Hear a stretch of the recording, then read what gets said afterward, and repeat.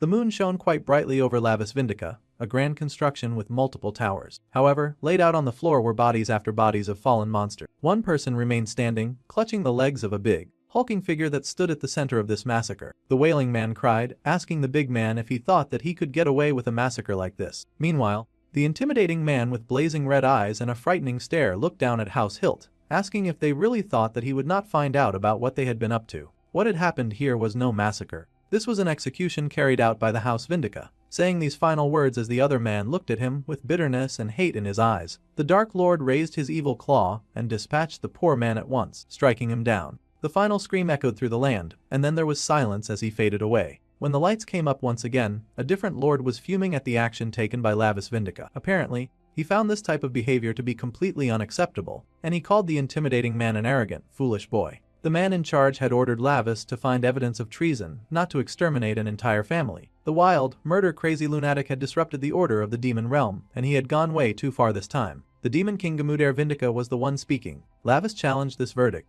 saying that he had found evidence everywhere. The old man knew as well as he did that those hilt jerks were hopeless. It was one thing to find a rebellion, it was another to massacre an entire clan bra. He yelled that thanks to those geezers who had been clinging to House Hilt, they could not punish them even with proof. They had gotten away with so many wicked crimes. Someone had to do something. As the man spoke, one of the silent onlookers seemed to be watching him very closely. Still, Lavis' father was heavily disappointed. There was a proper procedure when it came to enforcing punishment, and that procedure did not at all require his son's petty and very violent justice. The young Vindica laughed at his father's notions of procedures and enforcement. All of these were words that threatened to crack him up. The man yelled that darkness was swallowed by even deeper darkness. That was the right way to deal with things. That was supposed to be the law of survival in the demon realm. Yeah, the boy was quite hopping mad at this point. There was little hope for him. The father sighed as he stared down at his raving son, and the boy kept going, insisting that the great demon king should hear his logic. If a person could not even swallow a darkness as obvious as this, then there was no way the House Vindica could call itself the ruler of the realm. His father knew the order of the demon realm was being toyed with by the nobles. They were demons for goodness sake, ruthless monsters that lived in the pits of the deepest of abyss.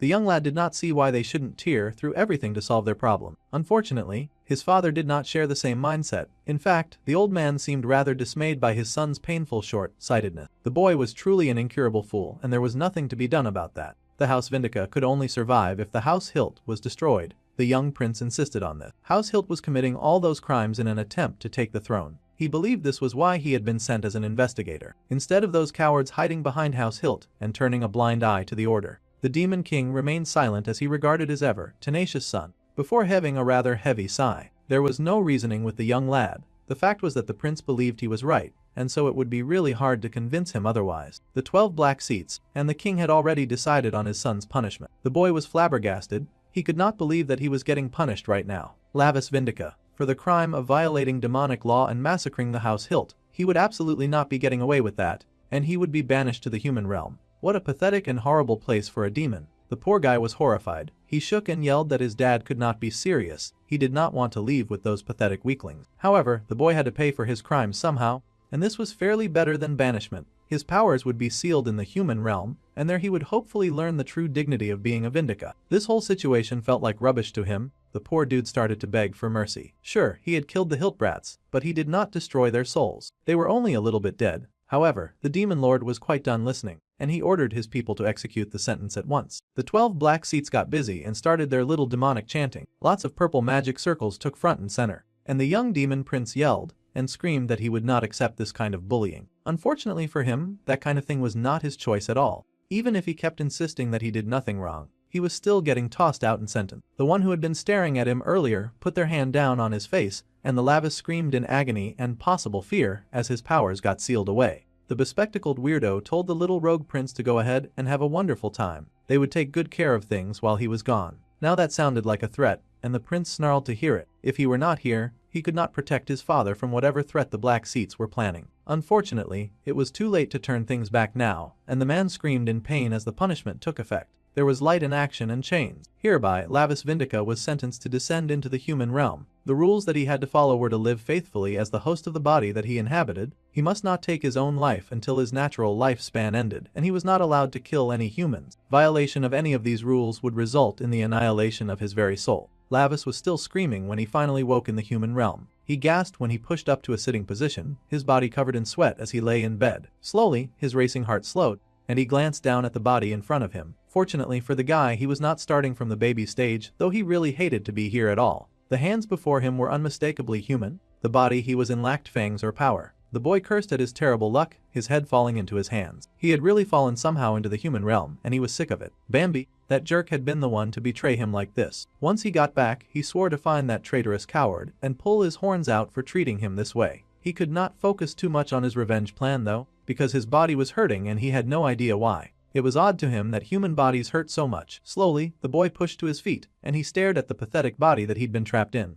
Naturally, he was not a fan of the situation. Those hilt punks were useless to the very end, and it was hard for him to even breathe in this awful human world. There was no sulfur flowing nearby for humans to access. Finally, someone showed up to check on the screaming buffoon. It was a lady, and she asked what on earth that sound was he had been making. She called him Appa, so she was clearly younger than he was. The boy was shocked to see her at all, but the girl was overjoyed, racing towards him and celebrating that he was finally awake. She threw herself at him, holding him tight because she had thought that he would never wake up. It seemed that she was the sibling of the body that he was possessing. The boy frowned and raised his head to see an older woman looking at him in shock and disbelief. So that was likely his mother. She called him Min Ho, and she sobbed in relief to see that he had woken up. The boy must have been in so much pain. Everyone around here was acting really dramatic about him standing up from bed. The boy had no idea what he was supposed to do in a situation like this. After all, demons did not usually cling to each other in such a way. They say that human relations were one of the 3 great hells. Dang. Bro really did not like being nice and cuddly at all. He was worried about whether or not he could survive in such a suffocating atmosphere. Suddenly, in came a man with a bit of a cold demeanor. He was not at all soft like the woman and the girl. This was likely his father. The wife happily told her husband that their cute son, Min Ho, had just woken up.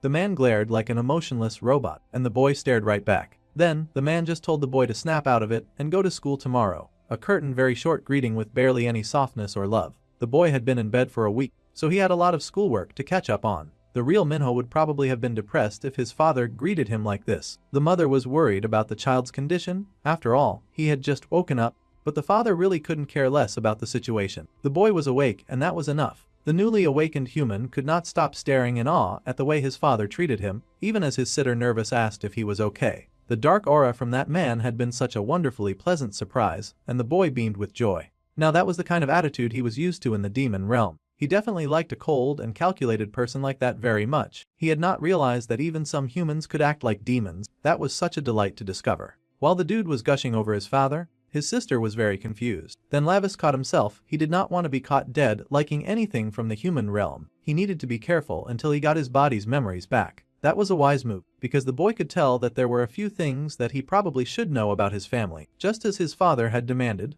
the next day, the young man found himself in a school. They did not really have this kind of thing in the demon world, but his mother dropped him off and told him to call if he felt sick during class. The boy said that he would and trudged forward while the woman watched with worry. The young lad had already graduated from school a good 600 years ago in the demon realm. Having to share this mundane exercise with humans was hardly going to be a delightful experience, and he cursed the fact that he had been sent back at an age to go to school. This really was hell. Human relationships were hell, and even in the classroom, the boy remembered that humans did not live for 100 years. He figured that he would just stay quiet and avoid soul annihilation while he was here. It would be too unfortunate if he were to accidentally kill a human just because one of them got him upset. The man had already bought some time for his dear old dad when he had taken the opportunity to annihilate the house hilt. So, he just needed to return to the demon realm and take his father's throne before the Vindica royalty was put in danger again. As he was thinking, 2 boys walked into class, surprised to see Min Ho back in school. The boy glanced back and wondered what was happening now. The new dude smirked and asked the kid if he had brought the late fees for the time that he was gone. The new pale-haired guy grabbed our dude's shoulder in a not so friendly way and began to squeeze rather threateningly. The boy groaned and then realized with horror that his body was cowering on its own.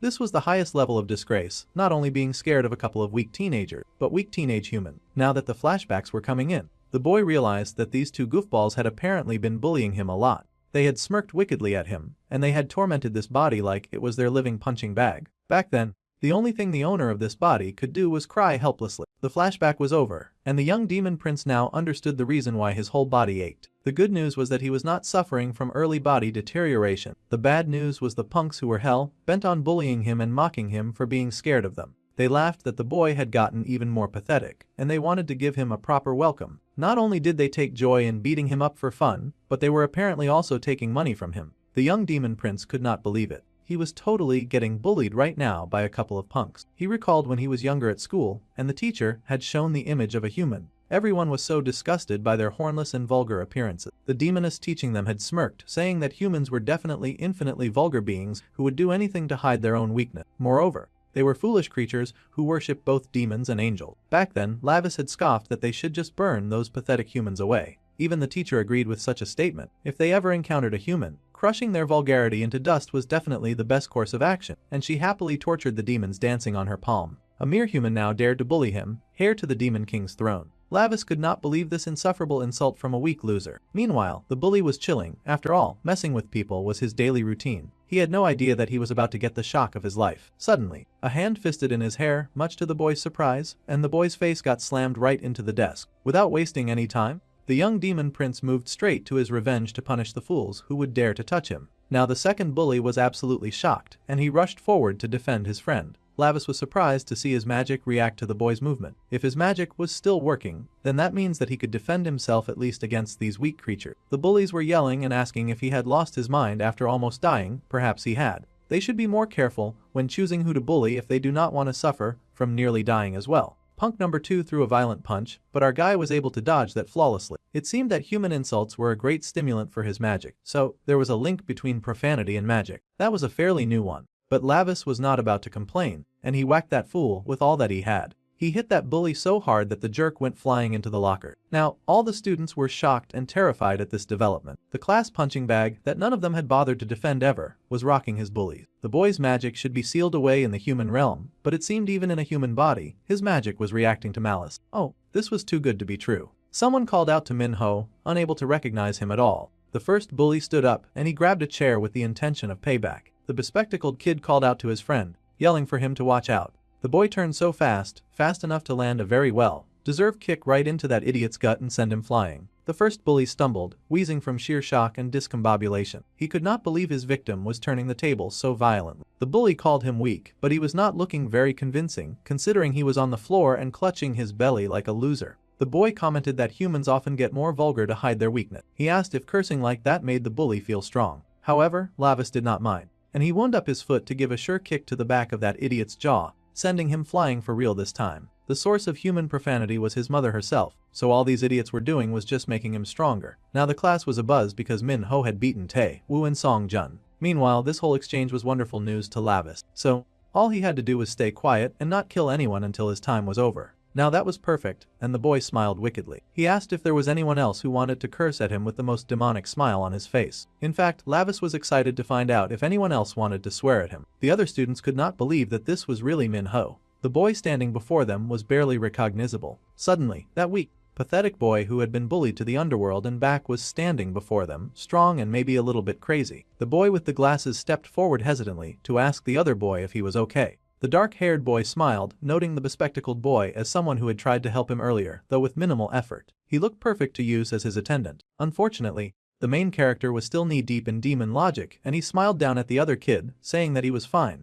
Hours later, people could not stop talking about the amazing feat that Min Ho had pulled off. He had taken on those bullies all by himself. That was amazing, and the little nerd asked if the boy had somehow reincarnated into another world or something. The demon prince was shocked that he had been found out so quickly. The little nerd asked with excitement if he had reincarnated from a martial world. That was the kind of thing that usually happened in comics like this, or if the boy had come back from a journey inside a game. Meanwhile, Lavis was thinking that this attendant had already noticed his true identity. Back in the demon realm, he had been warned against killing humans, as that would result in true soul annihilation. The demon prince had scoffed back then, pointing out that their teacher had encouraged them to crush vulgar humans. His friend Bambi had said that was just something that was said offhand. They really could not treat human death so lightly, apparently. They were gods who governed death. Just like the angels protected their flock, they had to look after their own set of devoted believers. However, the boy pointed out that humans were always trying to kill each other. Yeah. Well, those tiny beings were foolish, and that was precisely why the demons existed. Lavis did not really get it, but Bambi wanted him to remember this. Killing a human would lead to soul annihilation, and this mattered greatly. The man scoffed that he was a demon god, so he would likely never go to the human realm. Funny how life worked. And now he was stuck in that stupid realm trying to decide how to handle the matter of the squirt who knew his identity. He was not familiar with Isekai, so he had no idea that was what the little nerd was talking about.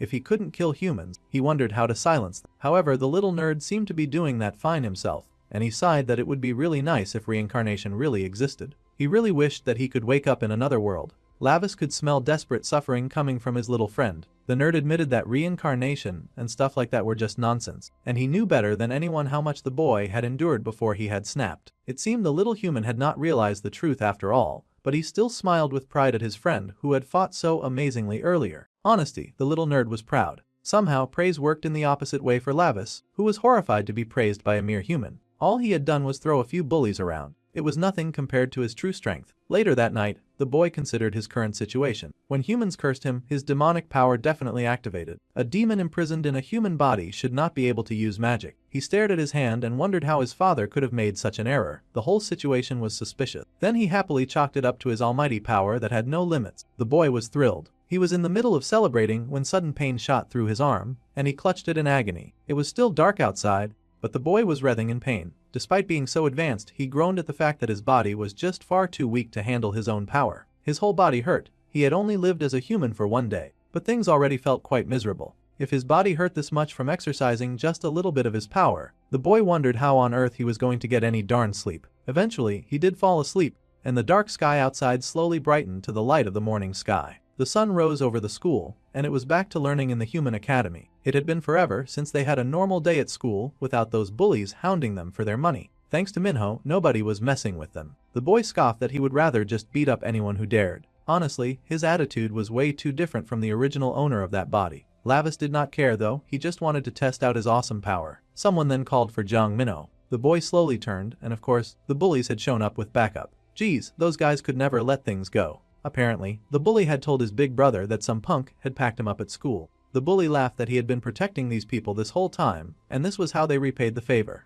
Minho smiled to see this new gathering of goons. What a wonderful present the bully had brought. In fact, the boy was practically beaming to hear another insult getting hurled at him. He reacted so happily to an insult rather than praise. The bullies asked him to follow them, and he happily obeyed. Much to the horror of his nerd friend, Tiwu got scolded for going around and getting beaten up, and he also got his ass kicked by a weakling as well. The boy apologized to his Hong, but now it was time for revenge. Jong Minho was just standing there with his pretty eyelashes, and the big brother smirked, saying that he could not just let the kid go. He needed to teach him a lesson. He poked the young boy and asked if this was what his mom had taught him, to beat up good kids. The young boy smiled a rather dangerous smirk as he informed them that this was exactly what his mom had taught him to do. The big brother laughed in offense, calling our dude a punk. Now he really wanted to teach him a lesson. That boy's hand went up, aiming right for the main character's face. The sharpest curses were the ones that reminded him of his mother. They were really the sweetest. That hand never made contact with Minho's face. In fact, his grip tightened on that audacious arm, watching in mad glee as his new victim struggled in his hold. Oh, his almighty mother, who gifted poison to the tongues of humans, was his greatest joy. With absolute excitement, the boy threw his hands with all of his might,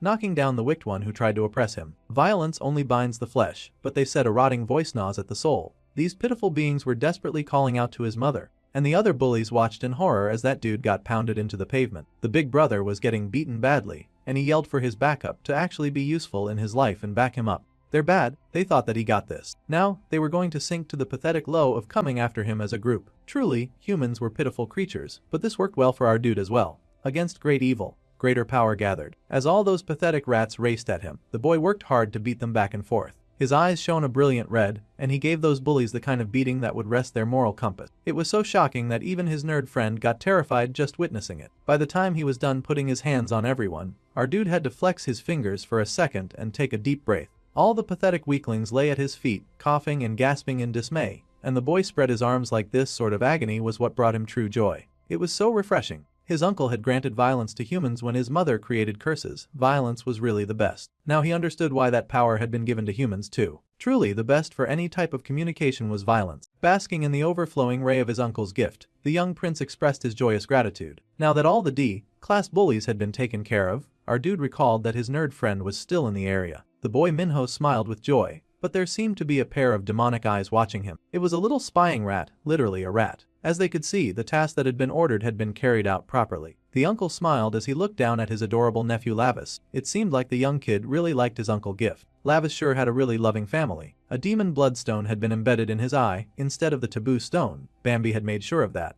Now, they wanted to see just how long this boy would be able to endure without killing someone and eternally damning his soul. There was a lot of demonic laughter echoing from the Vindica family castle. Lavis was not exactly the most loved person in his family, especially after the stunt that he pulled with wiping out the entire Hilga family. The demon prince was known for always getting his way, and no one was crazy about this. There were a few who could rein in that stubborn brat. Still, tossing him into the human realm without a second thought was really something. Gamodare really showed no mercy. To deal with a vicious high-ranking one, only subjugation by force would work. That was the creed of the Lord Gamudare, the great demon king. The human realm was where even the demon world sent its worst criminals. It was kind of crazy that a life of weak mediocrity was peak punishment for demon kind. Lavis would likely not adapt easily at all. That tiny brat had grown up so fast, and now he was causing so much trouble. The uncle remembered fondly how he used to bully the heck out of him. The assistant Bambi asked if this was why the uncle had gifted that brat a demon bloodstone. Suddenly, a new attendant came in with the announcement that the preparation to manifest the sinner sent to the human realm was complete.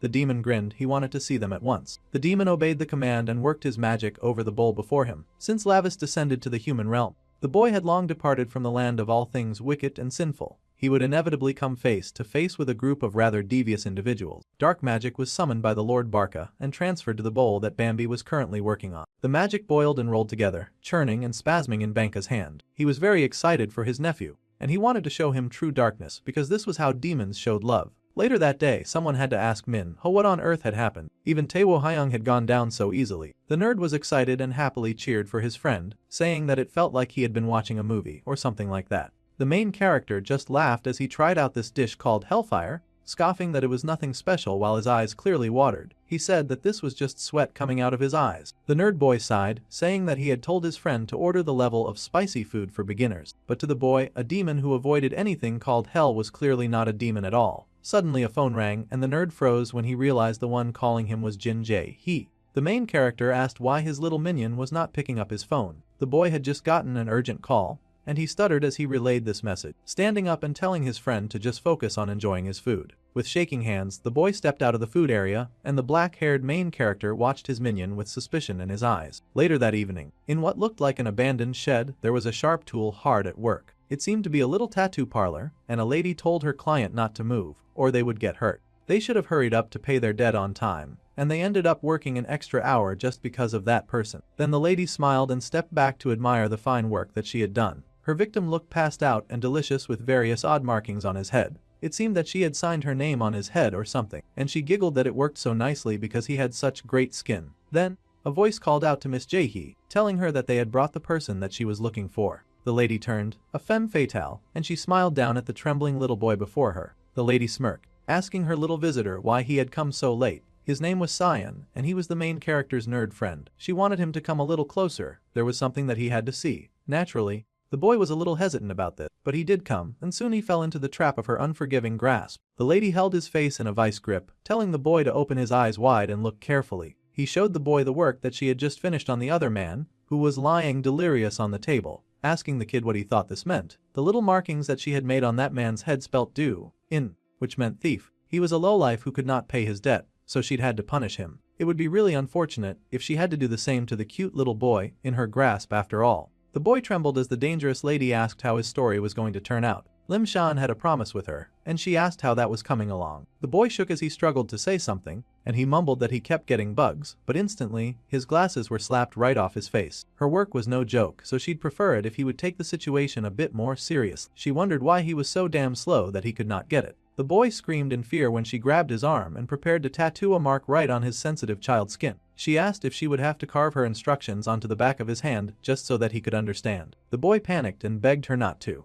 So, Lim Shan was told to listen very carefully. This was going to be the last chance that she would give him, so he had to do exactly as she told him to do. He had to make sure that everything was ready, too, or the punishment would be severe. The poor child cried, but as soon as he was back home, he got back to work. He struggled as he typed at the computer, but he knew that if he did not do this, he would be in big trouble. The poor coward gripped his hand, body trembling in the wake of just thinking of what that evil lady would do to him if he did not obey. It was late at night, but the boy worked hard anyway. Meanwhile, our dude was going through the worst of pains, and he rolled and groaned at the aching in his stomach. It seemed every time he achieved a win, he would endure some sort of mind-numbing pain at night. It made it so hard to get any good rest doing nonsense like this. Though this punishment felt like it came from indulging in spicy food, his stomach burned, and his whole body felt like it was falling apart. He had only forgotten a little, but it felt like his shoulder was about to pop out. He was getting a double whammy beatdown from both the food and the fighting, the two evil This weak, pathetic body was the bane of his existence, and he tossed his shirt in rage. Lavis Vindica would not fall to something as pathetic as bodily pain just from exercising his devil-given might. Immediately, the boy dropped to doing intense push-up, raising and lifting himself from the floor to build his arm muscles. He would rehabilitate this trash body no matter what and reclaim his all-powerful nature from the depths of despair. No pain would ever make him submit ever again, and he screamed with all of the strength that he had. The bright morning sky came in, and everything sparkled and shone under the sun. The young lad San looked at the little device that he carried, the dangerous app that he seemed to have formulated. It was a terrifying thing made at the request of a very terrifying woman. She had instructed him to make sure that everything was ready, and the boy curled his hands into a fist. He did not want to be responsible for something like this, but he had no idea what to do and how to keep living a normal life when a crazy witch was after him. Suddenly, someone grabbed his shoulder, and the poor boy screamed. Of course, it was Minho, his friend, or his master. The way Lavis saw it, the jaw-droppingly beautiful teenager asked why his friend was acting so startled in the middle of the day. That kind of behavior was annoying to him. The little nerd stared at his friend in shock, and then wondered if he could possibly count on Minho. His friend had suddenly become tough after all.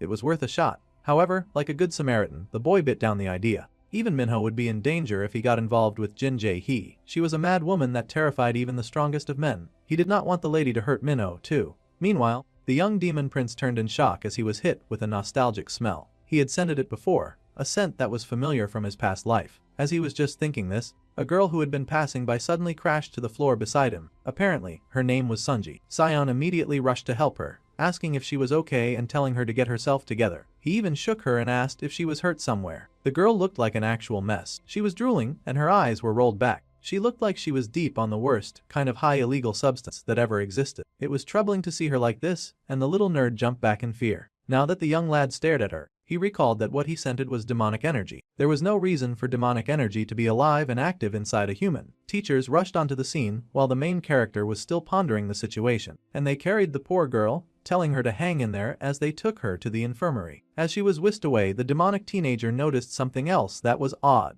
The girl had a demonic magic circle carved on her arm for some reason. It was the crest and symbol of the Hilka family, the family that he had worked so hard to wipe out. So those lousy demons were going to keep bothering his life even while he was getting punished. Of course, our dude had no intention of tolerating their nonsense. He had no idea why that crest was on a human body, but he was about to find out. Later that evening, someone approached. The security was alarmed to see the hooded figure and told that person to pause. She asked if this strange visitor was Sunji's friend. Even if he was a friend, he could not go in as she needed to eat right now, and they were not taking any visitors. However, the boy turned to the security lady and immediately hit her with some almighty oblivion. The woman's eyes lit up in shock and demonic energy took hold of her mind. The poor lady returned to her seat, abandoning her duty, which allowed our dude to go in uninterrupted. Even with such faint demonic power, he was impressed that he could still use this kind of ability. It would be temporary, though, so he needed to hurry this meeting up pronto. Once he was inside, he found the student sitting up and glaring at him. She asked who he was, and he redirected that question because who on earth was she supposed to be? No human should have a demonic mark. The girl immediately tried to get snippy with him, asking what was wrong with him and why he was suddenly barging into her room. However, he grabbed her hand, and she yelled that it hurt. He did not care. He needed to know why a human would be carrying a symbol of a demonic family. The girl yelled and asked what on earth he was talking about. She was not being forthcoming with answers, so he threatened her. If she did not want to suffer even worse consequences, then she would hurry up and answer his question with all the honesty in the world. He demanded that she reveal her true identity. The girl trembled when she activated his demonic eyes, and she found herself at a loss for words when faced with the might of his grand demonic power. The poor girl was face to face with a demon. She was not having a great time at all. A dark, demonic aura pulsing with every evil power known to man was hardly the kind of image that any normal high school girl wanted to see after a breakdown in the middle of the halls. She was horrified to see a demon, shaking with fear as she desperately tried to explain. The situation was very easy, and the boy growled at her to spit it out. This poor girl was not having a very good time, but she would try her best to explain. Really and truly, she did not know anything about why she had collapsed that afternoon. Jae-hee had told her that he had to get this tattoo if she wanted to join their crew, which was why she had it in the first place. He had also said that he would give her some diet pills too. It seemed that the scary woman who had been haunting Xion was actually a dude. The faint scent coming from the trembling girl was definitely demonic, and he recognized it as a scent that he had smelt from the demon realm. It seemed this young girl was telling the truth. He remembered a time when he had ventured down the path of a very deep and long spiral staircase. Bambi had been there. They had both been younger back then, and his favorite demonic blonde sidekick had complained that they were going into a restricted area. Lavis had just shrugged at him and smirked. calling his blonde friend a coward. Of course, his friend got annoyed by the insult and yelled that he was not scared, he was just not crazy about getting punished because of the rebellious prince's antic. If he was so bothered about it, Lavis told him to just leave, but the blonde was not going to leave either. It seemed the boy had a thing for nerds with glasses. His resident demonic nerd had worried that the prince would get into some serious trouble if he left him alone. Still, the kid was a little worried, and he wondered just how far they were going. They ventured deeper and deeper into the underground, reaching a very dark and wide, menacing-looking door. As they looked around, the blonde saw it as an opportunity to drop some neat fun facts. First, he asked if Lavis knew that being in the dark reminded him of a story. Of course, the prince was not aware of the story he had in mind, but he was all ears. So Bambi began his narration. It was about those who possessed eyes that transcended their species. From what he knew, there were two ways they lost their sight. The fight way was that the light was too bright, so it would blind them, or creatures that saw nothing at all and their eyes had atrophy. In a dark place like this, it would not be out of place to find creatures like that.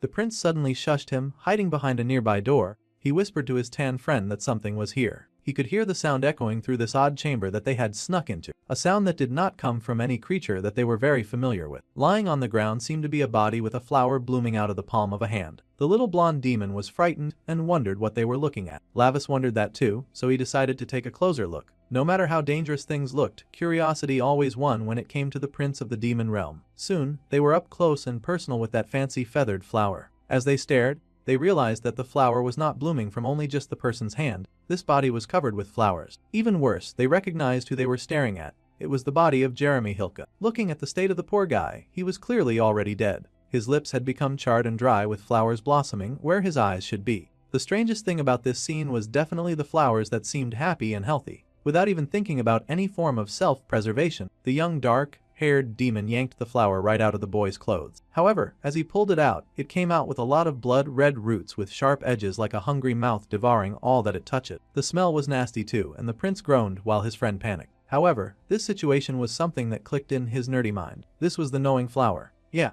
now Lavis could remember where he had experienced such an offensive scent, and this girl in the hospital was carrying the same scent as the gnawing glower. The poor girl sobbed, asking for the boy to spare her, and he fell silent as he stared at the pathetic, chugging idiot. Looking out the window, he could see a nice gathering of bats outside, and those creatures were definitely watching him. It seemed someone in the human realm had been expecting his present, and they chucked at finally meeting him. Later that night, in a fairly abandoned area, a hooded figure casually walked around with his hands in his pocket. Pretty soon, he had found the Jin Jae-hee tattoo shop. The Hilke crest and the gnawing flower were two signs that he could not ignore after he had put in all of this effort to wipe out that evil family. In fact, it was all so shady that the boy could not believe that any of this was a conversation. Meanwhile, some goons were just standing around and waiting near the exit area. They sighed greatly, wondering why their bro Youngmoo was so obsessed with that high school brat. However, their bro did not want the brat, just the app that the brat had made. One of the goons laughed, asking if they were going to be doing high-tech jobs now. Some of the other goons could not focus on his words because they realized that the idiot was playing around with the blue ribbon substance. Youngmoo had only developed that one recently. The other goons warned the guy to go easy on that stuff because they had already heard about what happened to Ju Sungai. The other idiot laughed that it was brand new, so the side effects were gnarly. At any rate, the idiot goon did not really care as long as the drug felt good.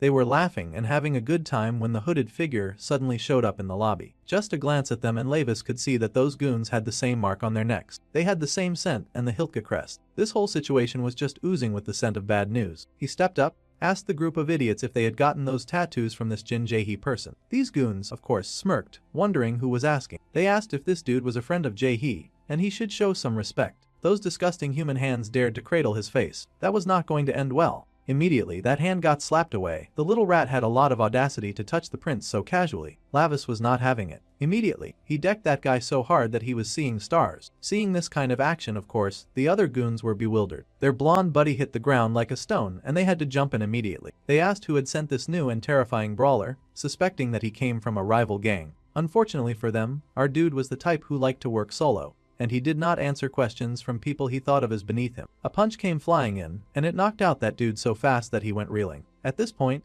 the goons were just standing around and watching each other drop like flies and dominoes. One of them got a little brave and swore at our dude, racing for him and telling him that he was dead meat. That guy threw a punch, probably the only member of the team to succeed in doing something like that. Of course, it did not make contact, but the main character's punch definitely did, and it landed square in that guy's face. The more profanity and rage they threw at him, the stronger he became. The last guy was going for a little cheat skill, and he pulled out a knife. It was rude to bring a knife to a fist fight, Yano, but Lavis did not mind. Within seconds, he had knocked down that fool before the knife even made contact with his skin. That idiot went flying, but Pretty Boy stayed cool and fresh, asking the question that he most wanted the answer to. He needed to know where Jin Jae-hee was. Suddenly, someone pulled up. Oh yeah, it was that blonde who had taken the mysterious blue substance from before. He was spouting some demonic stuff about murder, and he looked drooling and possessed. The boy's eyes widened in shock, wondering how this guy's demonic energy had suddenly spiked so much. The goon looked rabid, like he contained some sort of supernatural, contagious disease. Obviously, the main character was not crazy about coming in contact with such a rabid dog.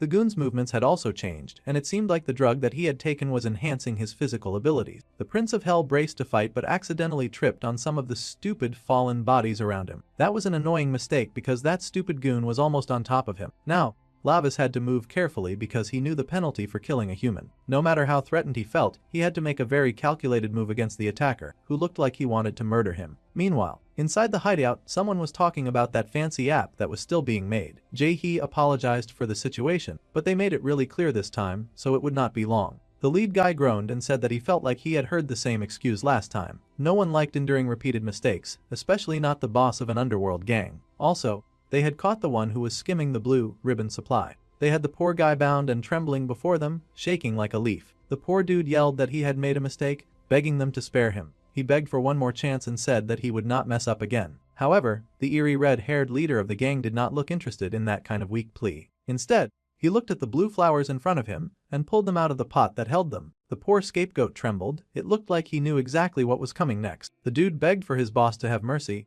and he screamed wildly the closer those flowers came. It was definitely sick and twisted to create a death method where people were terrified of flowers, but that hand came down, and the flowers were stuffed into that poor dude's eye. He choked and trembled, and even the pretty tattoo artist watching looked uncomfortable to see everything that was going down. The dude begged for someone to save him, but there was no helping him. The next bouquet went up, and it came down with a flourish aimed directly for his eyes. The blood and gory scene was enough to frighten anyone, and the man screamed in pain before finally falling to the floor with the flowers embedded in his eyes. The man shook as he slowly died, and the redhead was nonchalant after the execution. He was not the kind to give second chances, and he trusted that everyone here understood that much. They were beyond terrified, but they did understand. The man asked again if everyone understood, his emphasis on the tattoo artist, who still had not delivered that app. The dark red, demonic-looking person asked if Jae-hee had understood what he was saying. They needed to stop making excuses, he just wanted them to bring that app to him. This was understood, of course. The night continued and Jae-hee was panicked, worried that he would be the next one to die at this rate. He called Lim Chyeon over and over again, growling for that kid to hurry and pick up the phone. The phone was indeed ringing in Sound's house, and the kid stared in fear because he knew who was calling. Shakily, he answered the call. Amazingly, the call he had picked belonged to Minho. The boy explained that he was going to look into the situation himself, but all the kids he had found in the area were not answering his question. That was kind of hard for them to do, considering he had beaten them up to a pulp. At any rate, the resident demon prince needed some help, so he had called his best friend San to ask if he knew Jin Jae-hee. Minho? No, actually, Lavis was looking for that guy. Minho already knew that Cyan had picked up Jin Jae-hee's phone call back then. The young nerd was absolutely shocked at the turn that this line of questioning had taken. He had no idea how the dark-haired boy even knew about his involvement with that person. The flames of the spicy food might have temporarily consumed the main character, but he had not been blind, and he'd seen the name that came on the screen when his friend had taken that call. So, he wanted to know where the suspicious tattoo artist lived. Still, the nerd was worrying, asking how Minho even knew about Jae-hee and worried that some goons had gotten to him. It was actually the other way around, and our dude had been the one to get to the goons. That was also besides the point. He was the one who had come looking for that rotten jerk because he needed to verify something right now. He was currently at that dude's tattoo shop, but he could not find the boy that he was looking for. There was silence at the other end of the phone, and the main character paused when he spotted an adorable white kitty on the stairs. The nerd was already getting dressed and running outside, yelling that Minho should absolutely not get involved with such a terrifying guy. Cyan was coming to meet up with his friend right away. That sounded like a really annoying process, but the boy paused the call to stare at the cute cat that was now playing around with a bell. Since that call was a dead end, our dude just transferred his attention to the latest target, who happened to be the cat sweating buckets before him. He called out to the furball, grabbing it by the scruff of its neck as it sweat out buckets. There was something suspicious about that cat, and the demon prince suspected that it could understand every word that he was saying. If that were the case, then this investigation would be a tad easier. He then commanded the poor kitten to make sure that it could be understood, because the dark-haired demon had questions, and he was getting answers one way or another. The poor cat immediately responded with an affirmative in a language that the boy could understand. Good, so they were finally making some progress around here. Last time it was a rat, then a bat, and now a cat. Minho had already suspected that there was something watching him, and he demanded to know exactly what this creature was. The poor thing was a little nervous, but it admitted that it was a monitor from the demon realm sent to the human world. Its simple mission was just to keep an eye on prisoners without being noticed, that was all. Clearly, it failed terribly at the not being noticed part, but that was the only reason that it had been watching over the Lord Lavis is all. The boy narrowed his eyes at the pathetic creature before him, wondering why its demonic energy was so weak and pathetic. Honestly, he was finding it hard to believe that the creature was a demon at all. However, the little creature admitted that it did not know how the Lord had managed to notice him. A white cat in the middle of an alley like this stood out way too much. Plus, the stupid thing was standing on 2 legs right now. If it were going to spy as an animal in the human world, it should at least know how those animals behave. At this point, there was no need to ask the silly thing any more questions. Our boy had gotten the answers that he needed. Then, the prince made a new request and tried to summon the master of this creature, beckoning the master to show themselves. The creature stared in awe as the demonic power took over its body. Meanwhile, back in the demonic world, our dude's favorite blonde nerd was busy at work, and he smirked when he realized that he had been found out faster than he had expected. It was no surprise since this was the prince after all. The blonde smirked and greeted Lavis, who had figured out the situation. Yeah, the prince had figured it out, and he cursed at Bambi too for doing all this. The friend chuckled that his prince was just way too cold to him sometimes. The dark-haired boy was cautious, asking what his blonde friend was plotting this time. The blonde laughed that he had done nothing of the sort. Trying to go down this path of questioning with Bambi would just send him spiraling. Our dude knew this much by now, and he sighed and told his friend to forget it. Instead, he was going to ask way more important questions. It seemed that things were different from what he remembered, and a prisoner was not supposed to normally use demonic power in the human realm. His friend just hummed that there were often exceptions to every rule. The prince would figure out what was going on soon enough. Then he asked if the Royal Highness wanted to know anything else. So, Lavis asked about the devouring flower. That scent was strong in this world, and that was not supposed to be. His blonde friend was familiar with the scent since they had discovered it at the same time. It was a flower that was forbidden even in the demon realm, yet he could sense it in the human realm. That made no sense to him. The blonde hummed that the demon realm administration already knew that the Hilt family's reach had spread to the human world. They were persistent troublemakers, so they could not exactly say that they were completely wiped out. This got Lavis heated immediately. He had wiped out the entire Hilt family, yet the Hilt family was still causing trouble even in the human realm. It seemed that they had some remaining forces in this world. Bambi laughed because he could neither confirm nor deny any claim, but the human realm was not what it used to be. It was now a playground for all sorts of conspiracy. In fact, this current situation worked perfectly fine for their agenda. Since the prince was already there, he could go ahead and clean up all the troublesome things that existed on Earth, too. The prince frowned and wondered what on earth his friend was talking about. He demanded to know what else was going on over here. But it was not like the blonde was very forthcoming when it came to certain information. The cat was right back to meowing, and Lavis glared at it in rage, the poor thing taking the full brunt of the prince's displeasure. The prince cursed, but at least he had gotten some useful information for now. Meanwhile, Jae-hee was busy panicking a lot because he could not understand why his special app developer was not picking up the phone. He kept calling him over and over again. Time was of the essence right now. That jerk Lim Xian had surely lost his mind. He kept trying to make the phone work in between breaks of yelling at the device, growling that Lim Xian was definitely dead meat. Jae-hee called someone to help him take care of the issue, shouting at Song Jun to come to the office immediately. They were going to catch that runaway rat Lim Xian. It was still evening, and the priest had not given up on digging out as much information as he could. Now he was interrogating the monitor. He figured that a monitor must know a lot about the human world information, and the cat agreed that it had to visit the prisoners in rotation. It received regular updates on basic information, and its detection abilities were also fairly decent. In that case, the prince would much prefer to talk to the creature in its original form. Since he now knew what it was ridiculous to keep talking to a cat. The cat was surprised by the request, but the prince had no intention of asking twice. He expected immediate compliance, or he would be dragging that poor creature from its fake form with his bare hands. Of course, the terrified creature agreed immediately. With a focus of power that was the bright light of transformation, the little cat turned into a rather pretty demon girl. She manifested with a bright smile on her face, beaming with joy, before our dude. Now that the protagonist got a proper look at her, he scoffed internally because she looked painfully weak. Still, Bambi must have had a reason for sending her. Then, he asked what her name was, and the girl nervously admitted that she did not have one. She was just a monitoring spirit after all, a tool that existed to be used. In that case,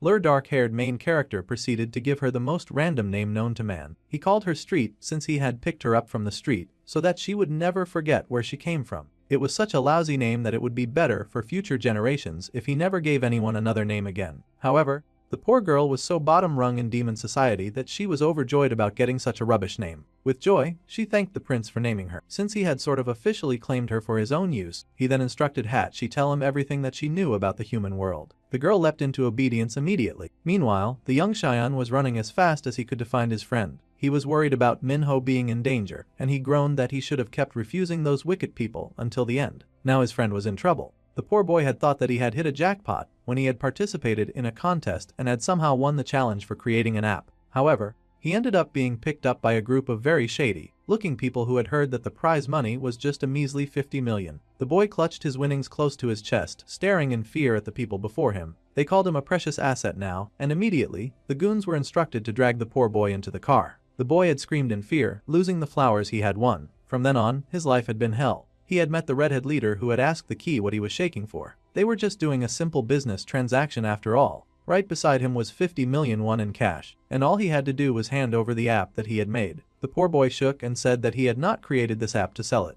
The big boss fell silent as he considered this answer. Then he told the kid that it was just an assumption. The poor boy shook because, truly, he could not stand his ground. He had no money to fight such terrible-looking people. Now, he was running with all of his might to save his friend Minho from them. He had to get there fast to make sure that his friend would not meet the terrible Jin Hei. As the boy ran, he accidentally bumped into an actually terrifying-looking guy. This dude was absolutely scary because he was familiar. The man even commented on how they did not even have to go looking for the kid. The boy was terrified because Jae-hee had found him instantly, and the wicked tattoo artist promised the kid that he was finished now. This was the time that he would surely meet his end. There was a grunt of pain which did not signal any good thing for our friend Lim Shan. From now on he was sentenced to a life of managing the app in a guarded room. If he did not want to be locked up for the rest of his life, it would be in his best interest to do it correctly. The boy yelled and tried to make them stop. Getting kidnapped was not exactly part of how he expected his life to go. Jae-hee was not hearing it though. His life was on the line after all. He informed the young boy that they would be watching his every move from outside, so he had better not get any funny ideas. The boy begged for them to stop, but it was too late, plus they even left a guard inside to monitor him as he worked beside a giant computer.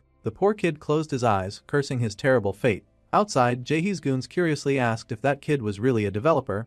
The boy looked like a total pushover after all. However, the artist knew that pushover geniuses were the best. They just needed what he built so that they could distribute the blue ribbon. The app he made was called I'm Here, and they wondered how a strange-sounding app like that was supposed to be a distribution channel. Even the name sounded like trash, just like the kid who made it. However, the corny-sounding name was necessary for the distribution's success. Even the logo of the app was friendly and warm, with a mix of blue and pink ribbons. The redhead showed up then. The big boss himself had come into town, and he asked if everything was ready. That thing that Lim Shan had made was the core of the blue ribbon project after all, so they had to make sure that everything was going well. Once they had the buyer's data in their hands, they would be able to manipulate the market however they wanted. The real-time location sharing feature would also quickly become their primary weapon for expanding the business. This made the goon visibly excited to hear that they would soon start selling the blue ribbon for real. The demonic-looking redhead glanced down at the sweet in his hand, mumbling a half-hearted confirmation. It was now time for them to show this drug to the world. This was the boss's decree, and he smiled a malicious smile. Choi Yuri was called and told to sign up for something and to add another person as a friend. Already, the app was making its rounds. It was marketed as an app that gave a cash app if they accepted the friend request. It was 30,000 won per person. The girls were shocked to hear such news about how to make such easy money. They would even get 100,000 if they just added 3 people. This got the other people excited, and the girls hurried to get their friends to take part. Even in a class of idiots, there would always be one who adhered to caution, and she had to ask what this app was even for. The oppressive force of the group did not even care as long as she got money, and she told the sensitive girl to just obey and sign up. There was even an event for signing up, and they gasped in awe at the very dangerous drug that was being marketed as diet pills, proof that young people would really buy anything. They were offering these diet pills for free, of course, and they dared to lie that the health functional food was certified by the Ministry of Food and Drug Safety. The girls cooed because they found the name of the drug to be very pretty. In just a day, their numbers had skyrocketed thanks to all their lies and the power of trends. The little gang was amazed by how many people were joining their app. It was as expected of Boss Youngmoo. Still, Jae-hee was kind of pissed that her goons had not caught the monkey that trashed his shop. The goons admitted that they had checked the CCTV in the hope of placing a face. Unfortunately, for a reason that they could not understand, they had been interrupted by a bat. Despite how weird it sounded, the goons had gone into the security room, and a big bat had been hovering there, staring right at the camera. They had gone round to check the other cameras, but they had an even weirder interruption. Like a rat that was plastered to the CCTV, None of this made any sense to the tattoo artist, and truly, the main character had been right about that monitoring spirit being so bad at acting casual. The big main goon checked his phone, and then he called the artist's attention. No matter how heated he was, they had other things to attend to, and it was time to go. The blue ribbon stock had just arrived, and they had to go deal with that. The sun continued to set over the scene of the beautiful city, and our dude was on the move again. He was pretty, exceptional, and glaring down at the latest thing to catch his attention. He asked what street his unfortunately named familiar was up to, and the poor cat first apologized for putting on a bit of weight lately. The boy could not care less about that. He wanted to know what was up with the investigation that he had directed yesterday. It was by no means an easy task, but he finally figured it out. Flashback to then. The main character had knocked down the blonde and troublesome character, and he remembered picking up the odd package blue product that had fallen from the blonde's hold. A quick sniff immediately informed the dude that it was definitely the scent of the gnawing flower. So humans had been consuming this nonsense so that they could awaken their ungodly powers. It was impossible to cultivate the gnawing flower without a host, and our dude wondered how they had been able to get their hands on a flower that was wiped out even in the demon realm. So his little spy had come back with some vital information on that candy that he told her to stalk called the blue ribbon. Apparently it was spreading among humans in various forms as diet pills or supplements in disguise. The boy asked about the raw materials, and apparently, the blue ribbon was being manufactured so secretly that it was difficult to track down the source of the material. Obviously, the prince was not so pleased about this lack of any form of concrete information. He needed something that was actually useful, not air that led to nowhere. The spy got nervous, but she also got useful aid away. It turned out that the finished product was currently spreading rapidly. Since the volume was so darn massive, if they followed the concentrated traces of demonic energy, they would be sure to find the manufacturer. Now that was the kind of information that our bro liked to hear. However, if the little rat had already figured it out, then she would have gone there already to scope out the area. There was no way she expected him to do her work for her. The little thing whined that the Master Bambi had told her to only go accompanied by the demon prince. How dare that little jerk try to dictate his movements from hell? Now he wanted to know if this little double-faced spy was busy reporting his movements to Bambi as well. Well, she was originally the blonde spy. The poor thing apologized to Master Lavis, but she was just a lowly creature following both their orders, a command whore that just obeyed whatever big and powerful bully that was pushing her around. Well, Lavis was not having that. It was time for Street to pick a master immediately. She could only serve one, and she had to decide who it would be. It was either him or the blondie jerk that kept commanding her from the depths of the underworld. The little bluinette struggled to make a decision on the spot, tears in her eyes as she tried to think of the best answer that would not rock the boat. However, the demon prince was going to make the choice easy for her because he layered in some heavy amounts of intimidating and dark ladder, saying that if she went with him, then he would make sure that she would no longer be a lowly creature. After all, he had done her a favor by giving her a name. At this point, she owed him a favor. The girl stared in awe at her master, thinking in amazement of the kind of clever and sexy demon that she could become under his tutelage. The portrait was very enticing, and she gasped in excitement. If that was the case, her forehead kissed the ground, and she happily pledged her blood and flesh to the great darkness of the Prince Lavis. The boy felt very satisfied, smirking rather demonically, and he lifted his hand to pat her head. He, Lavis Vindica, would now take the little maiden as his personal subordinate. Something seemed to fly out of her head, and it looked like Bambi's control over her. Now that the dark-haired prince had established dominance, the kitty was truly his now. Now that he had permanently gotten rid of Bambi's control, the prince announced to his new pet that they would now head out to the location where the blue ribbon was being gathered. Immediately, she hopped to it, and the sky continued to darken into the evening. They arrived at an odd-looking place in the woods that seemed to act as a makeshift warehouse with a lot of large tanker boxes. This was apparently the area where the demonic energy of the blue ribbon was concentrated. Now that they were here,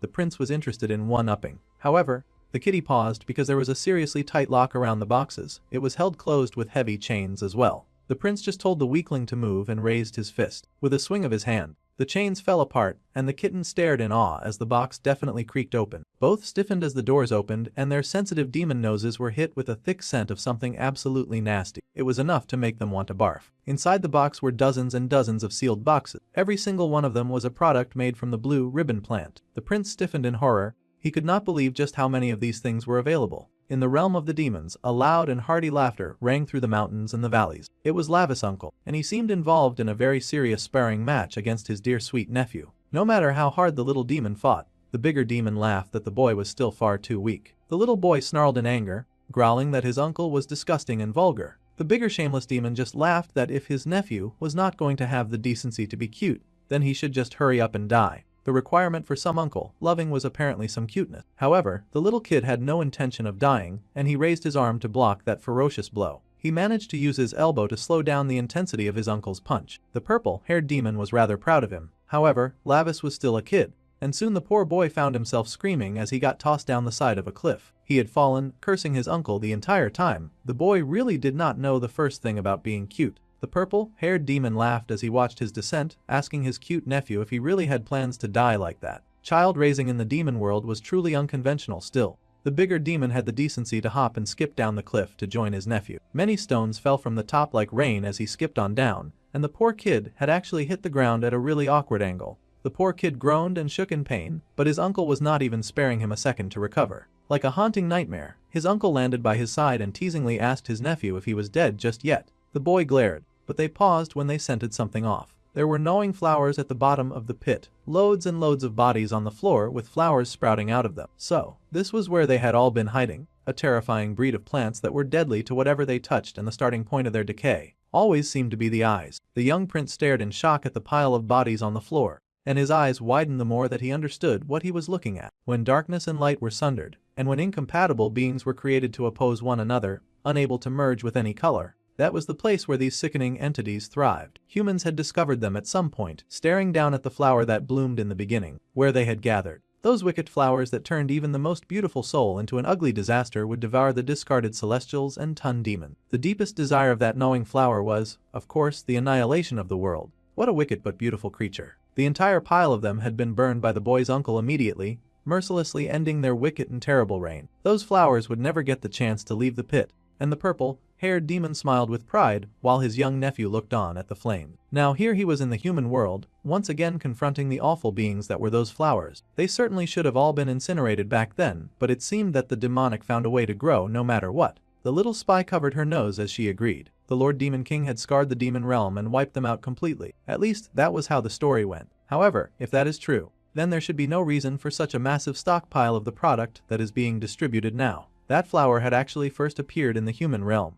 and this place was a middle ground where the chaos of the light and darkness often mixed. The human realm belonged to neither side after all, yet they were capable of leading either, letting light or darkness into their lives. According to human history, the boy had been taught that humans also eradicated them thousands of years ago. However, looking at this, if they had appeared in both worlds simultaneously, then someone must have orchestrated it. The cat nodded and agreed. It was likely that she had no idea what was going on, but she was going to keep agreeing with her new boss. Suddenly, a flashlight came on in the area, and the cat winced when the light was shown on both her and the prince. It seemed some of the gang members had shown up. They had been wondering where those voices were coming from, and they asked the two if they had any idea where they had crawled into. Suddenly, they instantly recognized the boy as the jerk who had come into the tattoo shop and had then beaten up everyone. The cat immediately pointed out that the woman was Jin Jae-hee. It turned out that Jae-hee was actually a girl after all and not an obscenely pretty boy. The young prince had been looking for her. The little tattoo artist glared at them and asked how dare they wreck her tattoo shop like that. She did not even know how they had found out about this place. However, the young prince had more important questions. First, he asked if Jin Jae-hee was the idiot managing this dumpster fire. They thought that he talked rather funny. Clearly, he was not using typical street speak, but they could still communicate.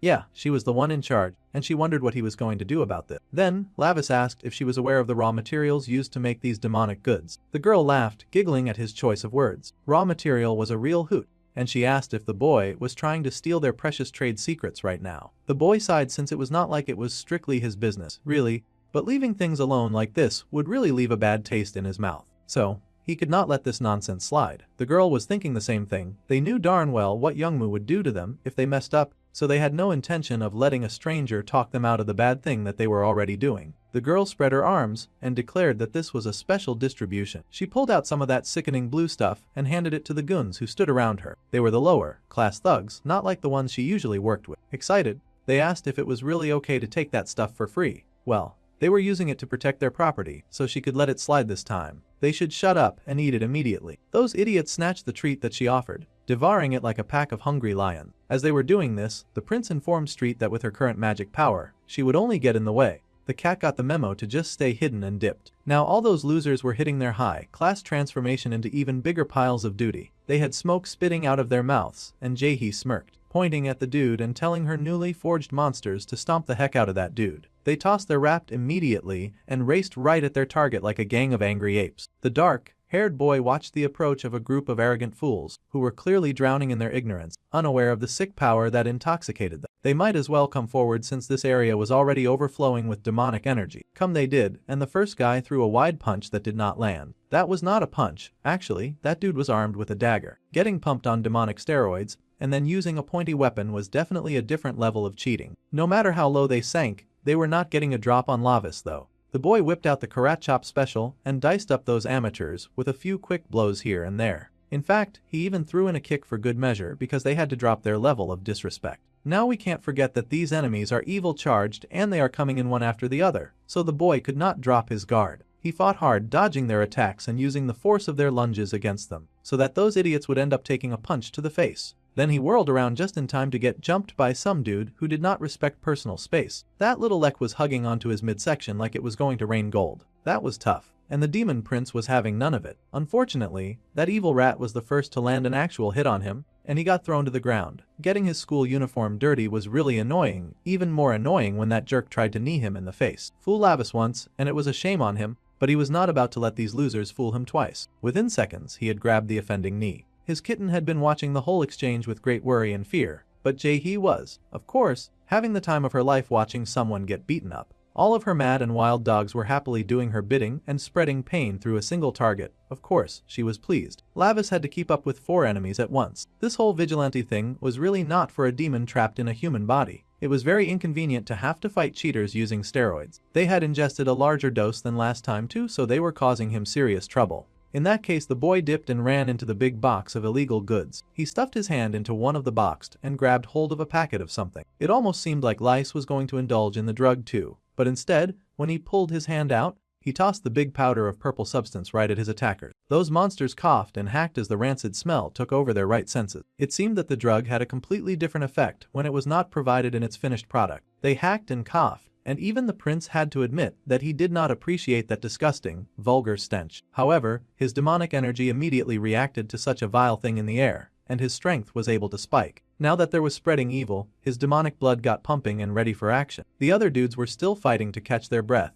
but it was time for the main character to take advantage of their disorientation. Instantly, he smashed his powered-up hand into the face of the one who had landed the hit on him. That ot came crashing down, but Lavis did not stop there. His fairy fist of justice doubled in power, and he knocked the brakes right off that dude. The second dude tried to retaliate with a kick, proving that he just did not know when to stay down. That was all well and good because the prince was going to teach that naughty little leg a lesson. He tossed that idiot to the ground, smashing him into the floor like he was glass. He then went the extra mile and stomped that leg out of functionality. The demon prince was really pissed, and he was just getting started. With 2 idiots down, the big idiot remained, screaming out curses and yelling for the main character to die. That was rich because the dark-haired boy had no intention of dying so early. He smacked that dude really good and sent him soaring. However, that guy was not allowed to hit the ground just yet, not until Lace hefted him up and then tossed him like a sumo wrestler. Big guys won big and stud ugly prizes. Now Jae-hee was no longer smiling. She had no idea that they had signed up to fight the devil for whatever ugly reason. She had no idea how that kid had been able to beat the whole team all by himself.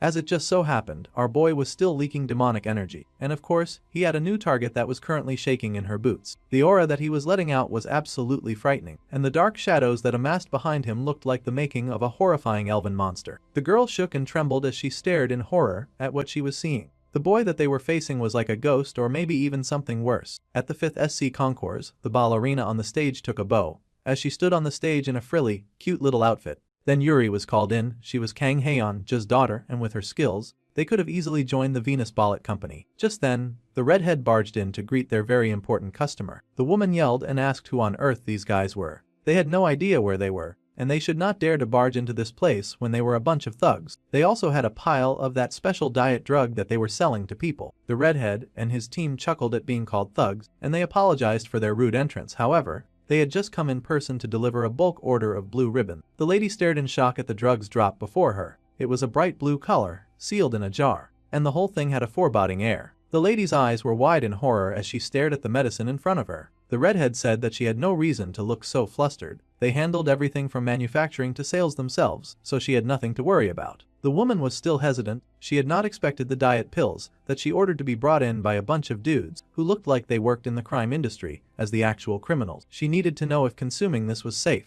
The redhead chuckled that she was asking this question at this point in time. She had already fed plenty of it to her daughter before sending her out to dance. They could see her twirling around on television right now. The girl was moving with some demonic brilliance because she was higher than the Eiffel Tower and bursting with inhumane strength thanks to those pills from the underworld. The girl stared in shock as she watched her daughter, Yuri, compete, and the girl continued to dance, frothing coming from her lips as she spun, veins popping all over her body. Her body responded to practiced movements, but things were looking dangerous, and the lead thug sighed rather mournfully. He joked that the girl must have been in a rush, and he asked just how many of those pills the woman had fed her little girl, because things were not looking good. The girl was dancing as expected, but with the most haunted expression on her face as her body twisted to unnatural degrees. The mother yelled for her daughter in horror, trying to make the dancer stop, but of course, the girl on TV could not hear her as she continued to bend her body out of shape. Suddenly, the girl just collapsed on the stage and the people watching screamed in horror. They gasped, wondering what was going on, most of the audience going pale at what they had seen. It was clear that something had gone wrong with the girl, and some of the security approached to help her off stage. The mother shook as she saw what had become of her precious child, tears gathering in her eyes, and she cursed at the thugs who had dared to sell her those awful diet pills. She yelled that they had promised no side effects. She had trusted a bunch of strangers that she only knew online. Of course, the redhead smirked and said that the lack of side effects only applies when they stuck to the recommended dosage. At any rate,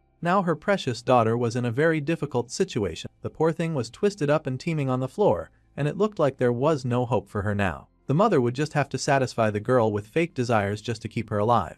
Even in this terrible situation, they were still offering those sickening and lurid, awful drugs in hopes of creating a change in society. The mother squeaked in alarm, but the redhead just laughed. Now her precious danger would not be able to live a single day without a blue ribbon, and as their VIP customer, she had to keep buying their product. The mother was busy having a mental breakdown about the situation. She had spent so much money on her daughter after all. She had worked hard to get the dancer into the top position and health, so that they could achieve their dreams together. As the woman broke down, the vain youth smirked at her despair. Suddenly, he got a call from Jin Jae-hee, right? That was the lady responsible for monitoring his favorite app, Goose that laid the golden eggs, so it was not really a call that he could ignore. With a sigh, the boy picked up what was apparently a video call and asked what was going down now. First, the girl tried to apologize to Yangmu. This was likely not what he wanted to hear right now, but they had a situation. The dark-haired Mina character then butt his head into the frame. He wanted to take a good look at the monitor responsible for making the blue ribbon. Yangmu stared down at the demon prince with massive offense on his face, asking who the heck he was speaking to.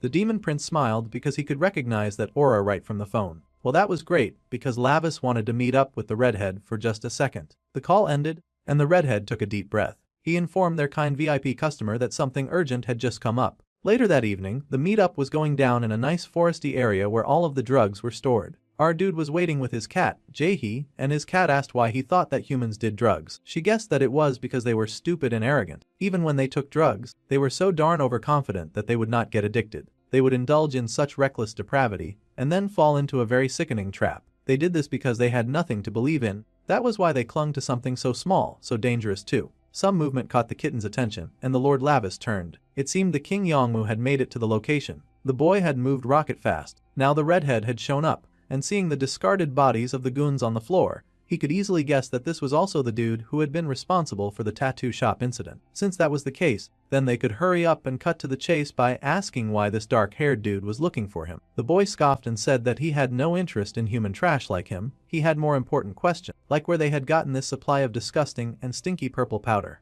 It should be hard for a mere human to acquire. The redhead stared in shock at the language that this dark-haired boy was using. Just now, he had called him a mere human. Yangmu knew this was bad news if that guy was who he thought he was. Now we get an epic flashback as the redhead remembers a time when all sorts of junk were lying on the floor. He had kicked his dad and complained that he needed more meds. No matter how much he kicked his decaying dad, he did not get any answer. The more he stared at the shriveled up person before him, the more he slowly realized that his dad was never getting up. Drug abuse was such a sad thing, with how much it stole from people. The boy's parental figure had lived his whole life as a junkie, and now he had died as one too. It was very likely that his son would die following the same path. The boy screamed and yelled that now that his dad was dead, there was no one to get him the drugs that he wanted. He beat on his dad's corpse like a madman. Perhaps he already was a madman. He needed his drugs, but he was underage, and he had no money. There was no way for him to buy them, and he screamed as he punched at his dad in rage. Suddenly, his dad's eyes flashed purple, and the boy froze in shock and fear. He could not believe it when that old shriveled corpse sat up slowly as his dad had come to life. The demonic aura in the body took a little look at the area around him, chuckling and asking if the man's death was sorrowful in any way. The redhead stared in shock at the demon, and it lurched forward with a leer. If the boy's sorrow desired it, he could return this man to him. the redhead just laughed like a mad person. He did not feel sorrow. In fact, the kid was happy that his stupid dad had died. He did not need trash like a dad. The boy screamed that her just needed some darn drugs. The demon was not too bothered by this wild behavior. If drugs were all that the kid needed, then all her had to do was feed his father's corpse to the gnawing glower, and he would get all of the drugs that he needed. There was actually a demon passing around that flower to human. With that, a covenant with the boy and the demon would be established, and the kid would obtain what he desperately desired, which was drugs. The boy stared in awe at the flower. Then the demon added that if anyone deceived his loyalty, or denied the gnawing glower, then the redhead could go ahead and kill them. This covenant would protect the human who established it. The boy stared emotively at the flower for a bit, eyes focused on it like he was staring at a weird creature from space. Slowly, that blank look stretched into a wicked smile, and the boy gleefully took that flower and planted it right inside of his dad. He was truly a very wicked creature, and blood splattered all over the room as the covenant was formed. Now, in the present, the redhead was offended. He could not believe that this boy and a stranger had called him a mere human. The dark-haired demon hummed, saying that he must have something to believe in. The redhead did indeed have something like that. That person had given him a new life. Just as the demon prince had thought, he had made a contract with a demon. Now, the dark-haired main character smirked, saying that he did not know what kind of trash that the bro believed in, but both that rotten demon and the redhead were a pity. The more that Yangmu heard, the madder he became. This insignificant little rat was here insulting his lord and savior. Immediately, the demonic head of the gang ordered that his goons should drag that little punk over to him immediately. Well, they rushed to do as they were told, like they feared their deaths if they failed. Immediately, the cat took off because she could already tell that she was no match for whatever madness was going on around her. This back and forth situation with fighting low-effort goons was really boring Lavis. This was a serious situation here, and he wanted to clean up this filthy mess as soon as possible. So, the fight began. A vehicle went barreling down the street, and the poor, rich woman had no choice but to buy more of those terrible drugs as she rushed her precious child to the hospital. Now that they had gotten a good number of people addicted to that stuff, orders were now skyrocketing since the drug had launched. Blue Ribbon was totally hitting the jackpot, and they were increasing very important customers nationwide, which would be a piece of cake at this rate.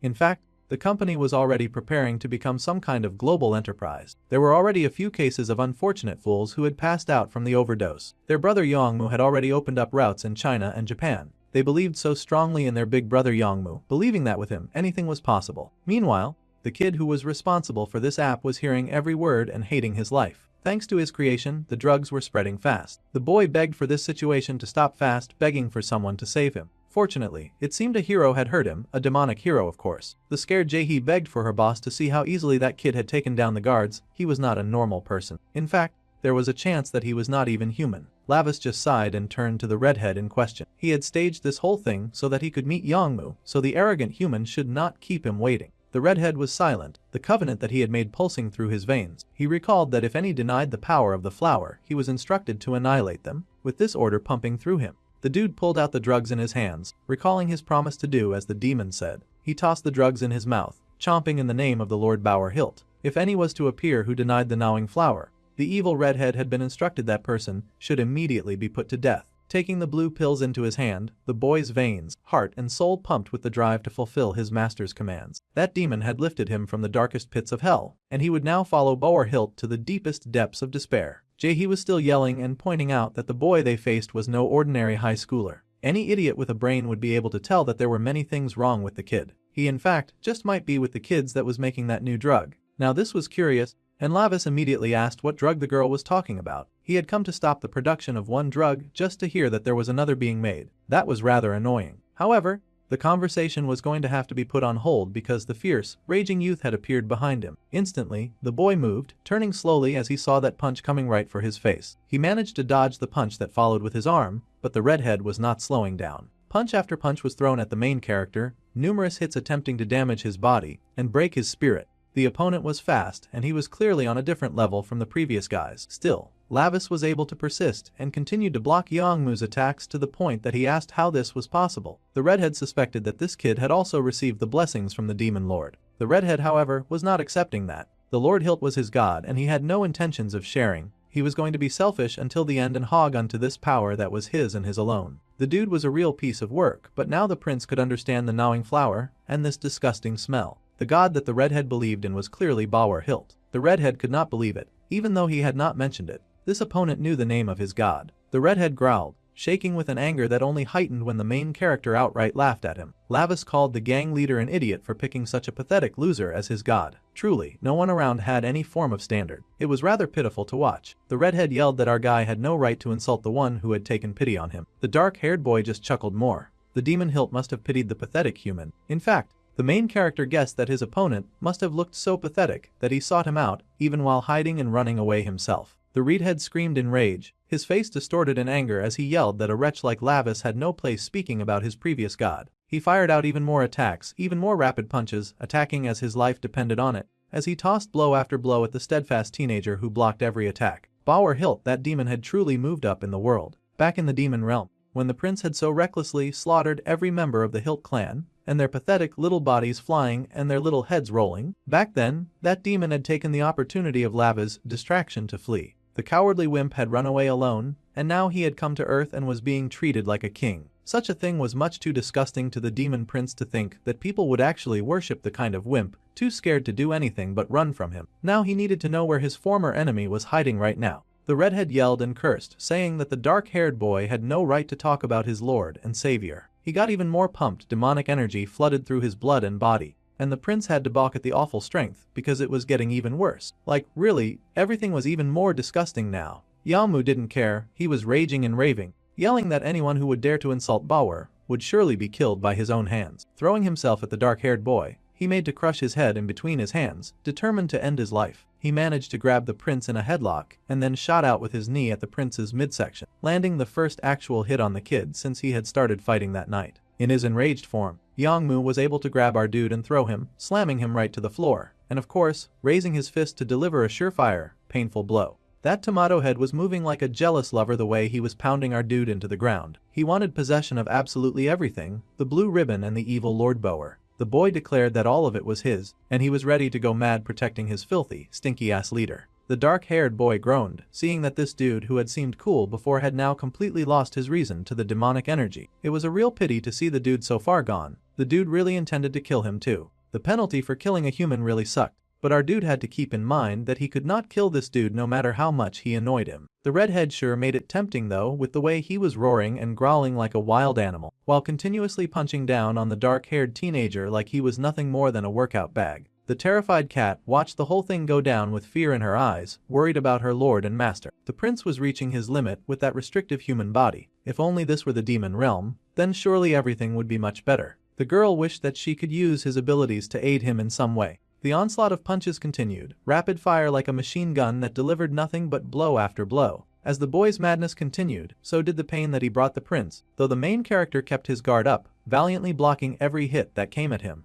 It seemed the test subject for the knowing flower had completely fused. The onlookers from the demon world watched the exchange rather curiously. Even if Lavis was a human body, since he had the demonic bloodstone embedded, Bambi had thought that the boy would be able to suppress a mere test subject. It seemed that they had overestimated the prince, and he might genuinely die this time. In that case, the boy's soul would be annihilated forever. Of course, the uncle was involved in this viewing, and he laughed rather heartily at this display, asking the blonded demon if he was aware of the thing that Lavis hated the most. It was a rather curious question, and the blonde thought about it for a second. As far as he knew, the prince hated pretty much everything, so picking just one thing was rather difficult. The prince's temper was rather nasty after all, but the blonde could already guess who he took after. The uncle chucked and told the blonde not to curse with his face when he could see everything. The blonde sighed and looked away, but the uncle grinned. The thing that the young lad hated most in the world was filth. This was surprising to the blonde, but the uncle just grinned and informed him that his dear sweet nephew was a misophobe. He absolutely could not stand anything that he thought of as dirt, and as they watched that rain of punches come down,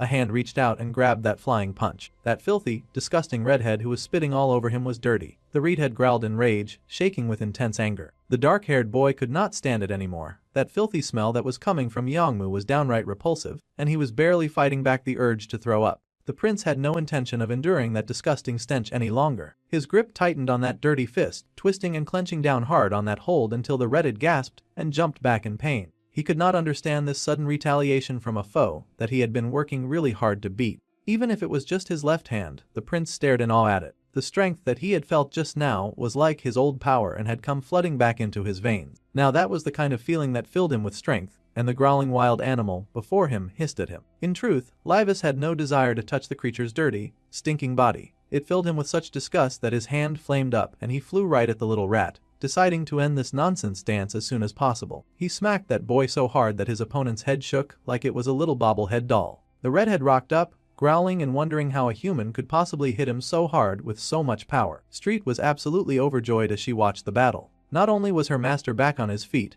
but he also seemed to have regained a bit of that awesome power of his. At this point, Lavis was thrumming with so much power that the reflection of his demonic self hovered over Minho's body, and he growled in disgust at being called human of all things. That earned that trash-talking redhead a second earth, shattering punch to the face, and he got hit so hard that he flew across the yard. His female lackey squeaked in fear, terrified that she would ever find a kid who was able to trash her boss like he was a child. Lavis scoffed and told the pathetic gang leader to stop blabbering with that smell-why mouth of his. He reeked of that stupid flower and of his even weaker boss. He slapped and smacked that guy around like he was pest control and the opponent no more than an annoying bug that he had to kill. From hell. His blonde friend watched in fascination at the sudden boost of power that the prince had gotten. The uncle beamed because his nephew had not proven him wrong. The prince must have had a headache from the stench after that test subject awakened. It must have been really hard to get close because of the smell. That was because the precious prince hated filth more than anything. When his mysophobia was overly stimulated, it led to an awakening in the boy, letting him use a portion of his real and true power. Now the blonde stared in awe at the older demon, asking if the prince could somehow use his old power even in a human body. It would probably come with a few physical repercussions, but the blonde was in awe. Even with the demonic bloodstone, it should be impossible for the sinner's body to fully wield the power of the demon realm. The uncle beamed with pride, saying that the situation was that Lavis was no ordinary guy. No matter what anyone said, the prince was and would always be the kind of mad demon that took after his uncle. Relentlessly, the prince pounded that idiot into the floor. He was a foolish creature, and the redhead should consider himself lucky that the dark-haired boy was not allowed to commit murder with this body. If not, he would have torn that idiot's head from his shoulders. The raging lunatic stared in confusion, unable to compute how this teenager had beaten him so badly. He who had received a direct blessing from Balwar. The boy touched on the powder before him, and of course, he immediately got thrilled when he recalled that he had all of that demonic drug ready for his consumption. He planned on getting high some more and becoming a true menace. However, Lavis warned the rat not to get any funny ideas. He would have to finish the redhead without killing him. The prince launched his attack, rearing back like a catapult and then shooting forward in a way that had the youth's eyes widening in horror. Lavis came in like a bomb, and his opponent was unable to flee. Red's face got smashed in, all while the Prince of Hell held back his full power.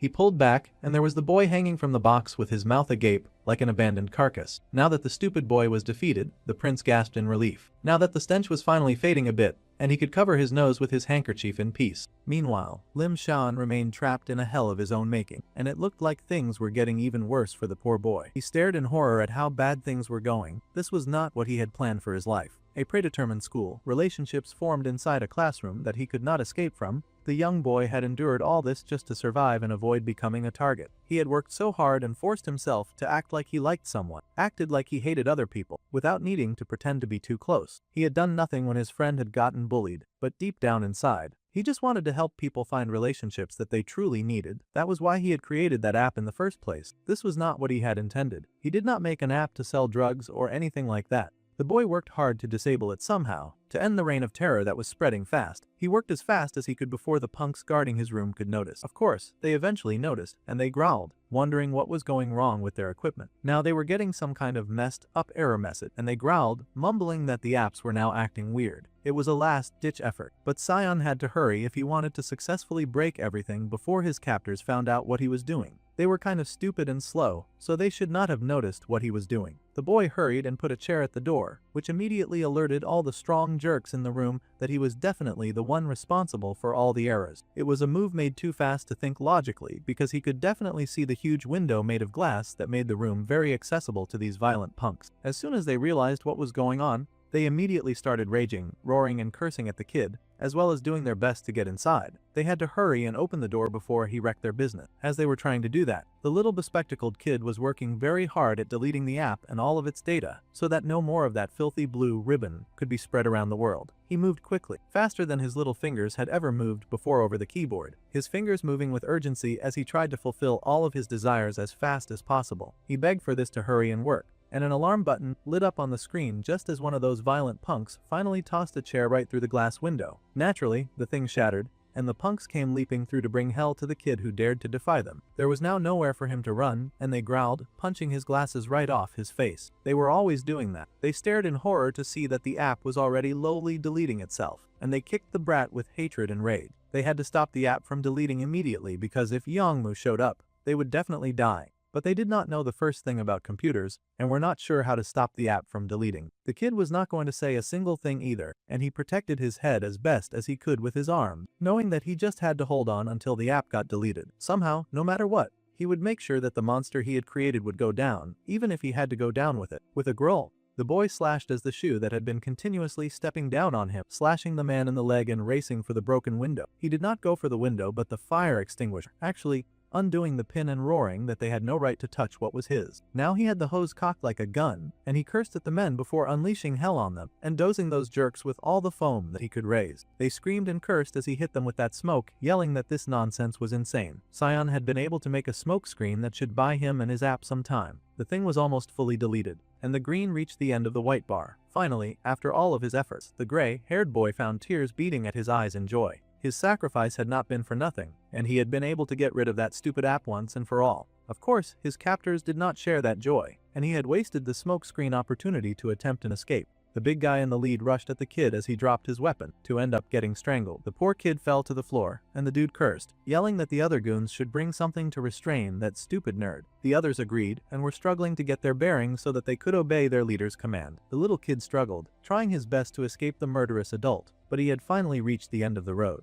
In the end, this was all that he could do, and tears beaded in his eyes at how pathetic the situation was. This was as far as he could go, and he was fine if this was how he died. Of course, the dudes that were using him were not fine about their situation at all. The app that they had commissioned and finally just started working was gone, and their boss was going to kill them. Naturally, they wanted the kid to pay for this. However, someone else had shown up, and it was not their boss. It was a different type of boss. A boss who had already called dibs on the minion that the jerk just so happened to be strangling, and he was pissed to see that dude manhandling his property. The dude in the lead froze when he heard that menacing voice coming from behind him, and he slowly turned in confusion because he had not expected to hear a voice like that. His confusion lasted for a few minutes, but a few minutes was all that Lavis needed to stretch out his demonic hand and attack that brute. It seemed the minions were still standing, and they wondered why their precious Song Jinhong was screaming like that. The mist cleared a bit, and they could finally see that their precious Hyun was getting whacked very fiercely by some kid who had suddenly shown up in the area. Naturally, they were stupefied to see this and gaped in shock at what was before them. When they had finally picked their jaws from the floor, they rushed at this stranger to get some revenge, but the prince had already dealt with bigger fry that night, and these guys were hardly worthy opponents. He rushed to meet them too, and those idiots got whacked by the heavy power of a misophobe who could not stand dirty people or their dirty deals. Those two idiots came crashing down,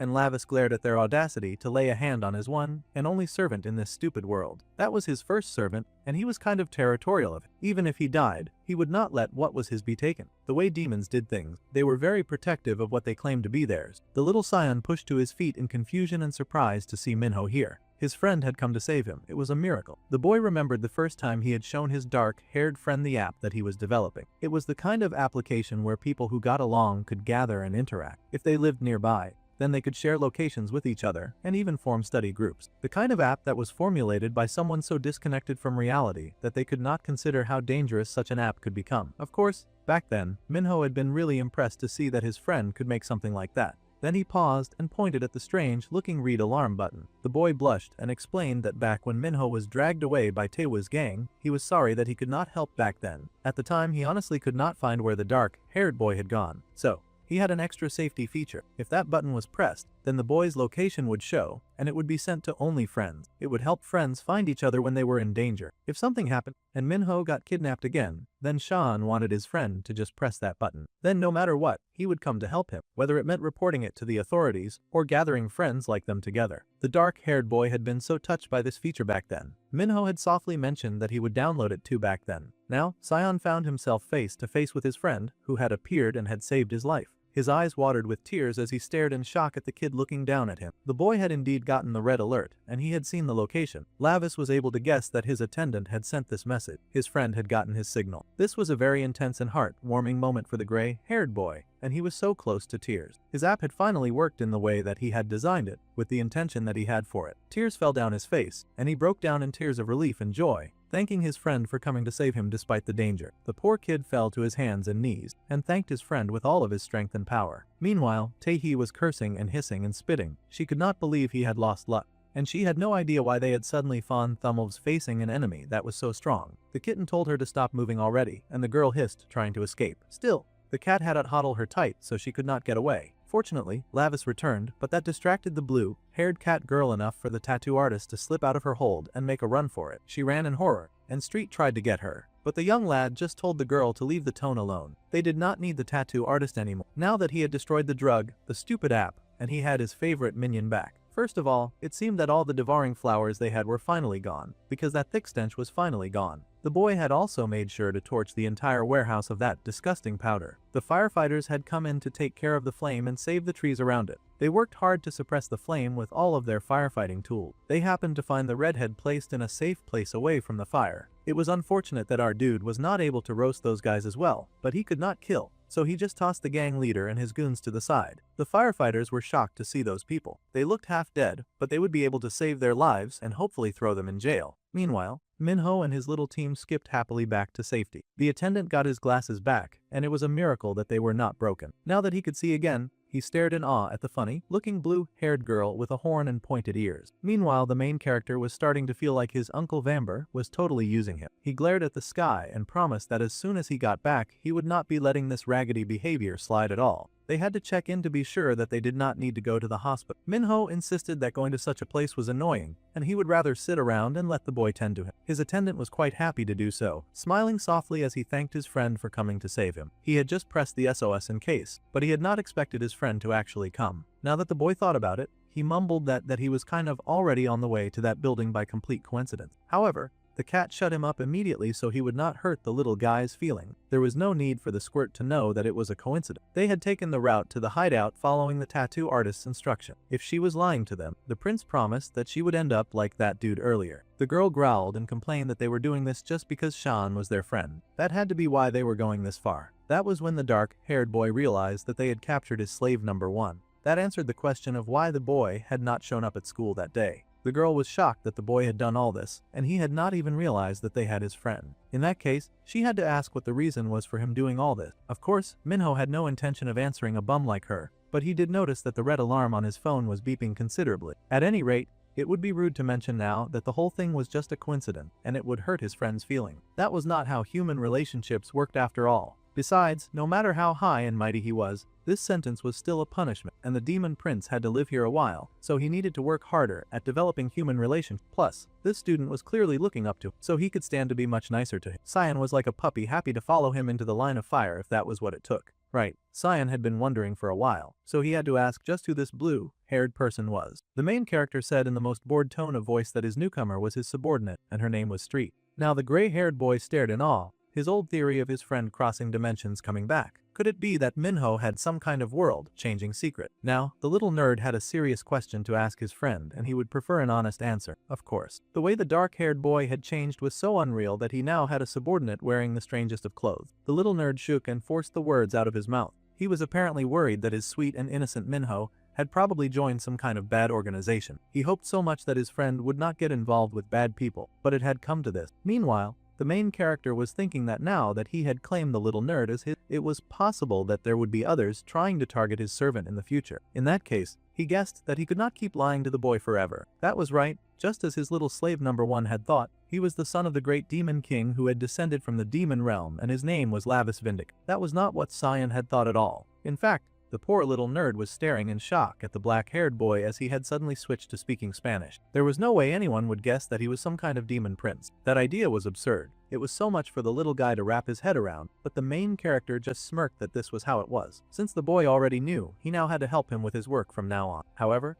the gray-haired boy was still in some disbelief. He had not expected Minho to spout nonsense about being the son of the demon king. Before he could finish that thought, he looked down and saw a cat nuzzling up. That creature had come out of nowhere. Right. Well, the prince did not feel like handling any form of difficult things, so he told Street to explain it to him. He had fought all day, so he was tired. Without missing a beat, Street went ahead to explain, never mind that he was speaking while still being in the form of a cat. The poor nerd was about to lose his mind from all the things that were happening around him very fast. He had a talking cat in his house, and his best friend was suddenly spouting nonsense about being the Prince of Hell. Of course, the poor guy was overwhelmed. It was so much that his brain seemed to zone out, and he lost all color. Meanwhile, back at the fire wreck, the gang leader was just waking up. Once again, it was a huge shame that they could not just kill the dude. They had burned everything, and they would head out first by transporting this kid to somewhere safe. While the kid was busy crashing out inside the van that they placed him in, being heated about how he had not been able to kill Lavis, suddenly, someone showed up before they could cart the redhead away. The firefighter asked for the stranger's identity, trying to tell him that the area was restricted, but the poor guy was silenced literally and then waved away. It seemed to be Lord Hilt that Yongmu loved to worship so much. The demon greeted the poor child, saying that the boy looked so miserable. The boy greeted his Lord Hilt, swearing that he would definitely kill the dude who did this to them. The demon told the kid that they should go talk,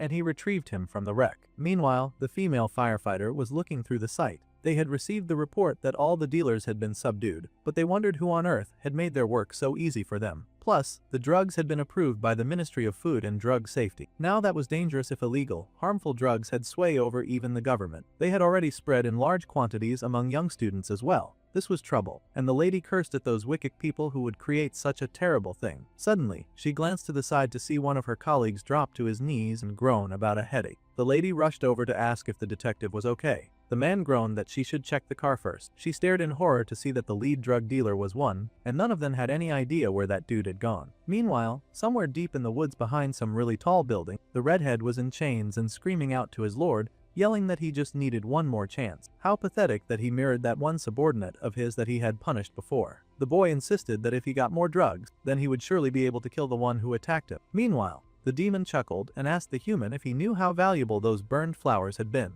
He had planted the long roots of each of those demonic flowers into many unfortunate who were left lying on the floor or hanging on the walls. The demon had gone through so much trouble to gather all of these humans, just so that he could use them for this crazy experiment. The demon sighed that all humans were worthless, and this was exactly the reason why it was better not to trust them. His precious flowers had been laid to waste by that evil prince. The redhead was still yelling and screaming at the top of his lungs that he just needed one more chance. However, the demon was done listening. Just like before, when Yongmu had executed that one dude from the past, the demon did the same and stabbed the boy's eye with the flower. The dude would have been better off just staying in the detective's van. The boy screamed and yelled about his eyes, writhing on the floor as the flower took root in his body and slowly ate his flesh and blood. The demon scoffed and asked the human if he could remember the blood oath that they had taken. The promise was that the human would prove his final loyalty with those flowers that he had been given. Just as he had grown them, he would now become their eternal fertilizer, and the human screamed in agony as the flowers took root. Meanwhile, the terrified tattoo artist was hurrying to call someone, mumbling about how she had to survive. She just needed to grab the coin wallet and run. That was her whole plan. She seemed to be raiding an office and cursed because she could not find what she was looking. Someone found her and then informed her that they had gone to the office, but the police were there. In fact, he had come just in case. It was that dude that she had tattooed on the head,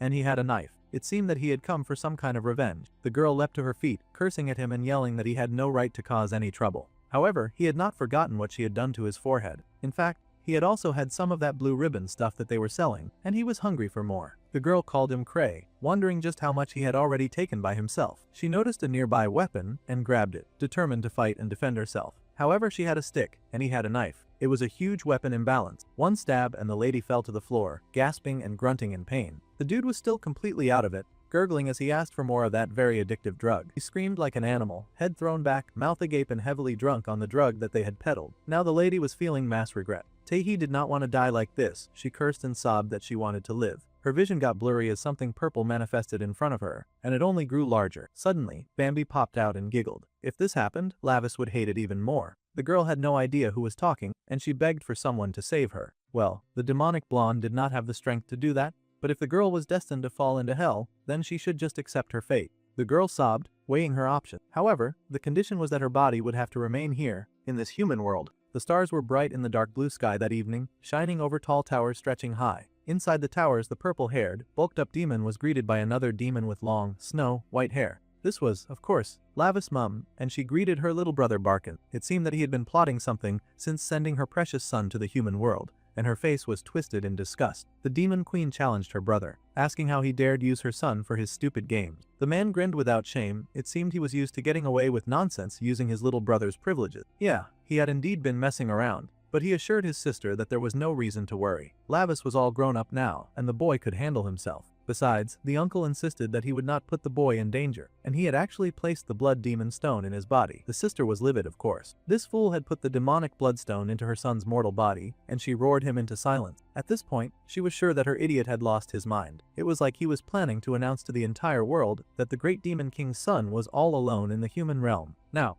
the other ferocious sources that were trapped would identify him. Worse, they could hurt him. That was unacceptable. The demon sighed and groaned that his sister should at least start trusting her son a bit more. But the demon queen dismissed his words at once. The problem was not that she did not trust her son. No, the situation was much worse than that. The problem right now was how worried she was about how the world itself was moving. Even the smallest crack could cause everything to collapse in the delicate balance between the demons in hell and the angels in heaven. That was just how unstable the world was right now. Her petulant brother insisted that the young demon prince was stronger than he thought, and that the boy took after him in his aggressive and combat power. In fact, the boy's power far surpassed anyone else's. However, that was exactly the problem with the demon queen, and she smacked that insubordinate oaf if smacking him was what would get him to listen. If even a single hair on her precious son's head was harmed, she swore that she would kill him and then herself. The purple-haired demon roared in protest. He was so much older now, and he was no longer the little brat that she could push around. He would really prefer it if she treated him more like an adult instead of hitting him on the head. Then he started getting ridiculous, asking Bambi, of all people, to search through every magic book to find a way to rid the world of all the older sister. The queen snapped back that she also did not want a crazy younger brother like him anyway. The blonde nervously asked them to please calm down, but that was like jumping in the middle of a cat fight. The sister was already strangling her precious brother, and the blonde knew to shut up. In fact, he was thinking that it was a miracle that his friend had even survived growing up in an environment like that. Meanwhile, in the night sky of the human world, the residential areas were also preparing for bed. Well, some of them. Cyan had finally gotten over his denial stage, and he stared in shock to find that the boy was really and truly a demon. Lavis huffed, saying that, sure, a human called them that, and his cat slave gushed to be classified under the same denomination as her all-powerful master. Now, Glaces knew the truth, and he worriedly asked if this meant that he was going to hell when he died. A wimp like him would probably not even survive a day in hell. But the demon prince countered that the hell going on in Earth was hell enough. However, if his friend came with him to the demon realm, then he could make sure that no one would be able to touch him, since the great demon king's one and only successor was his master after all. Lavis seemed really proud about that, and the gray-haired boy gasped in protest. He really didn't want to go to a place like that. After suffering so much on Earth, he would really prefer the angel crowd. However, the demon prince was possessive as heck, and he growled that the boy was not allowed to go back. The prince swore that he would rip out Bambi's eyeballs and suck on them like lollipops as soon as he got back home. That was exactly the type of behavior that discouraged the kid from going to the demon realm. Well, the gray-haired boy then worriedly asked what had happened to the real Minho, his precious friend, whom he had built this app for. It was unfortunate, but the cat pointed out that the black-haired human kid had been destined to die anyway. Lavis's soul had been placed in basically a human corpse, since only the bodies of people like that could be used as vessel. Poor Glasses was distraught to hear that his sweet and kind friend had always been destined to die. That kind of thing was a hard pill to swallow after all. No one wanted to hear that their friend would always die young.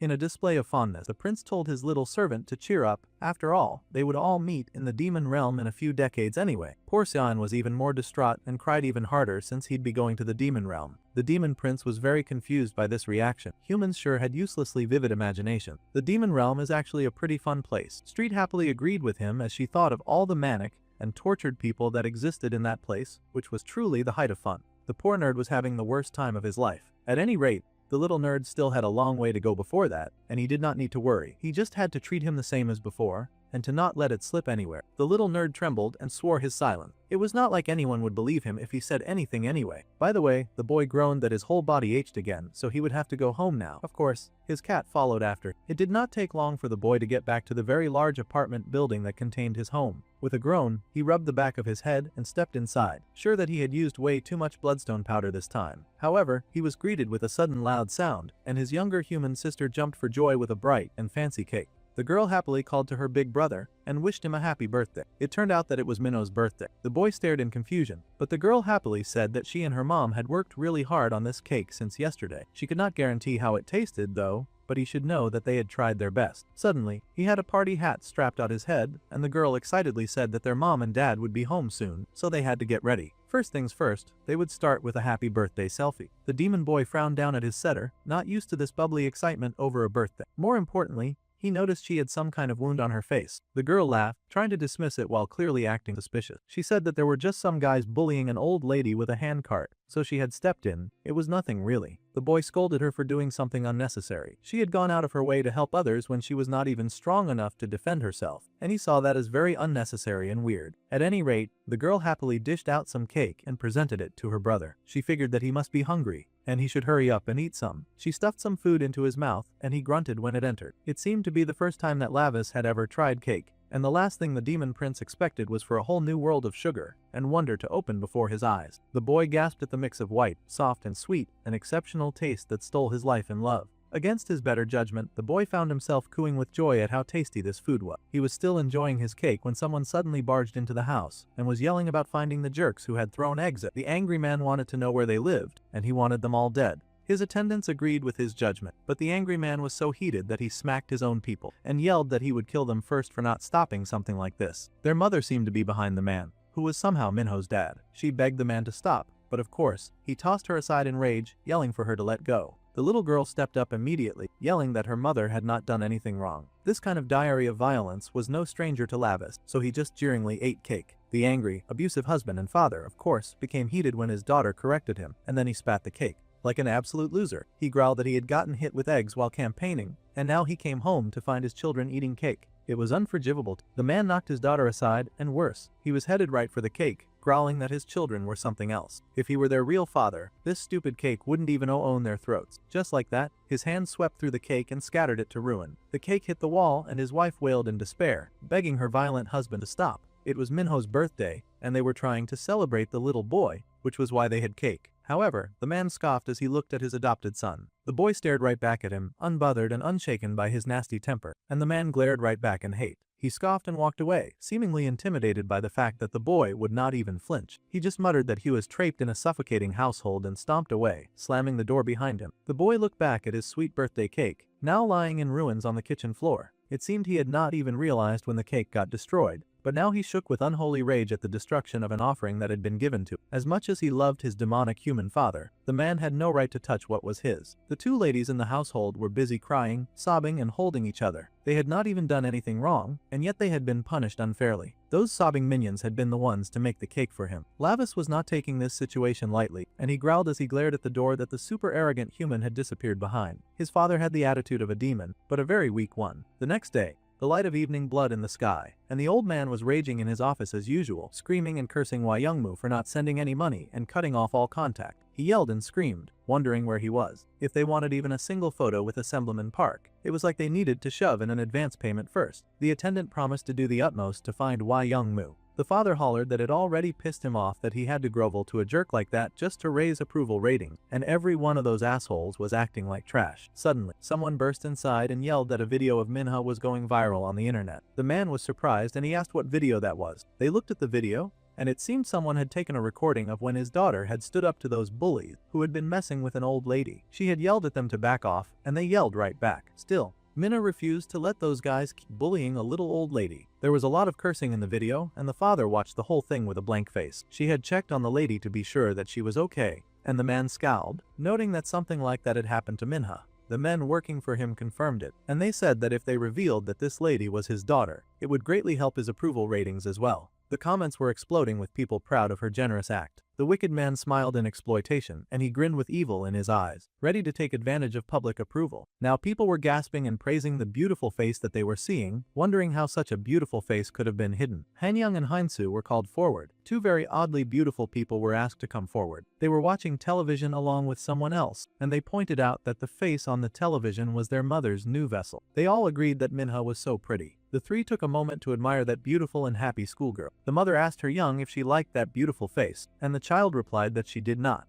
The mother teased that Young was jealous. That child had the face that the mother had bought. She was talking about a living person, as if they were no more than her property that she could pick up in a market. Since the mother liked the face, she decided that the girl would become her new body, no consent necessary. A human body, unfortunately, aged too quickly, and the woman sighed as she stared at her wrinkled hand. Human bodies gained wrinkles, shriveled, and it would eventually become so ugly. However, now she had discovered such a perfect new vessel on television too. The mother's eyes grew wide with hunger, declaring that this was surely fate. Her children did not bother protesting against it. They understood what she was saying. The boy agreed that the girl was such a pretty doll. They even wondered what sound it would make when she broke. It was very unfortunate, but a trio of very evil people were now targeting poor Mina since she had been put in the epic eye by her father. She was known as the high school girl who had helped an old woman with her cart, and her identity was the daughter of the Uncheon mayoral candidate. This morning's ES research poll showed that she had reclaimed first place in support. With this atmosphere, her father should have no problems claiming even more support and winning the election. It seemed Jung Mina's video would also be on the 9 o'clock news, and her father was proud to hear it.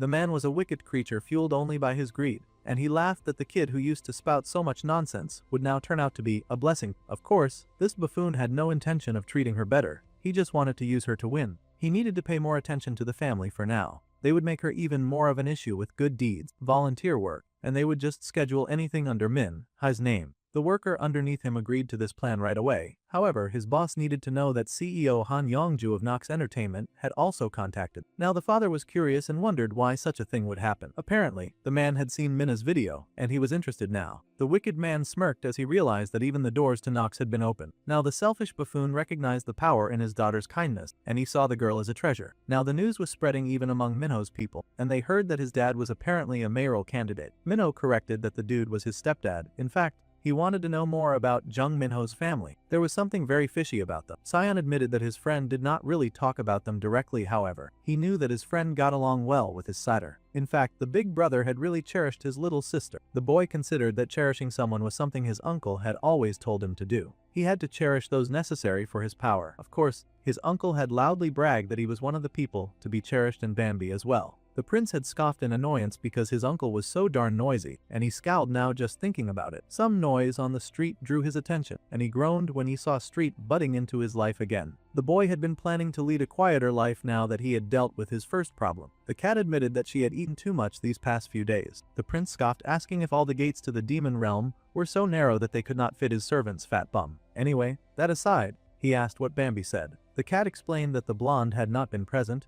but he had left them a note. The blonde happily greeted his prince and mentioned that he was sending the royal a little gift. The boy was to do his best with it. The prince growled and tore up the present immediately because he could tell that the stupid blonde was trying to use his powers for his own benefit, just like his uncle. Now, when he returned to the underworld, he was tearing apart the stupid blonde first before touching his uncle. The cat begged her master to please calm down. After he settled for a while, they addressed the matter at hand. At this rate, it looked like Minho's father would get elected as mayor, especially with all the deals that he had been making thanks to Mina's popularity. Public opinion was extremely in his favor now. The demon prince frowned, and he considered what it would be like to have his father rule over the whole city. The nerd explained that it would be more like managing than ruling, but same difference. Now that the dark-haired boy thought about it, the man was greedy, just like a Cinyras. The boy asked Street if Jung Taesik could possibly be a Cinyras who came to the human realm. See, a Cinyras was a kind of gluttonous demon in the underworld, and it was the kind to eat endlessly to the point that other demons hated its guts. However, the cat pointed out that it managed the district, and the man, Jung Taesik, was just a normal, greedy human. Sometimes they were just built like that. This was really suspicious to the main character. He had never seen a human so demonic, which really showed how rotten the human world was, too. At any rate, the prince reminded his servant to eat in moderation before she ended up a Cinyras as well, and that would not end well. The girl sobbed and agreed with her Lord Lavis. Meanwhile, Sion was still looking over information about the boy's father. The man seemed intent on exploiting Minho's sister. It did not look good. Now that the prince thought about it, Jung Minha had been someone that the original owner of this body had cherished. Meanwhile, back at home, the prince returned to his human household and wondered how things would go with his sister going forward. He ended up walking in on a meeting being held in his home with his stepdad and a trio of really suspicious people. They were saying that Minna's looks were truly outstanding, and if she just learnt to dance, then she could deboot quickly, and as the center too. The mother was, of course, concerned. After all, her daughter was still a student, and she had never expressed any interest in being an entertainer. Of course, the father did not care about anything like that when he was trying to impress the CEO. A child born with talent should not hide it from the world. It was very clear that the man was just trying to exploit her, of course. The poor girl was silent, and her mother watched her with a worried look on her face. The man happily laughed and apologized for his family's behavior, saying that his wife was just a little reserved. The Sioux chuckled, saying that the mother had no reason to worry. At Nox, they would make sure that she could balance school and her activities very well. Idols these days were different, and they could still perform and get into any university that they wanted. Minko strolled into the room, watching this conversation, and his eyes narrowed at the one dude eyeing his sister like shoe as a pack of meat.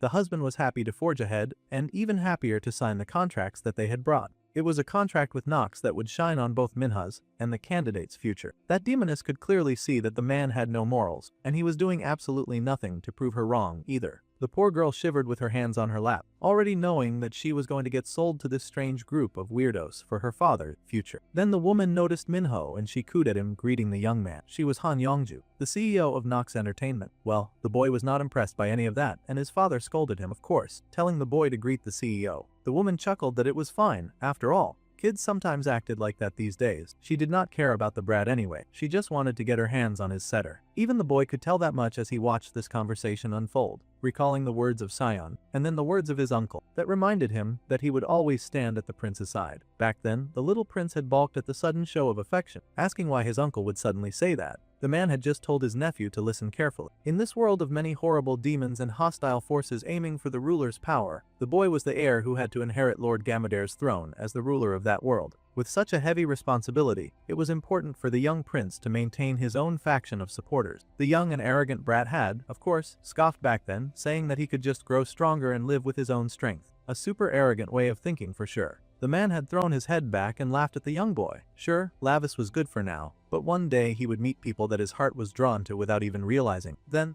the boy would start to change without knowing it himself. The uncle's smile was proud and genuine back then, though the little prince could not imagine changing so dramatically. He swore that he hated complicated talk, and he just wanted to train already. Well, that was the behavior that the man expected from his nephew, and it made him laugh heartily. Now, back in the human world, the young boy made a stand, and he placed his hand on his sister's shoulder. Jung Minho was of his faction, and she was someone who was cherished by Jung Minho, so he asked her if this was what she really wanted. He asked no one, but the brunette looked up at her brother, with eyebrows dipped in pain. If she were being forced, he wanted her to say it here and now, because he would get her out of it immediately. The demon prince wanted to know if the girl was being forced, and if that was the case, then she should just tell him, he would sort it out. The girl was hesitant as she considered the situation. The last thing she wanted was for her big brother to get hurt after all. The girl recalled how many times their stepfather had beaten their mother for rejecting his kindness, and how he had laughed at the fact that she could not take her son and daughter and leave. There was on his family register. The poor woman had cried for the man to just let them go, but the abusive, horrible man refused. He told them to go ahead and try to survive without a dime to their name. The two children protested and tried to stand up to their father. The man was taking advantage of the wealth that their grandfather had left to them. It was not his own. However, the man just growled and cursed their mother even more, calling the children not RV. The man laughed and asked if the children understood the real key to surviving, which happened to include that once he grabbed something, it would remain his forever. The children should accept their pathetic fate as he abused their mothers in front of them, and his daughter Minna should memorize that truth like it was the gospel. Now, the daughter, who had been beaten down so much by their father, croaked out that accepting this punishment was her choice. She even yelled that she would do it and would happily become an idol. However, she had one condition, and that was that if she made any money, then she wanted to earn it in her name so that she could take her family out of debt and dependence. This was her condition. The girl was determined to save her brother and her mother, carrying the weight of their pain on her tiny shoulders. That sweet girl wanted to save her family from that monster. Of course, the man who was vying for the position of mayor was all too happy to grant that. After all, if this worked out, he would make even more money as a mayor. Her hard work could belong to her and her alone. The wicked man did not mind. In fact, he was overjoyed to agree with anything that would make her accept this deal, and so was the Nox CEO. The woman happily smiled and told the family to sign the contract. The president was told to please look after Minha and to take good care of her. She was dearer to the mother than life itself. The mother was still worried, asking if her daughter was sure about taking this path. The girl smiled, telling her mother to trust her just this once. She would work hard and become an idol if this were the chance that would make it possible for her brother and mother to escape this hell. The girl happily smiled at her brother and thanked him for his concern. Well, Lavis stared down at the smiling girl but said nothing. She had not asked for his help, so he really did not need to do anything extra. Time passed and the evening continued in a fancy black car. The CEO was busy, high on joy and elation. The more she looked at that dazzling young skin, the more perfect the girl seemed to her. She was so deeply in love with her new vessel. Even those eyes had that rare purity that barely existed these days. She loved everything about it. However, Jung Minho had nearly ruined her chances. Her son mentioned that the boy seemed off somehow. Curious, the demonic mother asked her daughter what she thought. The other child admitted that she had also sensed something special coming from Minha's brother. Whatever he was definitely not human. Since that was the reading, the mother smiled and considered that the boy could possibly be a tracker from the demon realm. How troublesome. The boy was overly excited, of course, and asked his mum if he could handle the problem. However, she had to tell him to calm down. Rash moves could spark bigger trouble for them after all. For now, all they had to do was watch her precious chosen body, which was her priority now. The demonic son sobbed and wailed, saying that the boy's glare made him want to rip that dude apart. The mother checked that her child should be patient. No, Moon Knight was almost there, and then she would finally be able to claim that juicy flesh as her own. Once they did the ritual and made Minna hers, then they could do whatever they wanted to her arrogant and annoying brother. The demonic son was overly excited to hear this. He growled with joy. The mother said that this was her gift to her previous son, so it was definitely a promise. In that case, the daughter would also like to make her own request since her brother was getting some special treatment, but she had called her mother by the name Mara. Now that sparked some kind of instant hatred in the mother's blood, and she hissed that she never wanted to be called such a thing. Young should never speak that name again. She was currently Han Youngju, who would soon be reborn as Jeong Minna. No demon king, no 12 black seats, there was nothing in the human realm that could stop her this time, and the dark demonic energy leaked from her skin, bubbling around her with wicked glee. This time, she had no plans of failing. Meanwhile, the blue sky was bright, and the entire atmosphere was looking so much better, for everyone who was not poor Minna, because she had no idea that she was standing before a building of people who wanted to eat her. The girl sighed in relief and tried to motivate herself to do this. The girl took a big step forward into her future. Happily, Nox CEO introduced everyone in her company to her new star and the newest member of their family, Minna. They had probably already seen her before on the news, but now the girl would become their center for their new group called Zera. The others stared in surprise at this new girl who was introduced, surprised that the president had made such an important decision so suddenly, too. One of the other girls had been training to be a center her whole life. The president dismissed the poor thing, saying that she had done good work so far, but now she should support Minna as her sidekick from now on. The poor girl was, of course, furious, but the president did not care. She just told her new human side piece to make it work and left the girls to greet each other. Once the door was shut, of course, the old center immediately growled at the new girl and accused her daddy's backup. They all knew that her father was vying for the major position, so the girl being added to their group as the center made it clear that she was a political move. Naturally, people who had to work hard for everything in their lives hated people who just coasted through life thanks to amazing connection. The former center had fled for 4 years, trying to make it as the center. But now this girl had come out of nowhere, and she bet that Minha had probably asked to be the center on purpose. The brunette tried to protest, but the old center was not having it. That poor, misguided idiot actually dared to slap the precious face that their boss so badly wanted to possess. The girl with the pigtails was furious, grumbling that they would see just how far that backup got her. She had come all this way. The brunette glared at her attacker, an ugly mark on her bleeding cheek. Now her face had been scarred and bloodied. Meanwhile, the CEO was busy living her merry life, and she went to check out what her kids were doing. The son had already seen the whole thing go down, and he knew his mom was about to blow like a volcano over the issue. Excitedly, he pointed at the screen to show their mother what her former center had done to her precious new face. The mother came to check it out, and it turned out that Hyan had clawed Minna's face, and there was now blood all over it. The mother stared, too shocked to speak at first, then her rage boiled over, and she growled that the human was a worm worse than dirt for daring to scar her precious vessel. A slap on Minna was basically a slap to her, and she would not tolerate it. Meanwhile, Minho had given his friend the update, and it seemed like Minho was going to debut. This was huge news since Nox was legit a very famous group, and the girl could dominate the human world if she nailed it. Street knew everything, and the cat girl happily laughed, thanks to her overwhelming knowledge. She had lived in the human world for 200 years after all. The prince muttered that if this was his little sister's decision, then it was not his business to interfere with her life. However, that president lady and her kids rubbed him the wrong way. It would be easier for him to let it go if they did not feel so darn demonic. There had been no Dion aura, but they had not flinched when he glared at them. That was a model for a group of normal business. He wondered if they could be demons hiding in the human world. The cat girl considered it and said that long-term human world demons were often good at hiding their aura,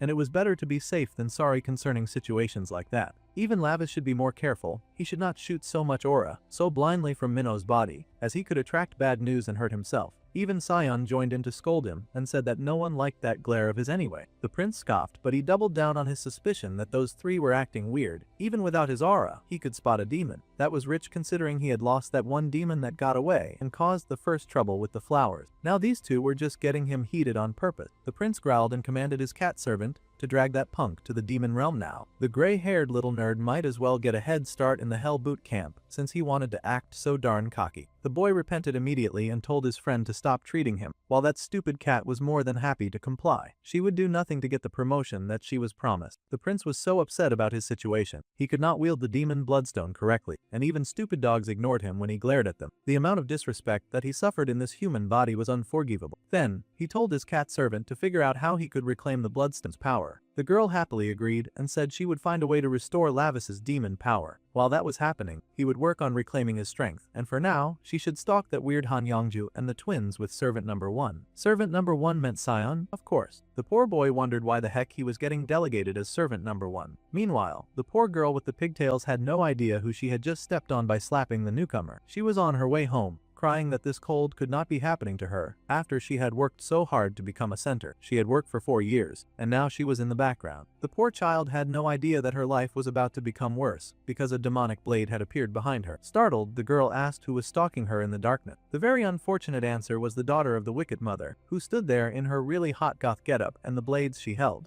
The former center recognized the girl from work, but somehow the goth girl was looking really scary right now, and the ginger asked her what was wrong. Then she realized that it was probably about Manhwa, and she cried and tried to apologize, saying that she had lost it for a second. Honestly, putting our hands on someone was not the right approach to getting upset, but it was very sad that this girl would not have got a second chance. The blade was raised, and it was the last thing she saw before blood splattered everywhere. It was an explosion of red on every nearby surface, and the goth girl sighed. The girl should have known better than to slap the face of their new hire. Their mum really hated that kind of stuff after all. Someone told Youngju not to be out so late because they were worried about her. It seemed like a normal human duo of a husband and his wife. Apparently, the girl's father had bought some chicken for the twins, and he was on his way. The pregnant wife could not bring herself to just sit and wait at home. That was why she had come out. Her husband laughed that she was really so adorable. He even asked if she was sure that it was really the twins who would be eating the chicken. The couple laughed, knowing that it was the dear wife that had some craving. As the two made their way down the street, the happy couple had no idea that they were being stalked by a demon who had crawled out from the sewers. That ugly reptilian creature was just dripping waste and all sorts of disgusting juices as it crawled its way towards them. Meanwhile, back in the apartment where this sweet couple lived,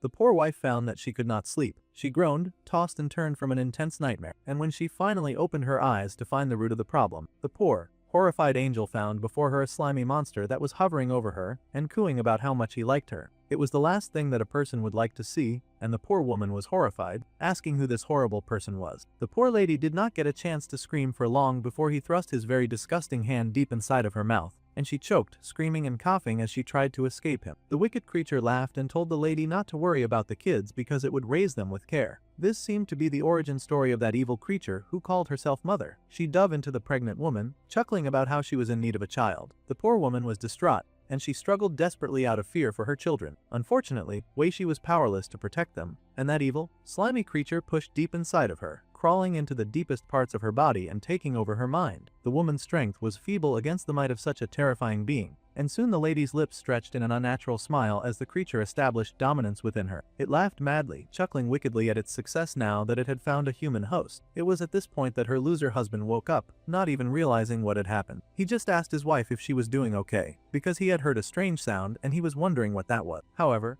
there was something off with his wife, and the man asked her what was wrong. Before that poor unfortunate soul could blink a second time, there was a fast movement, and he found himself getting mercilessly strangled by his wife. The man could not believe it, and he fought back valiantly against what should have been a feeble pregnant woman. However, this feeble pregnant sound was now super strong thanks to the demon possessing her body. Truly, the demon was not impressed with the father of her children at all. The man looked low class, and she scoffed that she just could not live with a guy like that. The whole thing was unacceptable to her, but her husband immediately knew that there was something wrong with his wife. He asked who the heck she was, but she just scoffed that he had no reason to care. Without a care in the world, this wicked creature tossed the man right out the window and dropped him. He cried in despair, his arms stretched out towards his wife, and he screamed her name as he fell from the high place to his grave on the floor. Now this creature had successfully ruined every part of this woman's life, and she laughed in mad glee, clutching her beauty with pride. Now this body and the children that it possessed would belong to her and to her alone. That was her intention. It did not take long for the woman to go into labor, and she screamed as she pushed out the twins that she had carried. It seemed she was unfamiliar with the pain that came with human birthrights because she was throwing a tantrum in the hospital during labor. She was kicking nurses and throwing everything about,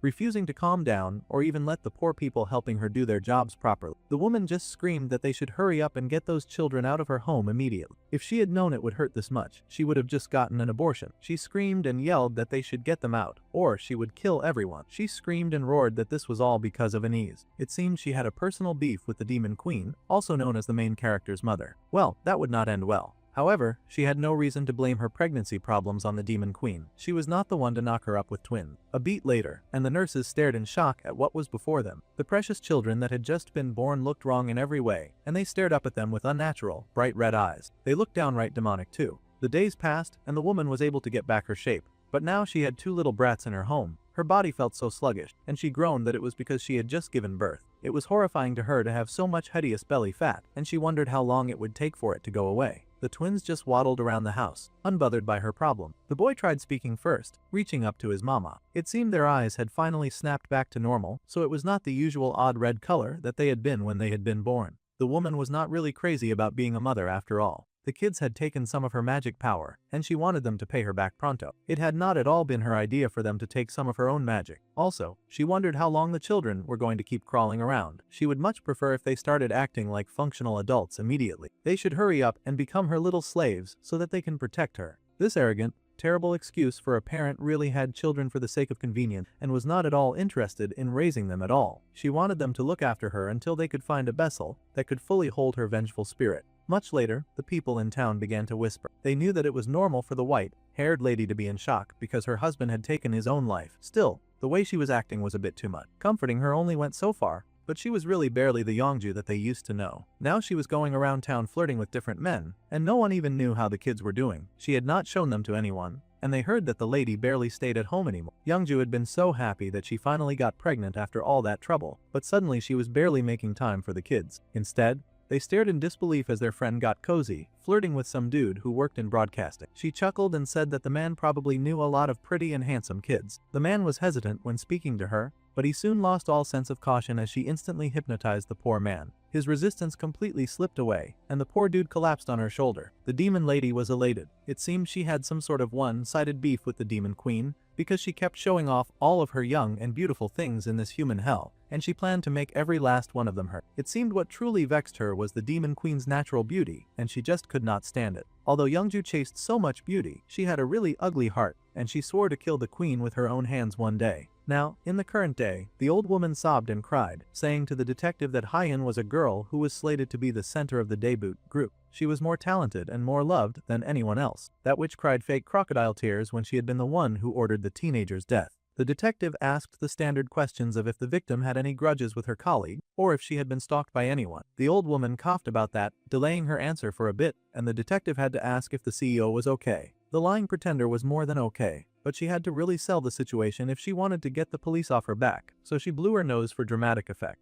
The boy, who was suddenly acting all civil and sane, said that it would be best if they stopped her for today. His mother was clearly overwhelmed, and they did not want to affect her health. Besides, the CEO thought of that girl as a daughter. The dark-haired girl even suggested that the detective go ahead to question the other trainees first. The man sighed and nodded, accepting the situation before leaving things. It was time for them to head out, so he went with Detective Park Song-hoon, and they left the two alone. The other detective was ready to go, but she did look back at that very suspicious family. Even if she could not place it, she could still tell that there was something very off with it. The door closed behind them, and the old woman barfed from all of the pretense that she had to keep up. Suddenly, she threw up a whole flood of the most disgusting creatures ever seen. It was worms and greens and the most vile bugs to ever exist. The woman roared in hatred, causing the detective to scour the place like a rat on the hunt. She should have expected that when someone from the company died, the police would step in. That was how the human world worked. The woman raged that she had spent so much money that she had funneled to them. She wondered what the top brass was even doing. Her son tried to cheer her up, telling her that the detective would eventually stop.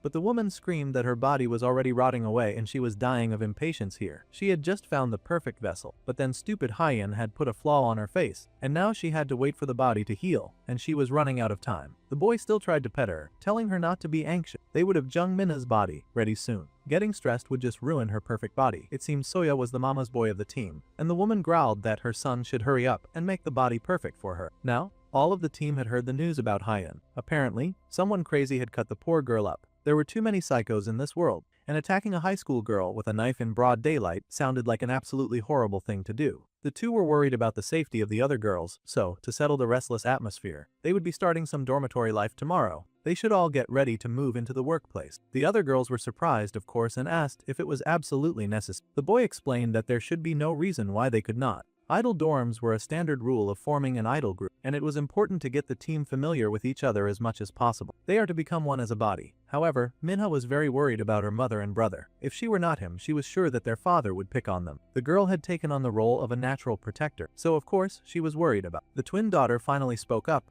not to mention how their new center sure had a lot of demand. If she was not up for it, then they would have to ask her to leave. Her brother interrupted, telling his sister not to rush ahead into things. Mentally, he asked his sister what the heck she was doing. They knew that they could not scratch Mum's new ace, or she would kill them. The happy boy then turned back to Minna, asking her if she understood. Yoongi really cared for Haein after all, and she was ultra-sensitive right now. It would be best if they did not make their scary, emo sister angry, and they should just listen and obey. The CEO would explain everything later to the girls, so they should just pack their bags and meet there tomorrow. Still, Minna was worried about living in a dorm. She was already anxious because even her brother had changed lately. She worried that even more time away would make him change more. Meanwhile, the brother in question was busy huffing and puffing, and he was making his poor servant number 1 strain his muscles in an attempt to get stronger. Poor Sin was going through a lot. The more he trained, the more Minho realized that his knots were gradually growing stronger. He might be able to suppress humans who use demonic energy, but if he encounters a demonic beast in this state, it'll still be a struggle. That jerk Bambi, the prince, growled the more he thought about how those jerks from hell were using him. The least they could have done was teach him how to control the demon bloodstone before shoving the stupid thing in his eye. Not long ago, the blonde had considered including the method to control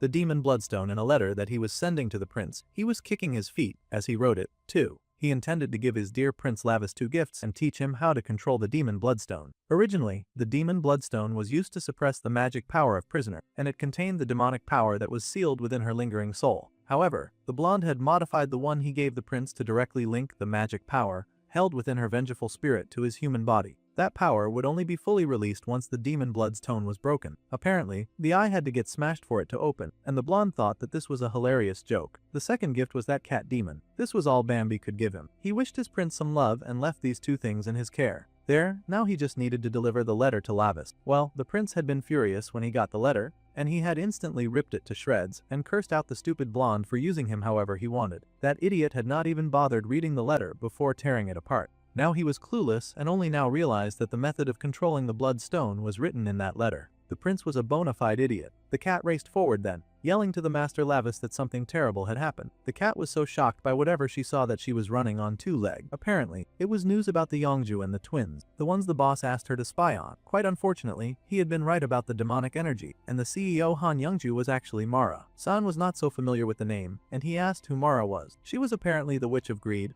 and one of the 12 black seats. This Maravelius had snatched a human body and was now living among the human. The demon prince laughed when his dark suspicions were confirmed. So that woman had been hiding here all this time. Time for a flashback. Back in the demon realm, the Lady Aeneas was known as the most beautiful goddess in the demon realm. Even her silent lips were considered outstanding and gorgeous, and people always asked her for tips on becoming more beautiful. The sweet demon queen had just smiled at her curious guests back then, telling them that if they so desired to become beautiful, then they needed first to learn how to hold the truth within their lips. Instead of getting burned by this obvious insult, the court ladies cooed, sighing that every word she spoke felt exactly like a poem. A lady commented that since she only spoke the truth, she supposed that she should become beautiful as well. Another rather plump damsel also beamed and said that she was having her daughter learn the art of rhetoric so that she could also resemble the beautiful Lady Inez, even if just a little, because she wanted to teach the child that words themselves are both a weapon and dignity. The bright demon queen smiled at the 2 eager women, saying that she would then grant the blessing of the silver tongue to the lady's sweet young girl. The girls were overjoyed, gasping and thanking the sweet Lady Inez with all of their hearts and minds. Meanwhile, there was a rather gloomy-looking girl at the ball, lips chapped, with eye bags under her eyes, who scoffed that this was all a bunch of nonsense. She was clearly jealous. A nervous blonde beside her tried to say that Lord Viliux was rather beautiful as well, just to cheer her up,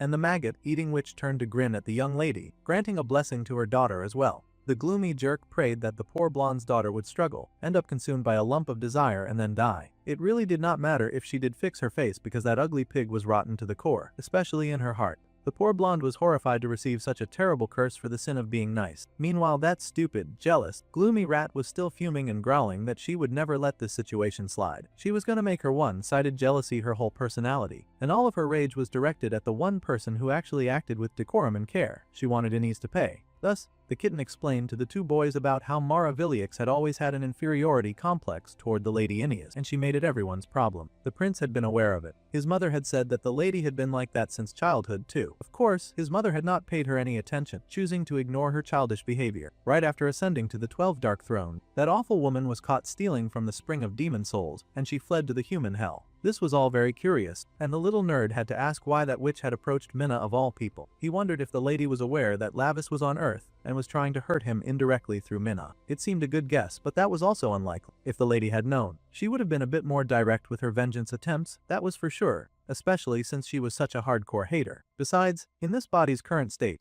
the prince had to admit that he was unfortunately no match for that woman, and those underlings of hers were probably no ordinary ones either. In that case, then they had to quickly strengthen the power of the demon bloodstone. The cat would prepare it right away. She was going to be making some witch hunting preparation, and the first step one was for them to clean up the neighborhood riffraff. She chuckled wickedly, though the gray-haired little one wondered what she meant by cleaning up. Later that day, at a huge store, Minna was out shopping with her mum, who was reasonably worried about her. She told her daughter to tell her immediately if she ever wanted to quit. Since the girl had joined, all sorts of strange things had been happening, which made her mother anxious. The girl reassured her mother that the manager had said that they thought they would catch the culprit soon. The bright girl worked hard to reassure her mother that it must have been some kind of random murder or something like that. Still, the mother knew that her daughter's dream was to become a veterinarian. Minha was not so good at pretending not to glance at the pack of dog food nearby. The girl was a kind creature who loved working with animals, but in order to achieve her dream, they had to get out of that house. By the time she had made enough success as an idol,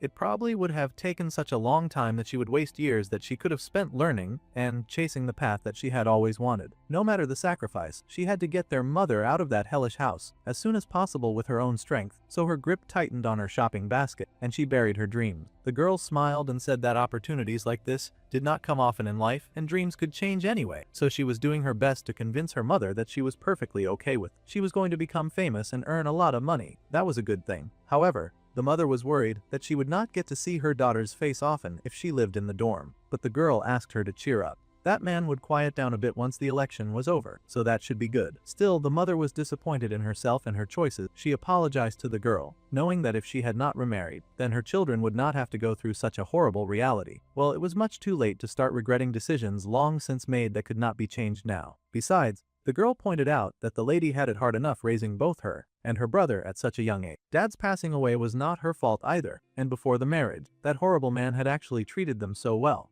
It seemed that the rat had been after their inheritance all along, and he had put up an act to deceive the whole family. The mother softly called her daughter's name, but she stretched her resolve and beamed at her, telling her mother to just wait a little. She would work hard, and then they would succeed. Meanwhile, in an amusement park, a lot of people were having fun. There were screams of joy and fear from people on the roller coaster. Lavis chuckled darkly, a lot of dark aura leaking from him as he called humans pathetic for being so shaken by something as silly as a park ride, saying that there was nothing scary about it. He looked pretty haunted from the ride. San asked if it was because he was a demon, because he sure relieved himself rather comfortably. The boy protested that he just had indigestion from eating something spoiled, a barely believable lie, but he should at least wipe his mouth before he talked. This was why the prince should not have insisted on trying that crazy ride. The prince was so offended that he had endured the most brutal of fights back in the demon realm, but never had he been so disrespected as he felt riding that human-made monstrosity. He was never riding that again. Somehow, he found themselves before a horror house, which should be something a bit more to his liking. The boy asked Street if this was the right place, and the cat assured her Lord Lavis that they were here. A demon that had been imprisoned in the human world recently slipped out of their surveillance, but with her sharp instinct, she had been able to track it down. The nerd was shaking so badly because he really did not want to take part in this mission, but the prince just casually asked for the demon's name. The creature was called Scream, and it had the ability to convert people's screams into its demonic power. It also transformed the sound waves born from fear into demon realm frequencies and could inject the power into itself. Basically, luring it with someone who screams frequently would be very effective. In other words, this was exactly why poor Cyan was being made to go on this horrifying mission. The prince was pleased that his little attendant was finally useful, though the boy protested that he was a man who knew no fear, and he had never screamed once in his life. Such rich lies he told. At any rate, the prince dragged the nerd and figured he might as well prove it while they were inside. The cat would guard the entrance so they could go ahead. The poor kid was horrified, of course. Once inside, the horror house was decorated in its usual ghastly horror house fashion. The prince had to ask why people were afraid of things like this when it was just a decoration. Poor Shan was clinging tight to the other boy's arm, terrified of what they would see. Thanks to what Stret had said about the demon hiding in there, the little human felt a strange presence, like there was something really in there with them. However,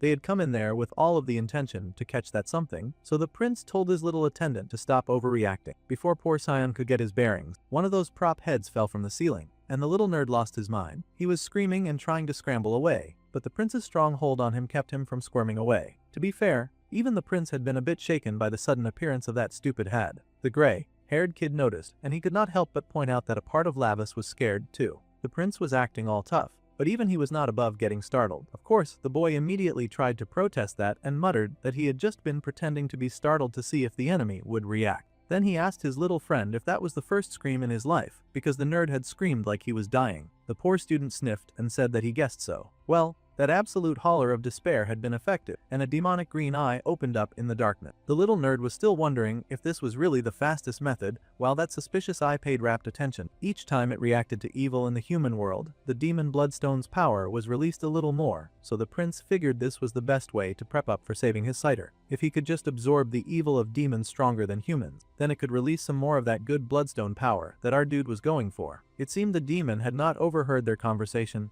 but it had sure heard that scream, and nothing got him all gassed up like the sound of fear. It had been a sound like sweet, clear, crimson blood. He could not get enough of it. It was pure, like a baby's first cry. So of course the nasty creature wanted to claim it for his own. That demon was a tad bigger than they'd expected him to be, and it suddenly revealed itself, much to poor Sound's horror. The creature declared that the nerd's scream was delicious, and it leapt down, demanding that the human boy scream more. The poor kid trembled and called for Minho. They had found the demon, so it seemed some butt-kicking would be in store right now. It was indeed the demon that they had been looking for, and a gentle hand stopped the claw that reached out towards the bespectacled kid. The young prince gave one warning to the big demon not to touch the human boy, who was his attendant after all. The demon took a pause, noting that Minho was not human after all. Minho cut to the chase and called Scream by name with a wicked smile on his face. The prince was now interested to hear what kind of scream would come out of the demon's mouth. Of course, that giant demon could not instantly tell who he was talking. Lavis' body worked well when it came to concealing his true strength, and the demon scoffed, batting the boy away like he was no more than an annoying fly. He saw no reason why he should have to listen to someone like that.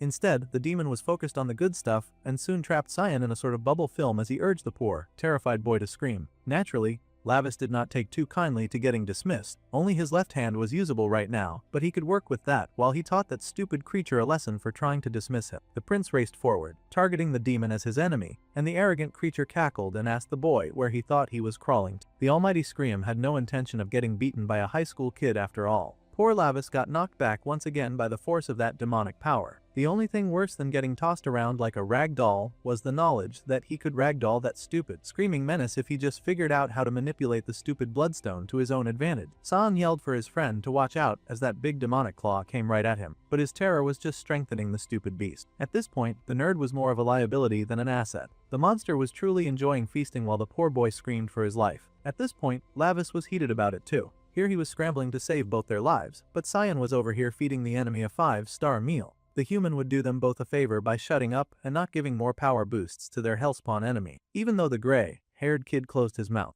that disgusting scream was still getting off to his eyes filled with terror. There was no end to this demon's degeneracy. The demon cackled and said that he should be making some earrings out of those beautiful, terrified eyes. Naturally, the prince did not want to hear such foolish and disgusting words being spoken about property that he owned. He managed to dodge that heavy fist that came down, but his left hand was still on fire, and he growled, asking who the heck that devil was calling terrified. He charged forward, leaping into the air with rage, and this time Scream finally took proper notice of the kid, laughing that he loved watching the kid struggle to fight him with those short arms. In fact, the monster found those arms so very cute and adorable. He was clearly making fun of the poor prince. The dark-haired boy was furious. His leap could not even surpass human levels while he was bound to this stupid form. The situation was more dire than he had expected. The poor kid could not even handle a demon of this level while he was restricted to this body. Before he could properly retaliate, poor Lavis got snatched out of the air, and he groaned in pain. Cyan was horrified to see that, of course, but he worked double time to keep his fear in check, at least the parts of it that he could control. Still, he worried about his friend Minho. The main character found himself stuck in another person's hand, struggling to get out of that unforgiving grip.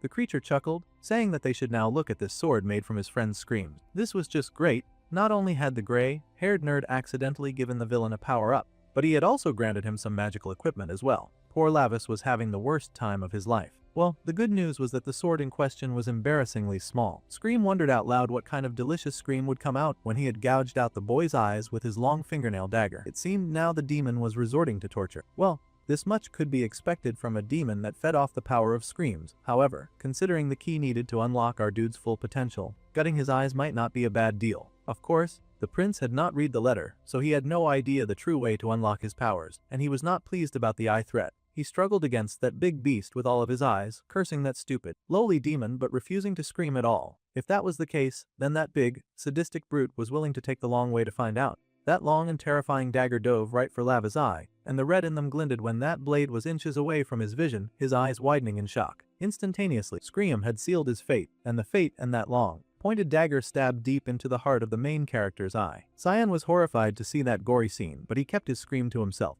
The worst thing to do in that moment would be to make things worse for his good buddy after all. However, all that poor demon succeeded in doing was breaking the demon bloodstone, as Bambi had intended. Its shards fell to the floor like scattered rain, and Scream felt a sudden, deadly change to the air. Even the main character could not believe his luck. How fortunate it was that it seemed like his vision had suddenly cleared up. The best possible situation was Scream somehow nailing the right eye in his first attempt too. Lavis had not smiled this wide in a long time. The power thrumming through his veins was so heavenly that it triggered a flashback scene. It was the letter that Bambi had written, the one the obtuse idiot had chosen not to read for some reason. The bloodstone had... Meanwhile, Lim Shan remained trapped in a hell of his own making, and it looked like things were getting even worse for the poor boy. He stared in horror at how bad things were going. This was not what he had planned for his life. A predetermined school, relationships formed inside a classroom that he could not escape from. The young boy had endured all this just to survive and avoid becoming a target. He had worked so hard and forced himself to act like he liked someone, acted like he hated other people, without needing to pretend to be too close. He had done nothing when his friend had gotten bullied, but deep down inside, he just wanted to help people find relationships that they truly needed. That was why he had created that app in the first place. This was not what he had intended. He did not make an app to sell drugs or anything like that.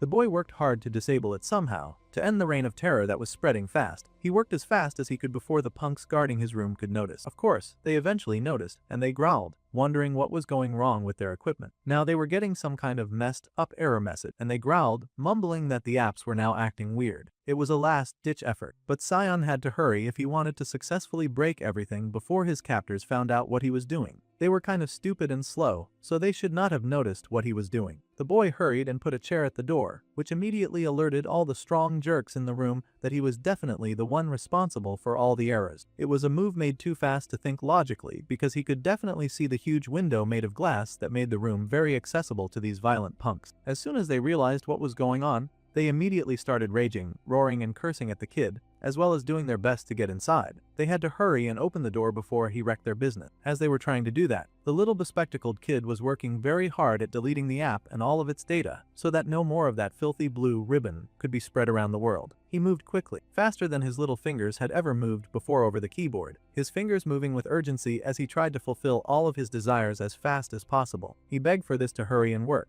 and an alarm button lit up on the screen just as one of those violent punks finally tossed a chair right through the glass window. Naturally, the thing shattered, and the punks came leaping through to bring hell to the kid who dared to defy them. There was now nowhere for him to run, and they growled, punching his glasses right off his face. They were always doing that. They stared in horror to see that the app was already lowly deleting itself, and they kicked the brat with hatred and rage. They had to stop the app from deleting immediately because if Yongmu showed up, they would definitely die. But they did not know the first thing about computers, and were not sure how to stop the app from deleting. The kid was not going to say a single thing either, and he protected his head as best as he could with his arm, knowing that he just had to hold on until the app got deleted. Somehow, no matter what, he would make sure that the monster he had created would go down, even if he had to go down with it. With a growl, the boy slashed as the shoe that had been continuously stepping down on him, slashing the man in the leg and racing for the broken window. He did not go for the window but the fire extinguisher. Actually, undoing the pin and roaring that they had no right to touch what was his. Now he had the hose cocked like a gun, and he cursed at the men before unleashing hell on them, and dosing those jerks with all the foam that he could raise. They screamed and cursed as he hit them with that smoke, yelling that this nonsense was insane. Scion had been able to make a smoke screen that should buy him and his app some time. The thing was almost fully deleted,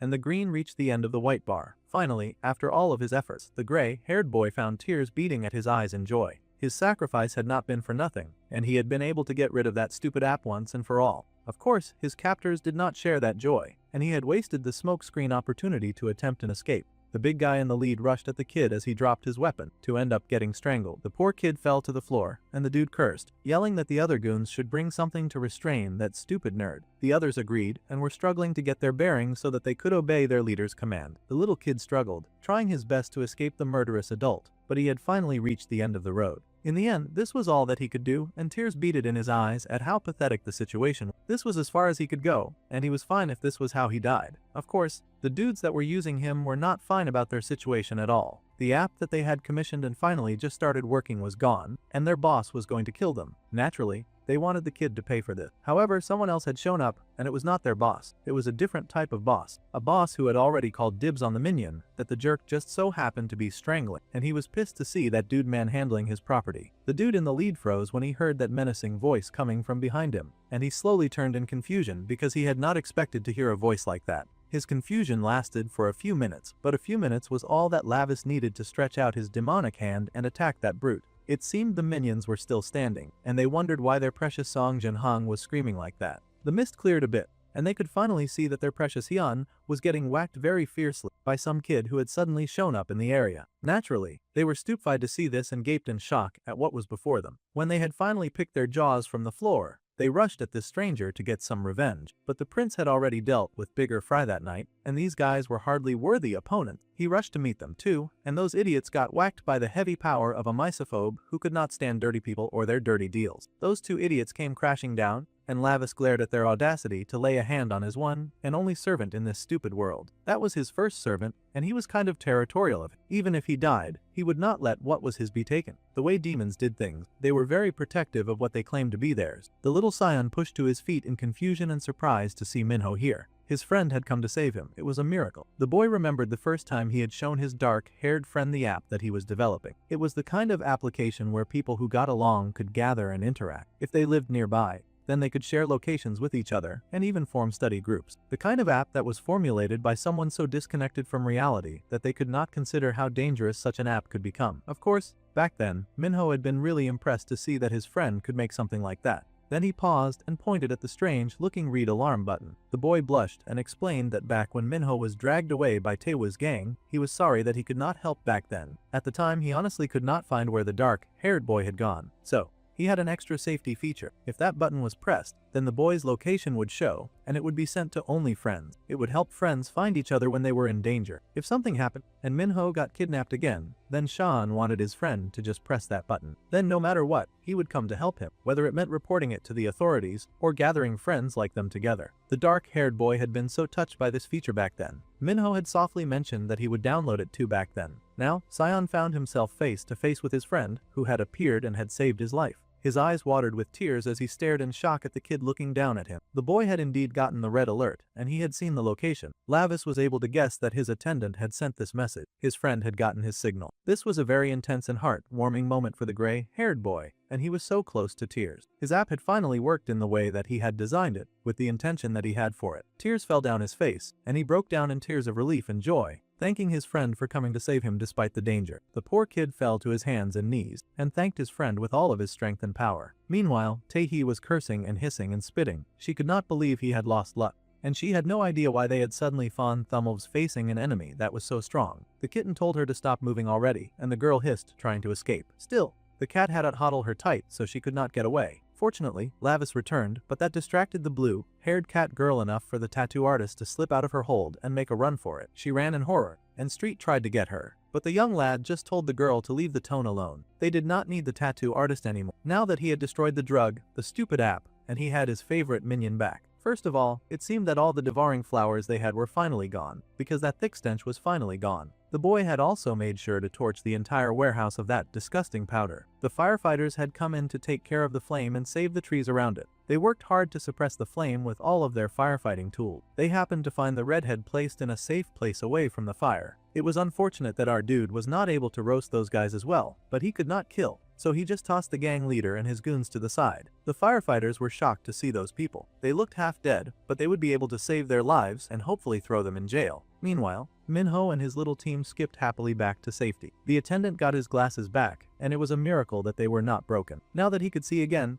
He stared in awe at the funny-looking blue-haired girl with a horn and pointed ears. Meanwhile, the main character was starting to feel like his Uncle Vamber was totally using him. He glared at the sky and promised that as soon as he got back, he would not be letting this raggedy behavior slide at all. They had to check in to be sure that they did not need to go to the hospital. Minho insisted that going to such a place was annoying, and he would rather sit around and let the boy tend to him. His attendant was quite happy to do so, smiling softly as he thanked his friend for coming to save him. He had just pressed the SOS in case, but he had not expected his friend to actually come. Now that the boy thought about it, he mumbled that he was kind of already on the way to that building by complete coincidence. However, the cat shut him up immediately so he would not hurt the little guy's feeling. There was no need for the squirt to know that it was a coincidence. They had taken the route to the hideout following the tattoo artist's instruction. If she was lying to them, the prince promised that she would end up like that dude earlier. The girl growled and complained that they were doing this just because Shan was their friend. That had to be why they were going this far. That was when the dark-haired boy realized that they had captured his slave number 1. That answered the question of why the boy had not shown up at school that day. The girl was shocked that the boy had done all this, and he had not even realized that they had his friend. In that case, she had to ask what the reason was for him doing all this. Of course, Minho had no intention of answering a bum like her, but he did notice that the red alarm on his phone was beeping considerably. At any rate, it would be rude to mention now that the whole thing was just a coincidence, and it would hurt his friend's feeling. That was not how human relationships worked after all. Besides, no matter how high and mighty he was, this sentence was still a punishment, and the demon prince had to live here a while, so he needed to work harder at developing human relations. Plus, this student was clearly looking up to him, so he could stand to be much nicer to him. Cyan was like a puppy, happy to follow him into the line of fire if that was what it took. Right, Cyan had been wondering for a while, so he had to ask just who this blue-haired person was. The main character said in the most bored tone of voice that his newcomer was his subordinate, and her name was Street. Now the gray-haired boy stared in awe, his old theory of his friend crossing dimensions coming back. Could it be that Minho had some kind of world-changing secret? Now, the little nerd had a serious question to ask his friend, and he would prefer an honest answer, of course. The way the dark-haired boy had changed was so unreal that he now had a subordinate wearing the strangest of clothes. The little nerd shook and forced the words out of his mouth. He was apparently worried that his sweet and innocent Minho had probably joined some kind of bad organization. He hoped so much that his friend would not get involved with bad people, but it had come to this. Meanwhile, the main character was thinking that now that he had claimed the little nerd as his, it was possible that there would be others trying to target his servant in the future. In that case, he guessed that he could not keep lying to the boy forever. That was right, just as his little slave number 1 had thought. He was the son of the great demon king who had descended from the demon realm, and his name was Lavis Vindic. That was not what Cyan had thought at all. In fact, the poor little nerd was staring in shock at the black-haired boy as he had suddenly switched to speaking Spanish. There was no way anyone would guess that he was some kind of demon prince. That idea was absurd. It was so much for the little guy to wrap his head around, but the main character just smirked that this was how it was. Since the boy already knew, he now had to help him with his work from now on. However, the gray-haired boy was still in some disbelief. He had not expected Minho to spout nonsense about being the son of the demon king. Before he could finish that thought, he looked down and saw a cat nuzzling up. That creature had come out of nowhere. Right. Well, the prince did not feel like handling any form of difficult things, so he told Street to explain it to him. He had fought all day, so he was tired. Without missing a beat, Street went ahead to explain, never mind that he was speaking while still being in the form of a cat. The poor nerd was about to lose his mind from all the things that were happening around him very fast. He had a talking cat in his house, and his best friend was suddenly spouting nonsense about being the Prince of Hell. Of course, the poor guy was overwhelmed. It was so much that his brain seemed to zone out, and he lost all color. Meanwhile, back at the fire wreck, the gang leader was just waking up. Once again, it was a huge shame that they could not just kill the dude. They had burned everything, and they would head out first by transporting this kid to somewhere safe. While the kid was busy crashing out inside the van that they placed him in, being heated about how he had not been able to kill Lavis, suddenly, someone showed up before they could cart the redhead away. The firefighter asked for the stranger's identity, trying to tell him that the area was restricted, but the poor guy was silenced literally, and then waved away. It seemed to be Lord Hilt that Yongmu loved to worship so much. The demon greeted the poor child, saying that the boy looked so miserable. The boy greeted his Lord Hilt, swearing that he would definitely kill the dude who did this to them. The demon told the kid that they should go talk, and he retrieved him from the wreck. Meanwhile, the female firefighter was looking through the site.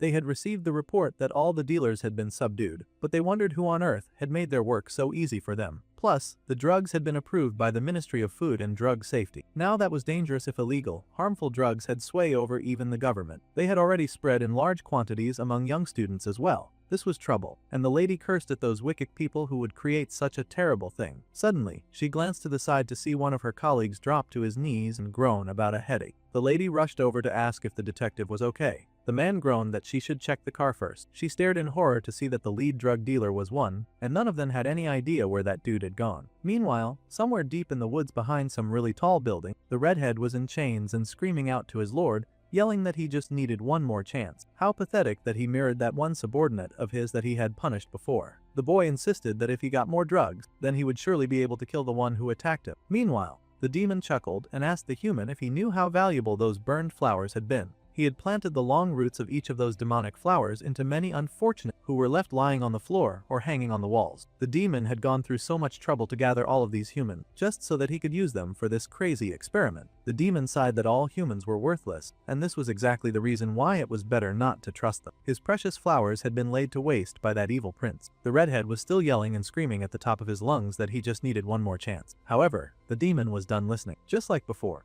when Yongmu had executed that one dude from the past, the demon did the same and stabbed the boy's eye with the flower. The dude would have been better off just staying in the detective's van. The boy screamed and yelled about his eyes, writhing on the floor as the flower took root in his body and slowly ate his flesh and blood. The demon scoffed and asked the human if he could remember the blood oath that they had taken. The promise was that the human would prove his final loyalty with those flowers that he had been given, just as he had grown them. He would now become their eternal fertilizer, and the human screamed in agony as the flowers took root. Meanwhile, the terrified tattoo artist was hurrying to call someone, mumbling about how she had to survive. She just needed to grab the coin wallet and run. That was her whole plan. She seemed to be raiding an office and cursed because she could not find what she was looking for. Someone found her and then informed her that they had gone to the office, but the police were there. In fact, he had come just in case. It was that dude that she had tattooed on the head, and he had a knife. It seemed that he had come for some kind of revenge. The girl leapt to her feet, cursing at him and yelling that he had no right to cause any trouble. However, he had not forgotten what she had done to his forehead. In fact, he had also had some of that blue ribbon stuff that they were selling, and he was hungry for more. The girl called him Cray, wondering just how much he had already taken by himself. She noticed a nearby weapon and grabbed it, determined to fight and defend herself. However, she had a stick, and he had a knife. It was a huge weapon imbalance. One stab and the lady fell to the floor, gasping and grunting in pain. The dude was still completely out of it, gurgling as he asked for more of that very addictive drug. He screamed like an animal, head thrown back, mouth agape and heavily drunk on the drug that they had peddled. Now the lady was feeling mass regret. Taehi did not want to die like this. She cursed and sobbed that she wanted to live. Her vision got blurry as something purple manifested in front of her, and it only grew larger. Suddenly, Bambi popped out and giggled. If this happened, Lavis would hate it even more. The girl had no idea who was talking, and she begged for someone to save her. Well, the demonic blonde did not have the strength to do that, but if the girl was destined to fall into hell, then she should just accept her fate. The girl sobbed, weighing her options. However, the condition was that her body would have to remain here, in this human world. The stars were bright in the dark blue sky that evening, shining over tall towers stretching high. Inside the towers, the purple-haired, bulked-up demon was greeted by another demon with long, snow-white hair. This was, of course, Lavis' mum, and she greeted her little brother Barkin. It seemed that he had been plotting something since sending her precious son to the human world, and her face was twisted in disgust. The demon queen challenged her brother, asking how he dared use her son for his stupid games. The man grinned without shame. It seemed he was used to getting away with nonsense using his little brother's privileges. Yeah, he had indeed been messing around, but he assured his sister that there was no reason to worry. Lavis was all grown up now, and the boy could handle himself. Besides, the uncle insisted that he would not put the boy in danger, and he had actually placed the blood demon stone in his body. The sister was livid, of course. This fool had put the demonic bloodstone into her son's mortal body, and she roared him into silence. At this point, she was sure that her idiot had lost his mind. It was like he was planning to announce to the entire world that the great demon king's son was all alone in the human realm. Now, the other ferocious sources that were trapped would identify him. Worse, they could hurt him. That was unacceptable. The demon sighed and groaned that his sister should at least start trusting her son a bit more. But the demon queen dismissed his words at once. The problem was not that she did not trust her son. No, the situation was much worse than that. The problem right now was how worried she was about how the world itself was moving. Even the smallest crack could cause everything to collapse in the delicate balance between the demons in hell and the angels in heaven. That was just how unstable the world was right now. Her petulant brother insisted that the young demon prince was stronger than he thought, and that the boy took after him in his aggressive and combat power. In fact, the boy's power far surpassed anyone else's. However, that was exactly the problem with the demon queen, and she smacked that insubordinate oaf if smacking him was what would get him to listen. If even a single hair on her precious son's head was harmed, she swore that she would kill him and then herself. The purple-haired demon roared in protest. He was so much older now, and he was no longer the little brat that she could push around. He would really prefer it if she treated him more like an adult instead of hitting him on the head. Then he started getting ridiculous, asking Bambi, of all people, to search through every magic book to find a way to rid the world of all the older sisters. The queen snapped back that she also did not want a crazy younger brother like him anyway. The blonde nervously asked them to please calm down, but that was like jumping in the middle of a cat fight. The sister was already strangling her precious brother, and the blonde knew to shut up. In fact, he was thinking that it was a miracle that his friend had even survived growing up in an environment like that. Meanwhile, in the night sky of the human world, the residential areas were also preparing for bed. Well, some of them. Sion had finally gotten over his denial stage, and he stared in shock to find that the boy was really and truly a demon. Lavis huffed, saying that, sure, a human called them that, and his cat slave gushed to be classified under the same denomination as her all-powerful master. Now, Glaces knew the truth, and he worriedly asked if this meant that he was going to hell when he died. A wimp like him would probably not even survive a day in hell. But the demon prince countered that the hell going on in Earth was hell enough. However, if his friend came with him to the demon realm, then he could make sure that no one would be able to touch him, since the great demon king's one and only successor was his master after all. Lavis seemed really proud about that, and the gray-haired boy gasped in protest. He really didn't want to go to a place like that. After suffering so much on Earth, he would really prefer the angel crowd. However, the demon prince was possessive as heck, and he growled that the boy was not allowed to go back. The prince swore that he would rip out Bambi's eyeballs and suck on them like lollipops as soon as he got back home. That was exactly the type of behavior that discouraged the kid from going to the demon realm. Well, the gray-haired boy then worriedly asked what had happened to the real Minho, his precious friend, whom he had built this app for. It was unfortunate, but the cat pointed out that the black-haired human kid had been destined to die anyway. Lavis's soul had been placed in basically a human corpse, since only the bodies of people like that could be used as vessel. Poor Glasses was distraught to hear that his sweet and kind friend had always been destined to die. That kind of thing was a hard pill to swallow after all. No one wanted to hear that their friend would always die young.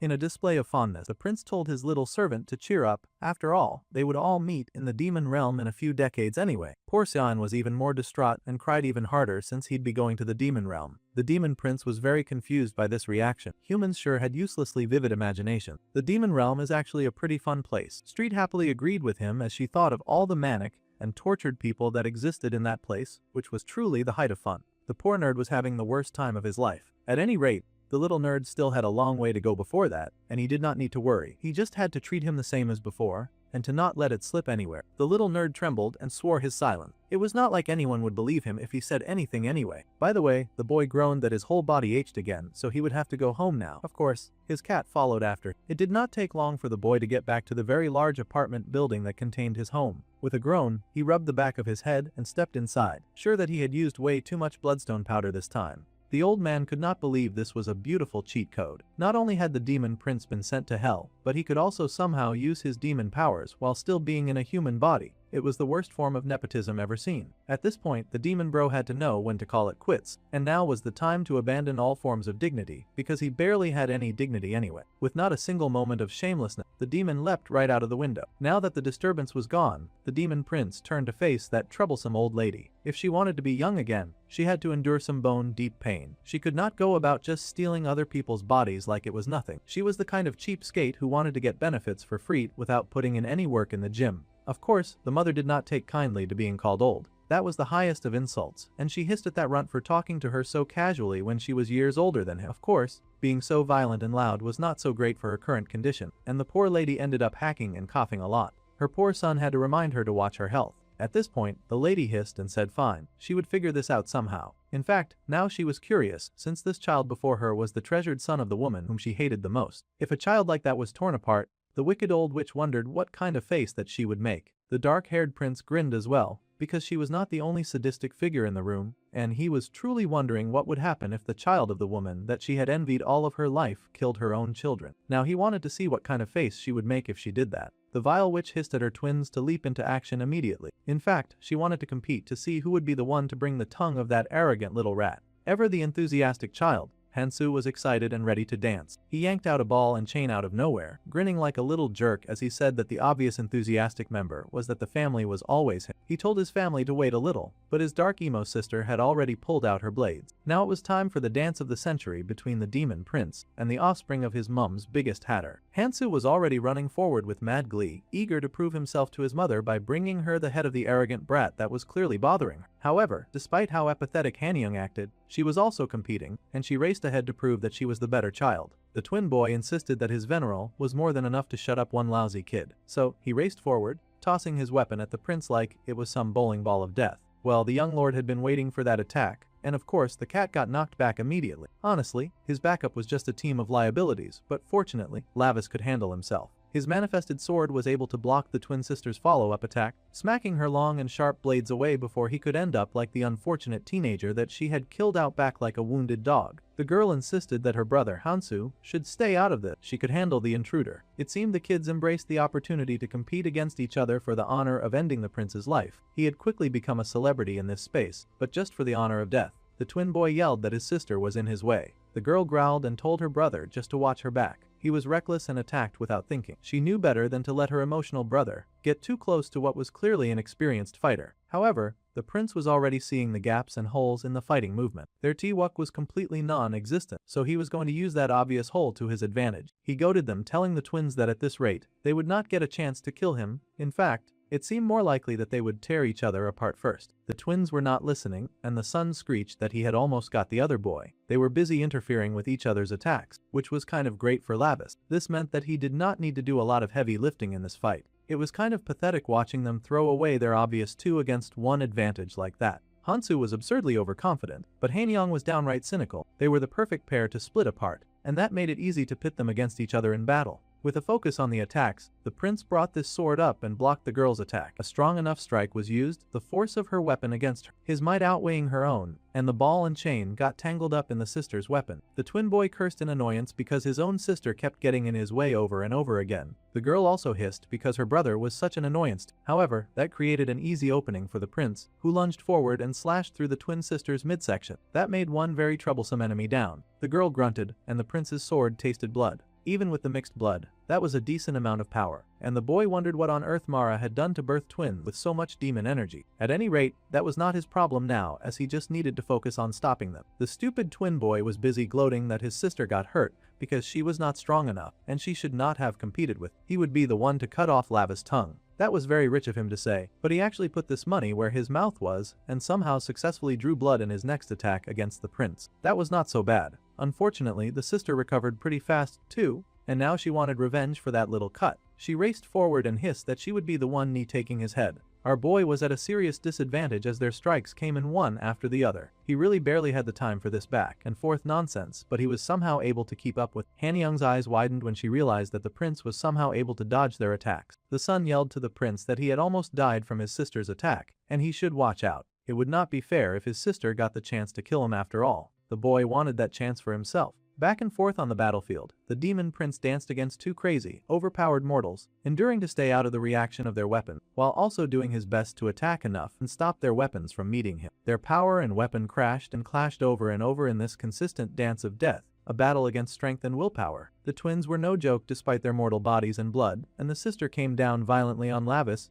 both swords powered with strength as she tried to break the prince's hold on his weapon. Still, the boy stood firm and tall, not letting his feet budge. Hanyang hissed, telling the boy to die over and over again, but he was able to knock her back and slide away. This situation was annoying to the main character. He didn't have enough mana yet to handle these two annoying villains. It was childish, but he wondered if he should try provoking them to make them drop their guards again. So, he called out and mentioned that Hanyang was actually pretty strong. It was rather impressive. The son, of course, immediately lost his mind when he heard the prince call Hanyang his big sister. He was born a whole 18 minutes before her after all, and he wanted the respect of the older sibling. That bro was barely acting like the older anything, so how was the prince supposed to know? Also, he went and got annoyed about the wrong thing, but at least he had the reaction that the main character was going for. The angry person hissed and swung his ball and chain around, bragging about how he was definitely going to kill the dark-haired boy now. Just taunting them a little had worked even better than Lavis had expected, but he was not about to complain about the results. The son charged ahead this time, his ball and chai flying around closer to the boy, while his sister came in from the back. The sister growled and insulted her brother,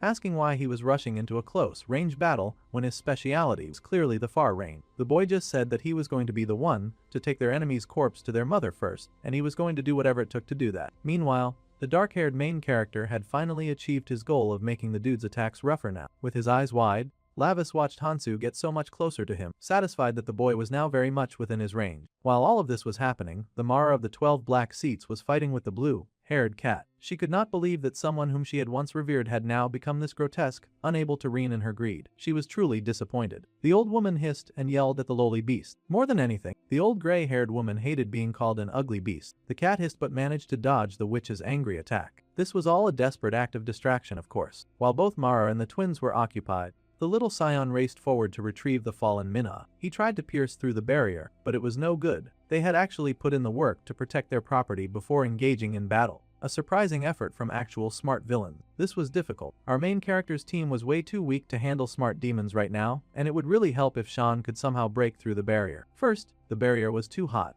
and then it became too cold. The girl was just within reach, but he could not reach her. It was a very frustrating situation, but the human boy would not stop trying to get her. A part of him begged Minna to please open her eyes. They were not sure how long the drug that she had been fed would keep her knocked out, but if she woke up, then perhaps they would have extra help when it came to getting her out of that stupid magic circle. The cat girl fought valiantly, doing her best as a lesser demon fighting against a highly ranked but fortunate, slickly ranked demon. The cat girl had to hold the old woman's distraction, because if she noticed Scion, it would be over. However, the human boy had to hurry and save Minna. The boy growled as he raised his hurt hands, shaking at the blisters that had reddened his skin. For some reason, no matter how hard he tried, he still could not get to that little girl. His hands shook, and he cursed his fate as just a human boy. He did not have any magic fighting powers, but he really wanted to help his friend. Manhwa and Minna had been kind to him all this time. He had been able to do nothing about Manhwa dying, and now Lavis had taken his place. He could not let Minna die as well, not when Lavis had saved him from becoming a wall decoration as some kind of flower plant. The boy gritted his teeth and hardened his will.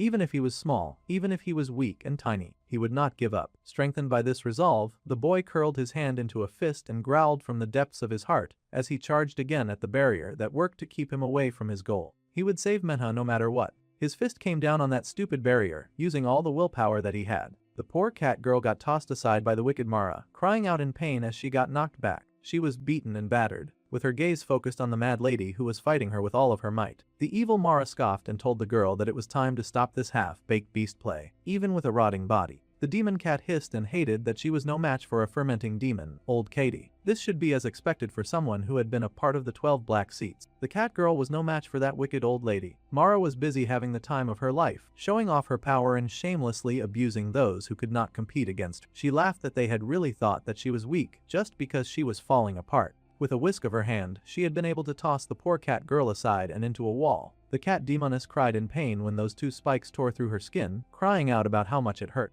The old woman laughed that the cat should just stay on the wall and watch closely from there. Fortunately, she had been able to hit the part of the wall that was not infested with cursed demonic corpses and flowers. The cat could stay there and see what kind of end these vermin would meet. Meanwhile, Xian had not given up, and he was still valiantly punching at the barrier and trying his best to get to the girl in time and save her. The cat girl hissed in horror, yelling at the small human boy to run away. The boy looked up a little too slowly, and there was a sudden dark splash of blood. Glasses cried out in pain as he got knocked to the floor, groaning as a slime kept him bound to the pavement. He had not been able to break the barrier, and now they had one extra person to save. The evil Mara laughed that she might as well use the kid as nourishment together with that brat, so he should just wait there for them to defeat Manhwa, then she could deal with both of those annoying pests at the same time. The boy struggled anyway. He was not going to just lie there and accept a terrible fate. The main character had brought him here to help him, so Sion was going to try his best. He struggled to fight the goo, but his body just would not move. The woman then scoffed that she had wasted way too much time on those rats, and now she wanted to hurry and possess the precious body that she had worked so hard to own. Her ugly hand stretched over Manhwa, and she started to recite a rather dark-sounding spell, swearing on the blade that cleaved the soul, on the moon of the oath, that she would now discard this rotting flesh. She cried for the flames of green to burn her veins and open the path, to tear open the gate of her heart and flip her life inside out.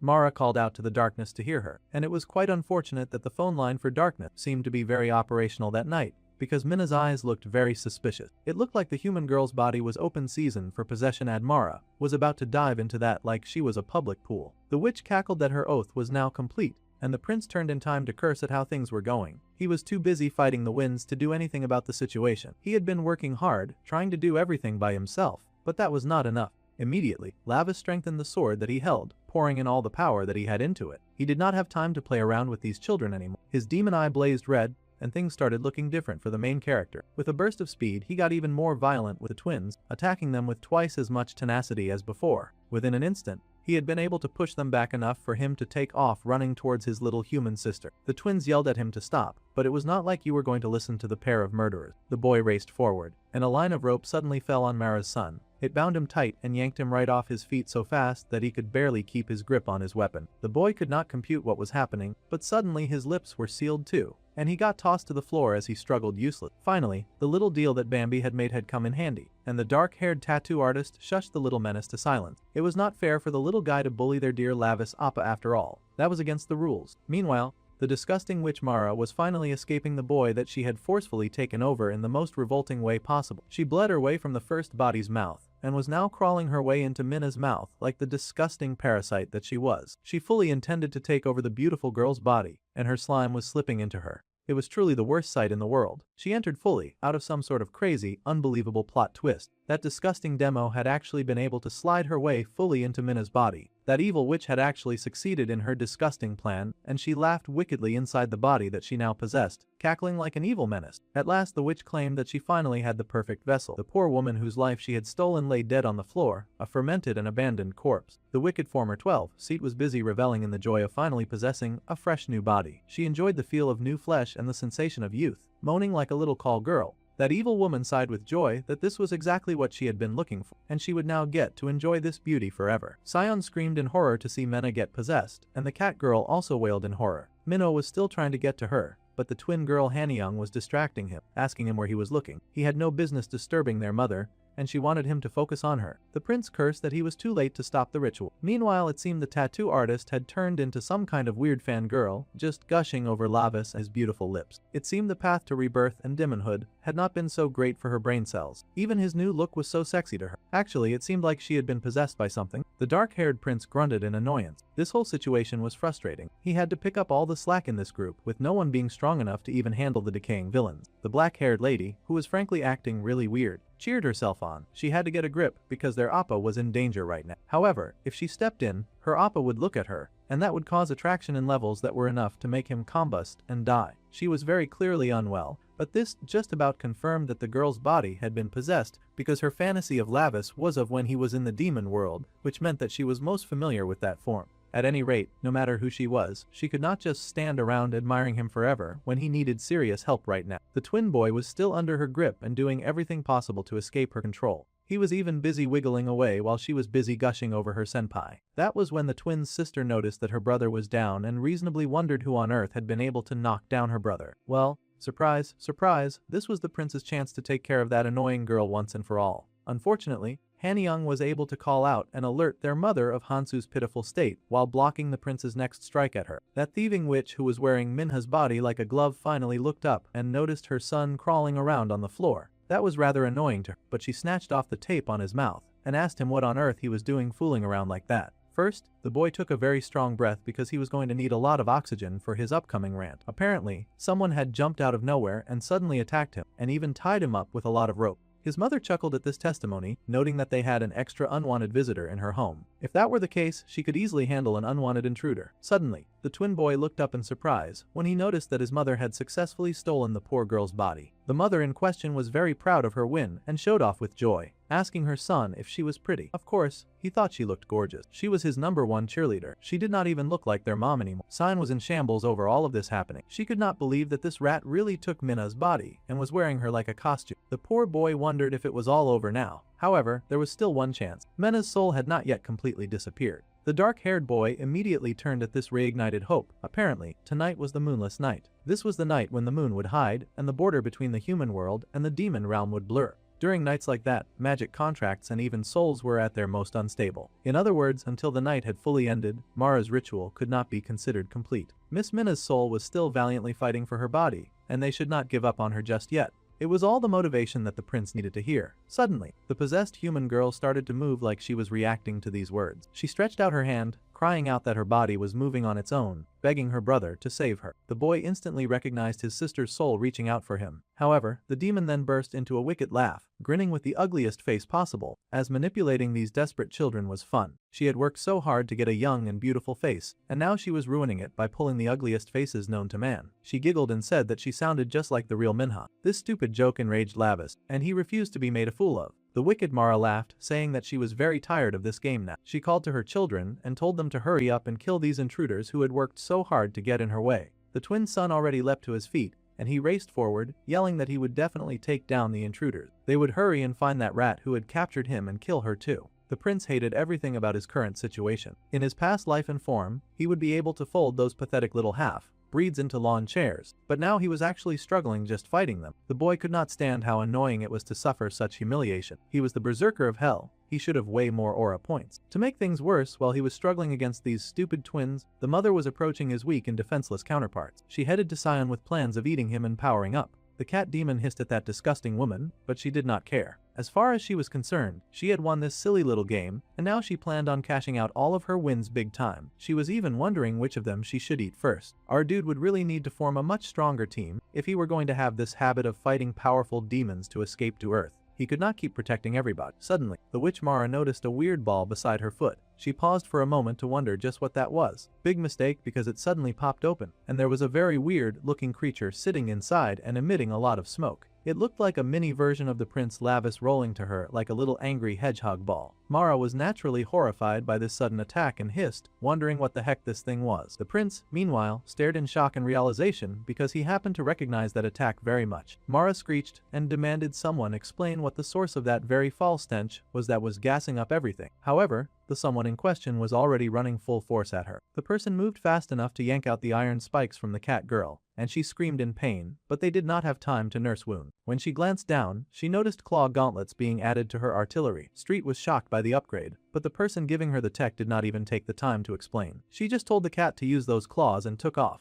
The girl was surprised and stared, asking if the mysterious girl was Jin Jae-hee. The nerd who was stuck to the floor was suddenly freed, too, the goo around him being cut to ribbons. Finally, after having to struggle by himself for so long, the dark-haired boy had backup. The nerd was given a weapon that he was supposed to use to help their brother. Of course, the nerd was a little taken aback. After all, Lavis' latest cheerleader was wearing the face of the girl who used to beat and bully him. However, the lady did not stick around to chat. She just left him with a gun and disappeared. A gun was a pretty easy to use instrument for a kid with not a lot of muscle. Meanwhile, Street was checking out her modified weapon with demon realm power. It was amazing high-tech gear, and she wondered how on earth that fraudulent drug-selling tattoo artist had even been able to get her hands on such a thing. The boy also stared in awe at the gun that he had been given. He had not even gotten the decency of an explanation of how it worked. However, the most important thing right now was that both Shion and Street were finally armed with weapons from the demon realm. They had no idea why their former enemy would be willing to give them these weapons, but this was not the time to stand around asking stupid questions. The nerd checked out the gun and suddenly felt an intense flood of demon power flooding through. Suddenly his heart felt weird, and the boy shook from head to toe,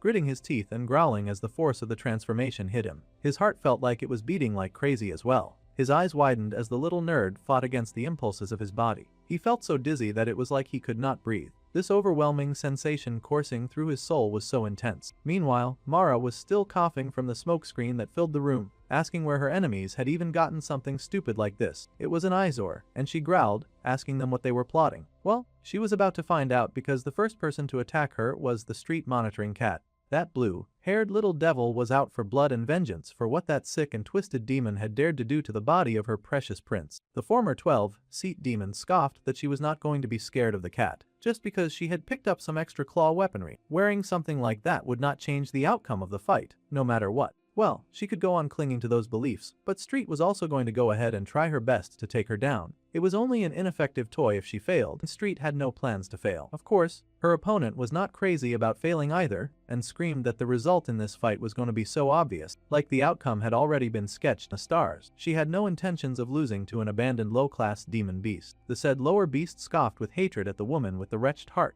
The cat refused to take that scolding seriously when it was coming from someone who threw themselves away because of greed. The battle between the two was as fierce as a cat fight, blows being thrown and blocked at the same time. As they fought, Mara smirked, insisting that the claws that the cat wore were no more than just simple toys. In fact, she just had to eat it all and everything along with it. Her sticky, ugly and disgusting gooey arm stretched out to grab the cat girl, but fortunately, Street had the sense to dodge. She was not about to stand around like a fool and get hurt by the other lady. Those tentacles were getting thicker the more they fought, and they just would not cut. No matter how much she dragged her fancy new claws against, Street needed to re-strategize somehow. Plus, even worse, Mara had started adapting to the body that she had possessed. If they let this battle go on for too long, the longer they would delay, and everything would get so much worse for. Meanwhile, The evil witch was still happily fighting with all of her might and chuckling over her new and nice fresh batch of lively and fresh demon beast. She wondered what that would taste like as she attacked with relentless and reckless abandon. Suddenly, the blue-haired kitten noticed the existence of the umbilical cord that was connected to the vessel. This reminded Street that the Lady Minna was just an ordinary human. This meant that she could not accept everything of Mara at once. Realizing this, the blue-haired cat jumped back, her attention deviating from the human in front of her to the fermented corpse that was now lying in the center of the magic circle. So,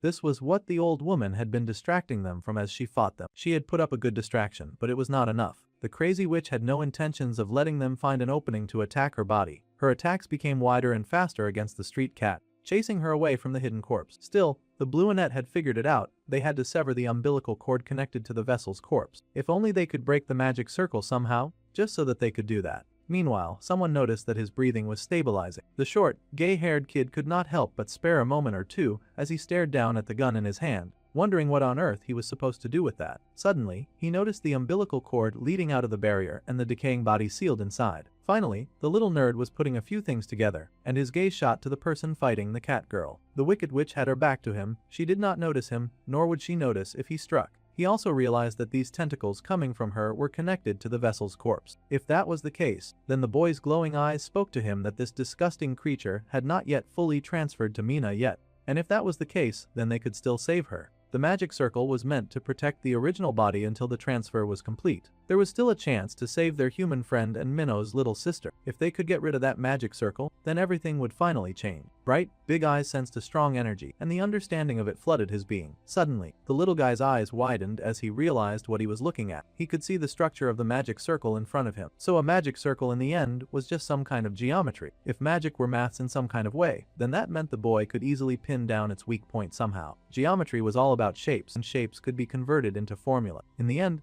a magic circle was just a structure calculated with numbers. That magic circle was maintaining the connection between the vessel's corpse and Minna. The human's eyes lit up as he studied the formula in front of him, checking every crack as he pieced this picture together. He had to solve the formula of the magic circle and find its weakness. Carefully, the boy carved out some numbers on the screen before him, checking the barrier equation. He could see that the center was a cubic polynomial. The flow of mana was in an S-curve form as well. The core of the seal was hidden in the extremum. If that was the case, then the boy just had to differentiate. The cat girl looked up in surprise to see the boy decoding the magic formula. It seemed that the little scion was actually solving the magic circle in that moment. However, she did not have the time to be wowed and distracted. She was facing a real pain right now, and she could not afford to lose to that witch. She figured that the human boy was able to do this because of the weapon that Jin Jae-hee had given him, but now the human nerd could analyze magic too. That was a pretty fancy boost in power. Of course, the witch did not feel like celebrating anyone's upgrade in power, and she hissed, growling that the cat should hurry and submit to her power. This fight had dragged on, and she wanted to consume the troublesome lower demon once and for all. The cat hissed, knowing that while San was busy solving the magic circle, she had to buy as much time as she had, just like before. The difference was that she could put up a bit more of a fight, and she would not be backing down so easily. Meanwhile, the gray-haired boy focused on the task before him. He wanted to convert the structure of the magic circle into a matrix form. The main diagonal of the mana vector was a symmetric matrix. Now he was grinning as more things started to unravel before him. If he found the eigenvalue, there would be only one weakness. Finally, he had found the variable that he had been looking for that would undo the whole circle. The nerd had hit the jackpot, and he grinned like a little devil as the critical point of the circle was finally exposed. Now that he had found the magic circle's local minimum, he raised his gun and ignited the circle's destruction. His gaze was downright demonic as he focused all of his attention on the puzzle before him and let loose an explosive pink ball that shot right at the center of the barrier, keeping them away from their goal. Finally, our bro's backup players had leveled up enough to actually render assistance. The targeted point in the shield was hit with enough force to shake the shield, and with the force of power directed right at it, the shield shattered. Mara turned in horror to see her former body exposed, and the nerd fell back, overwhelmed from making just one shot. All he had done so far was bring down the shield. He had to stand up and sever the bond between the body and the evil witch. Naturally evil, with Quaz not taking any of this progress very well, and she screeched like a sick and twisted banshee of hate. Just outright hating with all of her might. She screamed and asked how the heck the boy had been able to do that to her magic circle. The nerd boy was busy giggling on the floor as he chuckled to himself. He had calculated, and the formula was proven. He had even been decent enough to explain how he did his work to her. According to his formula, the magic circle had collapsed, but it had taken a lot from his fragile human body for him to make that shot. The boy's eyes closed, and he groaned, resting for a bit after such a strong attack. Well, wickedness did not rest and Mara was on the move, ganging up on these uncivilized teenagers for getting in her way. Her entire body had not crossed over yet, she did not want to admit it, but the cat had been right earlier. Now that the gray-haired nerd had done his part, the rest could be handled by the cat girl who leapt forward. Street raced ahead and the evil witch asked the cat what she was trying to do. Without any hesitation or explanation, the cat raised her claws and slashed the body before her. That was a woman of action who was not waiting around for the villain to win or fight back. Mara screamed in pain and turned her arms into weapons to attack Street. Wanting to pull the cat girl off her body, she managed to knock her off for daring to dig into her body and Street hit the wall. One day, one of Lava's helpers would finally be able to finish the work that they had started against any of the villains that they fought. The witch, of course, ran to her body, refusing to let everything be ruined at this point. She shook her noble body, which she had totally been hating on a few hours ago, grumbling about how she could not risk losing even a single piece of flesh. The cat girl pushed her body up tiredly, mumbling about how greed grew like a tree. However, in the end, it could not bear its own weight and would eventually break. When it broke, filthy things would surely cling all over it. It seemed to be some kind of proverb, but the witch was not in the mood for wise saying. She cursed the low-class demon beast for getting in her way, growling that she would chew her to her bones. However, the girl just smiled that now those things and her greed would burn together and disappear. She knew it would happen because they had cleared the path for their Lord Levis. Now the prince of the demon realm towered over that haughty woman, carrying the unconscious forms of her two children. It was finally Lava's turn to get some much-needed revenge around here, and he was so enraged that he was flaming from the mouth. Mara froze in horror when she realized that the prince had reached in such a vulnerable state.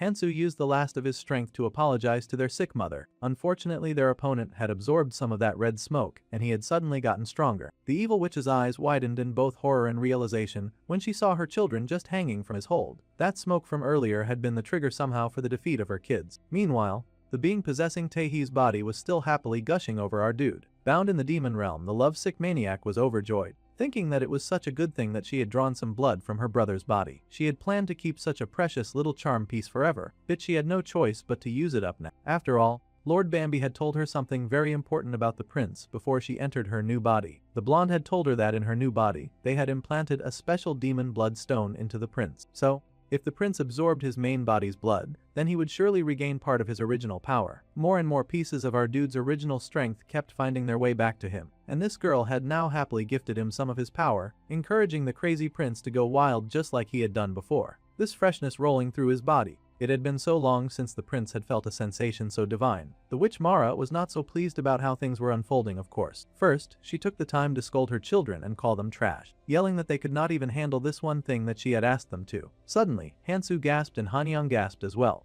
It seemed their mother had connected her weird and slimy tentacles to their necks, and they screamed as their eyes glowed and something strange began to happen to their bodies. With an explosion, suddenly the male twin was up again, on his feet, and swinging his weapon around. Of course, his twin sister was right by his side and ready to go another round with the overpower prince. The kids thanked their mother for the power boost, swearing to kill the human in front of them this time. Once again, the no-kill rule that Lavis had to suffer under was truly such an amazing pain. The twins kept standing up after he had already beaten them, and he could not just eliminate them or his soul would perish. It was a really troublesome situation. However, the boy stood his ground and Thurs able to deflect the two instruments at the same time. Now Mara was extra heated, and she yelled at the jerk who called himself the prince of the demon realm. The crazy woman had to ask at this point why the boy was risking so much of his life for a mere human woman. She was not even his real little sighter. Yes, well, that much was true. However, the boy smiled as a fond memory stood out the most in his mind. In truth, the risk he was fighting so hard and doing so much as risking his life was because his sister's baking was just that good. The opponent was not having it, of course. Anyone would be heated if they realized that they were getting beat for such a stupid reason. Unfortunately for her, the prince doubled down on his nonsense. The cake that his sister had fed him was not a taste from the human world.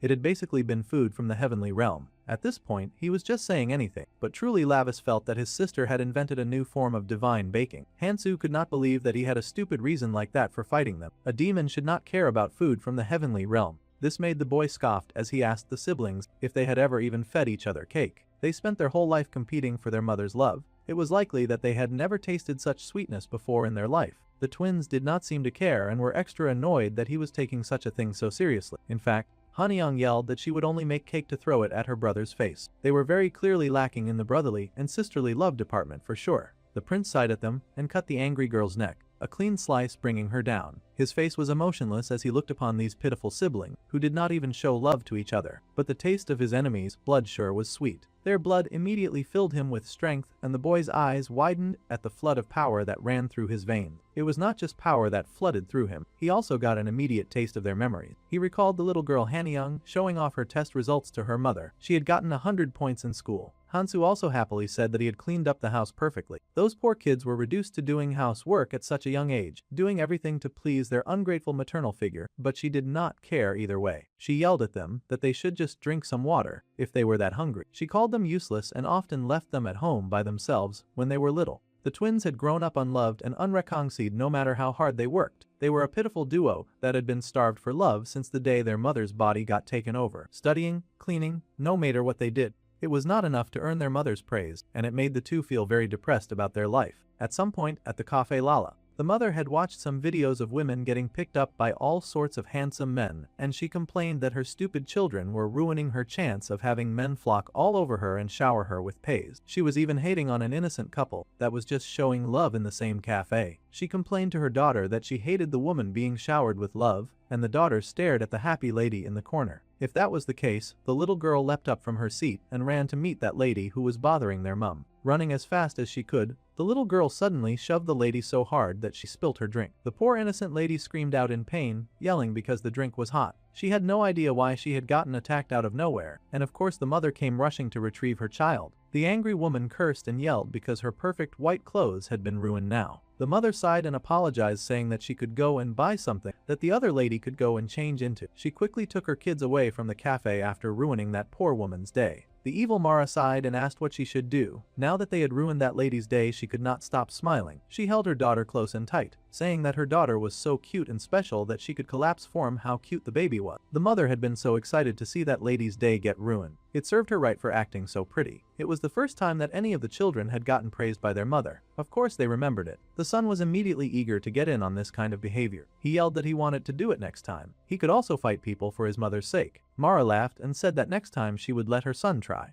encouraging a habit of her children doing bad things to earn her love and desire. They had realized that if they bullied someone that their mother was jealous of, they would then earn instantaneous praise. This was the nasty habit that the twins learned under the guidance of their rotten mother. If they hit someone that she hated, then they would earn her praise. The woman was always elated when her daughter got violent, praising her for listening to everything that she said. Like that, the girl soon picked up the habit of getting weapons stained and dripping with blood. The children so desperately wanted their mother's praise, and so the girl had been happy to do anything that her mother wanted. Her mom was excited and asked Young if she could kill again next time, and the girl happily agreed. If she killed the person that her mother asked her to kill, then once again she would get showered with praise. This was how their life functioned. They existed just to be her tools, serving her, worshipping, and treating her twisted abuse like it was love. It was actually quite sad to witness. Prince Lavis lapped up their blood, their emotions and their memories, chuckling that these kids had really been raised well. The daughter yelled and screamed, telling the boy to hurry up and die. The twins needed him to die so that they could hurry and earn their mother's praise. They rushed ahead, competing to see who would be the first to kill him. The mother, shameless witch that she was, also screamed for them to hurry up and kill her enemy. It was such a pathetic sight, but they were really the true face of Demon, a bloody and very sad mess. At this point, he acknowledged their worth, to be killed by his own hands. Immediately, Lavis unleashed and Hansu's arm went flying. As hybrids, these two did not count as, which meant that he could kill them. Mara's eyes widened when she realized that the color of the boy's eyes had changed. In fact, it was like he had once again become the ferocious beast of the battlefield, just like his crazy uncle Barkin. Kansu hit the floor, screaming in pain and agony. He could not believe the amount of pain that he felt from losing his arm. His sister yelled that he should have been careful, but it was just big talk because our dude Lavis doubled back to beat her up too. He laughed, guessing that they were worried because they were siblings. It was cute that they could show at least this much care for each other, though the boy quickly started blaming his sister for his misfortune, yelling that she had gotten in his way and that she should have done better. The girl growled in rage at his words. The boy growled that his sister should hurry up and kill their enemy, or he would kill her for sure. Naturally, Hanyang did not like being spoken to like that. However, a moment of distraction was very costly during a time of battle, and our dude raised his weapon like a manic demon. He loved watching the foolish ones fight against each other. They were making this job really easy. Hanyang's eyes widened when she saw the boy ready to bring down his weapon on them. Suddenly, she grabbed her twin brother, and the slash came down. This girl actually shamelessly used her sibling as a shield to protect herself. These twins were rotten to the core, their competitive spirit making them both do terrible things to each other. The boy now had a gash in his shoulder, and she screamed in pain because of how much it hurt. It hurt so much to get cut like that. The boy groaned and whimpered, his hands shaking in pain, and he cried out for his mum. The mother, of course, had nothing nice to say, cursing that her children were useless to the very end. Her poor victim, whom she had raised to be her tool. Mara urged her daughter to abandon her brother and to defeat her enemy once and for all. The daughter was eager to receive her mother's praise, so she threw herself at the demon prince, fighting tooth and claw to bring him down. Their swords clashed against each other, and the poor twin boy was already bleeding to death. He begged for his mother not to abandon him, crying and sobbing for a mother that had long since faded away. However, his mother did not care. She hissed and growled for the boy to just hurry up and die, and that he should not resist for no reason. Mara joined in her attack and flung her wide, slimy tentacles at the prince, making it a 2-against-1 battle. The dark-haired boy had to reassess his fighting style now that Mara had sunk to cheating. He did not like that. He had dealt with at least one of the twins, but it was annoying to see that the transfer between the two bodies was still taking place. Minna's body was almost taken over. He needed to speed things up around here. If he wasted any more time, he would soon lose his sister and her precious baking along with. Now that was the kind of thing that the prince found completely unacceptable. He was not ready to say goodbye to her miracle cake.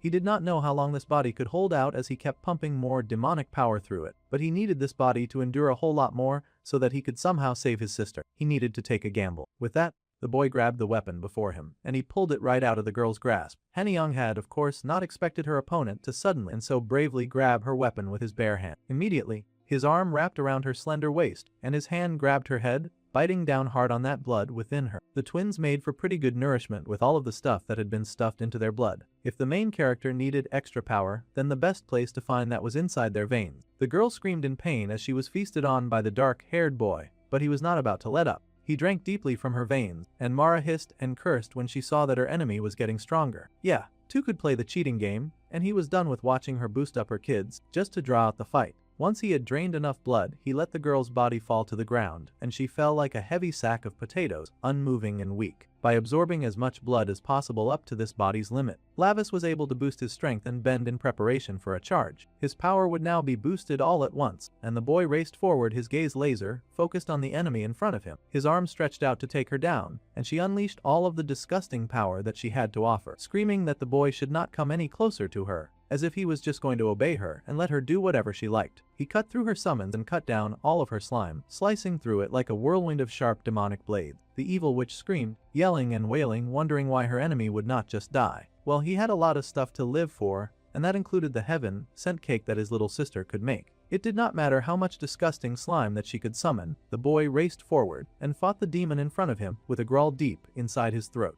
His whole body felt like it was breaking apart from all of the power that he had forced it. However, this body had to endure until the enemy was defeated. This feeling, it felt like he would die while being completely crushed. However, the expression on his face was a totally different story. He almost seemed elated with mad glee as he charged at the enemy in front of him. He had longed for a feeling like this, and now he could completely revel in it while tearing his enemies to shreds. How he loved how much fun he was having right now. Of course, his enemy was not having any fun at all. She was having the worst time of her life, in fact. She tried to fight back against the boy soaring towards her, but she had expended a good deal of her power just powering up the twins, plus he would never let her take a second opening again. With a burst of speed, he served the connection between the decaying body and his sister, and Mara screeched, cursing the boy who had gotten in her way. She yelled that he was ruining everything at the last moment. However, he was not even done yet, and those demonic eyes blazed sharp and red. In seconds, he had knocked down the body of his sister, strangling Mara, who still dwelt within her. She yelled for the prince to let go of her at once, and that trash like him had no right to touch her. No matter how much she screamed and wailed and made a fuss out of everything, it was all over for her now. Her foul-smelling lifeline had been cut.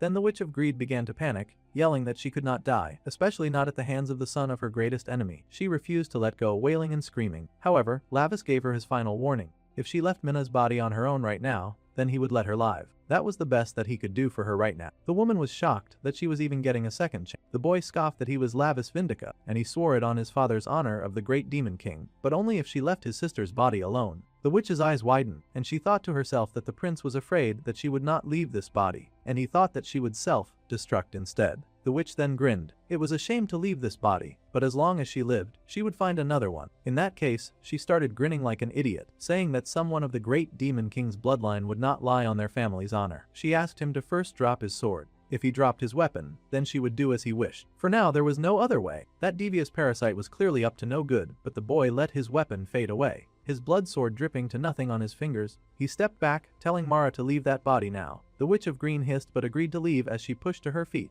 With a wicked smile, she leapt from the girl's body, flying forward and shouting that she would come out, while cursing the boy with all of her might. It was everything that Lavis had hoped for, and the dark-haired prince grinned maliciously. As soon as that little witch came out of his sister, he grabbed her by the neck. The witch gasped and struggled, staring in horror at the arm that was now wound around her pathetic, liquid form. His arm was not even human anymore. She had thought that she had disarmed him, but he clearly still had a backup protection arm that she had not even noticed. The prince chucked that someone from the 12 black seats had really fallen for something that stupid so easily. Honestly, he did not know how to get the little witch out of Minna's body. Now, she had come out by herself and made everything so much easier for her. The witch growled and screamed, yelling that it had all been a lie. Even after he had sworn on his family and father's honor, the boy just smirked, saying that he only needed to protect his own honor. He was a demon after all, and he wrung that little parasite right out of his sister's body, yanking her fully out. Now the evil witch was wailing like a sad worm, shouting and screaming for her body. She yelled that she did not want to leave yet and begged the boy to let go of her. She made quite the pathetic sight, truly so pathetic and gullible that he was outright laughing. By twirling around a bunch, he was able to drag all of her disgusting body from Minna. The poor girl immediately fell back from exhaustion. Her poor body had been forced to endure so much. Now,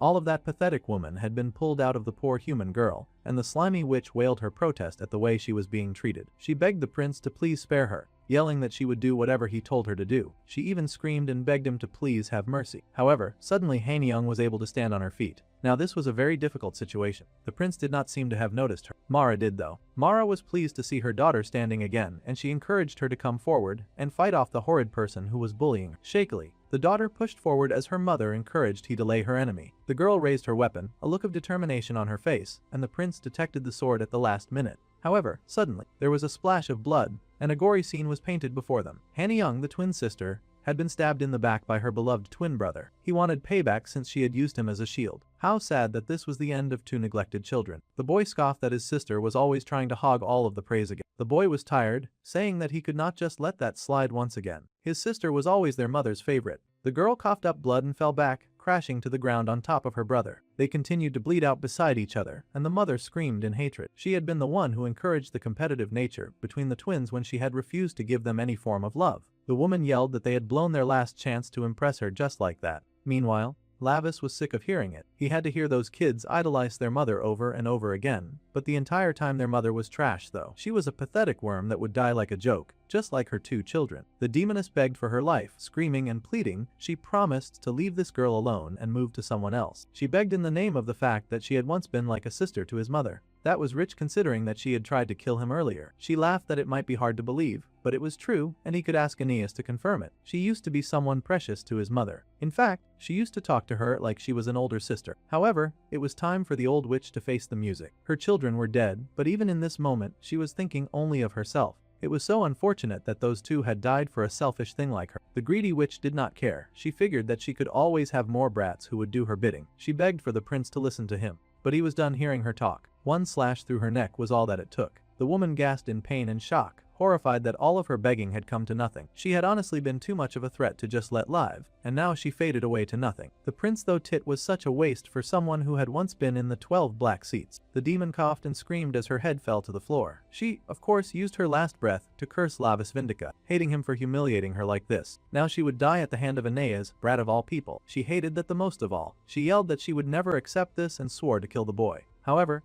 he just raised his teenage foot and stomped her out like she was no more than a very annoying cockroach that just refuses to die. The lady was stomped into oblivion, and he looked down at her in disgust. It had taken an annoyingly long time to deal with a pest like her, but then she faded away into nothing. The boy gasped as more of the demonic energy flooded into his soul and made him even more powerful. The full power of that rotten lady entered the bloodstone in his eyes, and his eyes widened. Now both eyes burned red, and the prince breathed out the power that flowed within him. This long and annoying battle was finally over, and all of his possessions were safe. He loved it. The cat girl hurried over, praising the boy as usual. As expected, he had been able to fell all of his enemies. Still, she was one of the 12 black seats, so he had so much power leaking out all over his body. It was kind of troublesome considering that he needed to return to his average life as a human. However, his demon had switched back to human with some effort. Honestly, that vulgar and filthy stench that came from fighting a lady so corrupt was so horrendous. They had wasted so much time on nonsense. Then the cat girl pointed out the bodies of the poor, pitiful twins. If Mara had not crossed into the human world, then there was a chance that they could have lived better lives with their real mother and father. They were no more than pitiful victims of one of the 12 black seats who had never once loved them. There was no knowing what would happen in their lives if their mother had never died. Even if parents were not demon, there was no telling how kids would end up.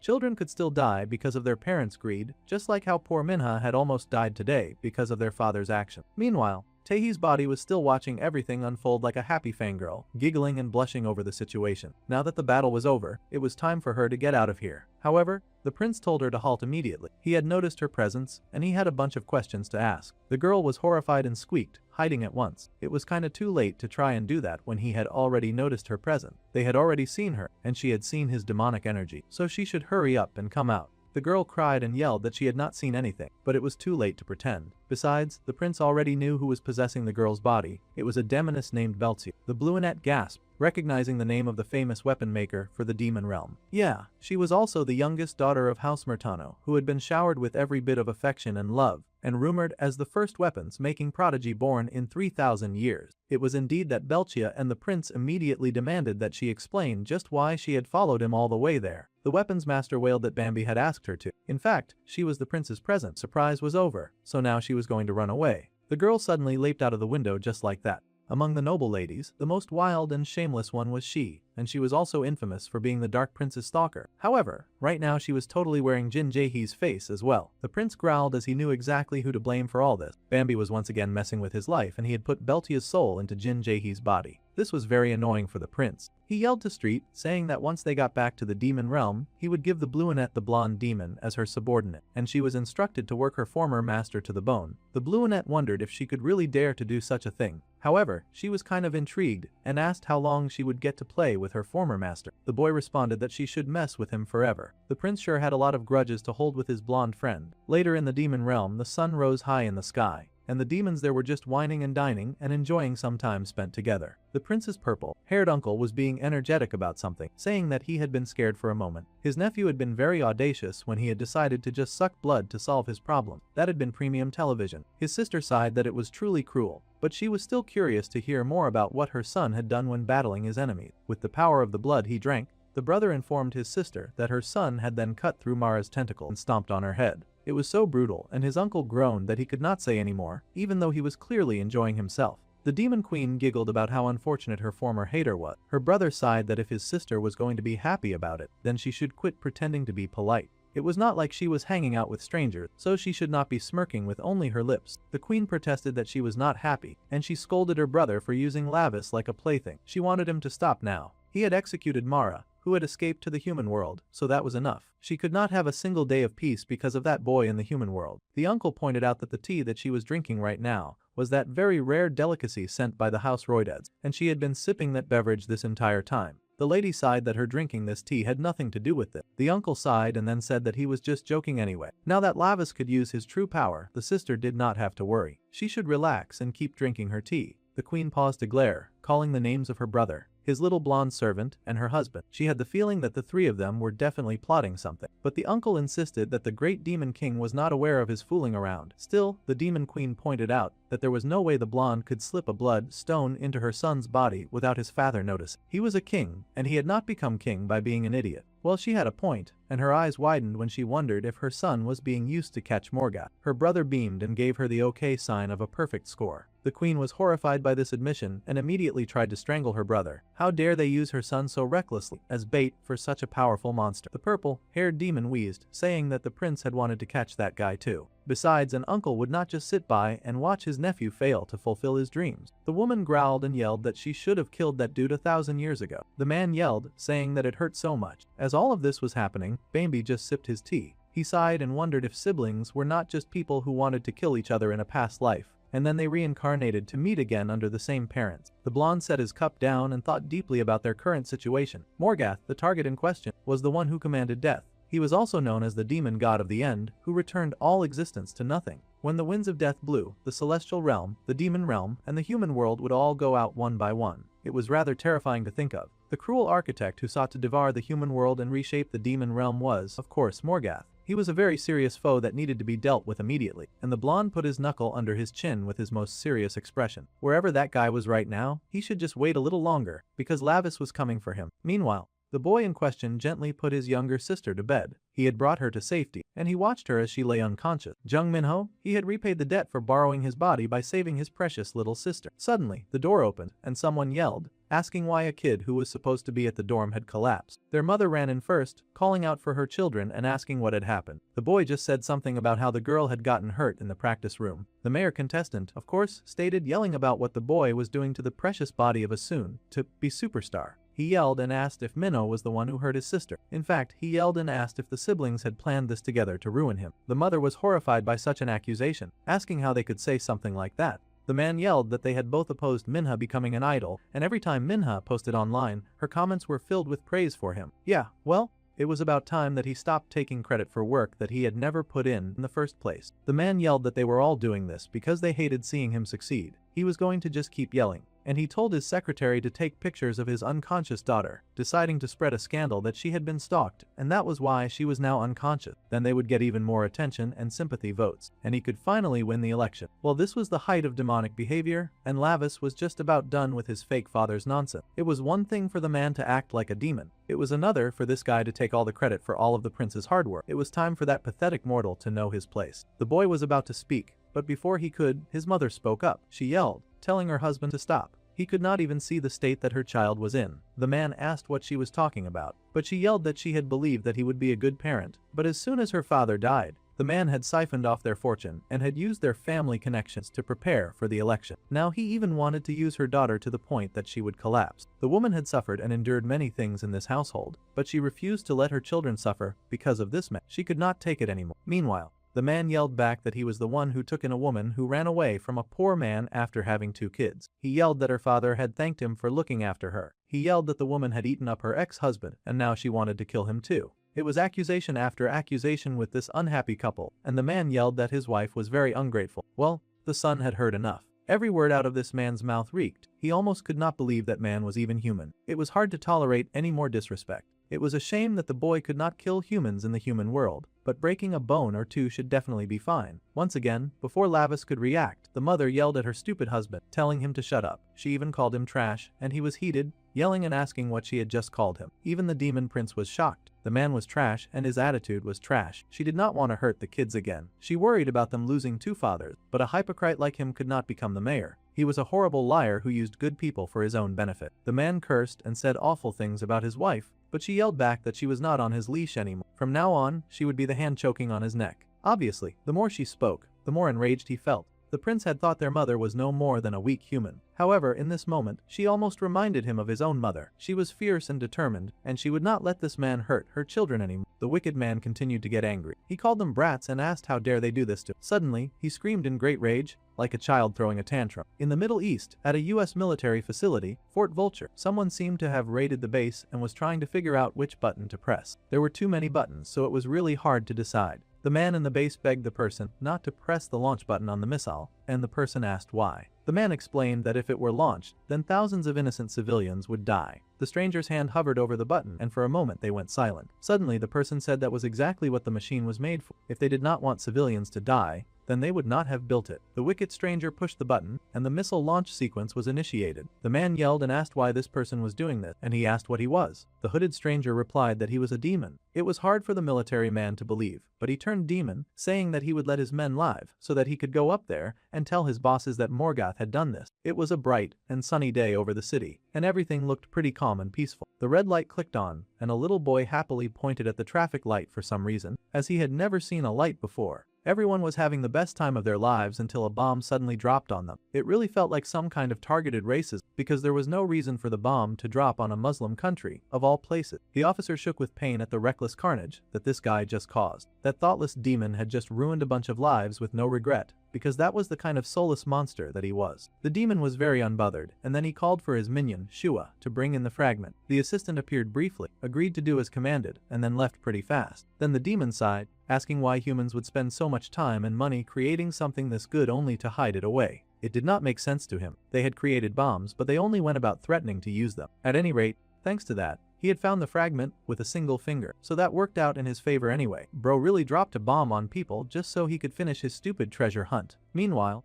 In the main character's very mundane life, he sighed because his mother was not getting a divorce. Apparently, she could not recover the family fortune if she divorced that horrible man at this point. It was really annoying to the young prince. They needed money to live comfortably in the human realm. That was the only reason that they had to keep that horrible old man around. Deep down inside, Lavis truly wanted to end that stupid wreck of a father with his own hand. Unfortunately, that was impossible, so he asked his genius friend to find a way to get the money back. Cyan was surprised by how much his friend overestimated his abilities. He had no idea how he was supposed to figure that out, but the demon boy just said that his human best friend was the smartest human that he knew. Well, that was kind of flattering, but he was also the only other human that the prince knew outside of his family, of course. Still, the prince told his attendant not to underestimate himself or his abilities. The boy had, after all, developed the app responsible for that terrible drug distribution. It was at this point that Lim Xion had to shut up his friend immediately. It was not like he wanted information going around that he was mixed up in that crazy, messed up incident. The prince should not go about sharing that information in public, though he was more offended that his friend would dare to manhandle him. Maybe he would be manhandled less if he understood the principle of time and place. At any rate,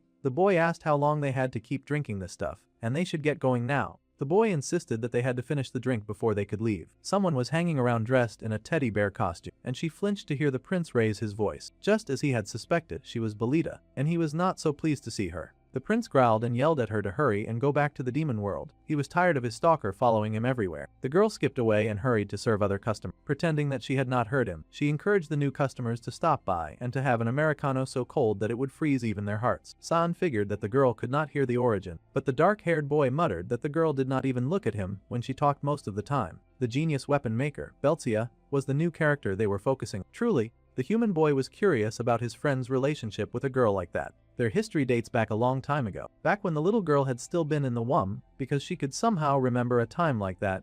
The great demon king gifted her father an unquenchable flame. Boren was in the casting room when the girl was burned by the flame before he could even open his eyes. The baby had, of course, screamed from that very unsavory experience. Some mad demons had shouted and chanted that the baby should burn in the flame granted by the great demon king, saying that the flame would guide the girl on the path that she must take. The fire had burned the girl's flesh and the whole world turned red around the poor, screaming child. It had, of course, been very hot. Anyone would expect that much from a figure. Then the great demon king Gamodare was consulted, and the masterpiece that had been promised was finally complete. He was given the mouth of Cocytus, and it held the power to absorb the false oaths of traitors, and it would also deliver punishment by returning them as shards of ice. It was a work that transformed the piano into art. A masterpiece born from the genius of the Murtano family. Count Valdir had clearly come to the great demon king to boast about his youngest daughter, and the praises that he sang could fill the entire demon palace. Now that the king had seen the work, he could see that the praise was well deserved. This mouth of Cocytus would remain a masterpiece in the demon realm for ages. This young demon's skill was truly second to none. The little girl took the praise with barely an expression on her face. She was cold as most demons often. The king sighed that he had to envy Lord Valdero for having such a genius in his family line. Meanwhile, he had birthed a little menace that only gave him headache. The man bowed, saying that hearing the king speak weighed heavily on his heart. The king sighed that it was merely the grumbling of an old king. The lord did not have to pay it any mind. He would accept the gift with gratitude. The future of the weapon development in the demon realm would now rest in the hands of the Murtano family, so the king was counting on them. Later that day in the demon palace, all the windows shone bright with light, and the Lord Valdir escorted his daughter out of the palace, asking if she had heard the praise from the king himself. The noble great demon king had loved her work, and her father beamed with pride, but still the daughter remained cold with barely a smile on her face. She was really the greatest masterpiece that their family had ever made. Suddenly, they paused when they heard a sound coming from the hallway. There was grumbling and arguing between two people, someone complaining of pain, and another saying "I told you so." It seemed the queen was wrestling with her son, and yelling that things would be difficult if the future great demon king turned the nobles' territories into a sea of blood every time he got into an argument. He could not just kill every demon in the demon realm, he had to learn the brilliant skill of negotiation for goodness sake. A king was supposed to be a figure of forgiveness and generosity. The prince yelled that this was hogwash. Forgiveness and generosity sounded like the kind of nonsense that would tarnish the dignity of the great demon king. That spoilt brat yelled that a great demon king should have no mercy. The queen could not believe the nonsense that her child was spouting, and she threatened to take him to his merciless uncle so that he would uselessly beg for forgiveness where he would find none. The boy yelled that he hated his uncle so much. It was a display lacking nobility, poise or grace, very disgraceful indeed. However, that was exactly the moment when the young Belcha had noticed Prince Lavis for the first time. She stared at that boy being choked out by his mother and instantly fell in love. Many nights later, at a different castle, the young girl was hard at work. She had on her big black smith gloves as she looked through her work. Her father had called her a masterpiece, and the flame led her to become an alchemist. Through lots of hard work and diligence, for 300 years, the girl had handled fire in the casting room, and she had crafted all sorts of magic weaponry, creating items through study and alchemical research. However, someone mentioned to the Lady Beltia that it was so unfair. Corsi ate 3 whole demonic fruits that the Count had granted us this time, but she had eaten it all by herself. She sent the ginger away, saying that she had to clean the stable, and then that greedy pig went and ate all of their gains by herself. Corsi, of course, was not going to take such slander without defending herself. She growled that she had not done it on purpose. It was an accident. She really thought that she had to clean the stables. The dark-haired lesser demon had thought that if she did not clean up, then the Lord Teton would curl her tail and hang her from the ceiling. However, that was no reason for her to gobble up the fruits by herself. She should have eaten only 2 out of the 4, but she went ahead and consumed all 4 like a bottomless pit. The noble lady sighed and said that Zhuang could have the one that was given to her to make things fair. Corsi protested. She did not want to deprive their sweet Lady Beltia of her own fruits and earning. That was just something that happened yesterday, and the dark-haired demon whined because she would not be getting any today. She wanted Zhuang to eat 1, but she also wanted 1. The noble lady could not care less and encouraged the pig to go ahead and stuff herself on the available fruits. The orange-haired maid wailed and hugged the head of their sweet young lady. The Count never takes such a cute and lovely lady to a party, and it was such a shame. Keeping this beauty locked away in the casting room every day was surely going way too far. Their misses were so sweet and wonderful that their love should be shared with as many people as possible. The dark-haired noble smiled, saying that if only her father rose to the position of a black seat, then he said that she could leave this place. In other words, the sweet young girl was a tool crafted to uplift her father into the right position. The dark-haired helper smiled and said that she hoped that day would come quickly so that they could show off their wonderful young lady. They should take their Lady Beltia to the great demon king's castle to see the prince, Lavis. Now that definitely got a reaction out of her, and the young maiden smiled so sweetly at the thought of getting to see the prince. A blush painted her cheeks, and she read through her study books with way more enthusiasm than before. To her, living in the casting room and listening to the stories of the maids' lives, their jealousy and their friendship, and their love stories, all of that was something that made the sheltered little girl feel somewhat alive. That was, of course, until the day the pain came, like a scorching pink fire burning away her joy. Born in the foundry, the young noble daughter lived locked inside the foundry. As time passed, she mostly spent her time creating weapons and new items. Of course, her knowledge of the demon realm's alchemy accumulated, and her powers grew stronger with each passing day. At some point, the young girl lost control of her own alchemy. The girl screamed as her eyes suddenly lit up, and the fire that had lived within her, guiding her all this time, suddenly started to consume her. The girl full-on wailed and yelled out her pain and agony. She was suffering from this torture that came from inside her. Her 2 maids were distraught, and they called out her name, not knowing how to help her. The girl cried out to Zhuang and Khosri, stretching out her faltering hand to them, but she warned them not to come close, already being able to predict the disaster that action would bring. The burning did not stop, and unfortunately, her just reaching for them was enough to roast her poor 2 friends on the spot. The poor girl had only just tried to protect them, but that had proved very futile. It was indeed a very hard time for the young princess. She was already on fire and in pain, but now she had also roasted her 2 friends alive, the only friends that she had. Their skin melted from their bones in front of her face, and her eyes widened in horror as she saw it happen. The poor noble lady wailed for help, for assistance, for anything and anyone that could come to her aid. Time flowed like molten iron after her breakdown, making the flames rage even fiercer,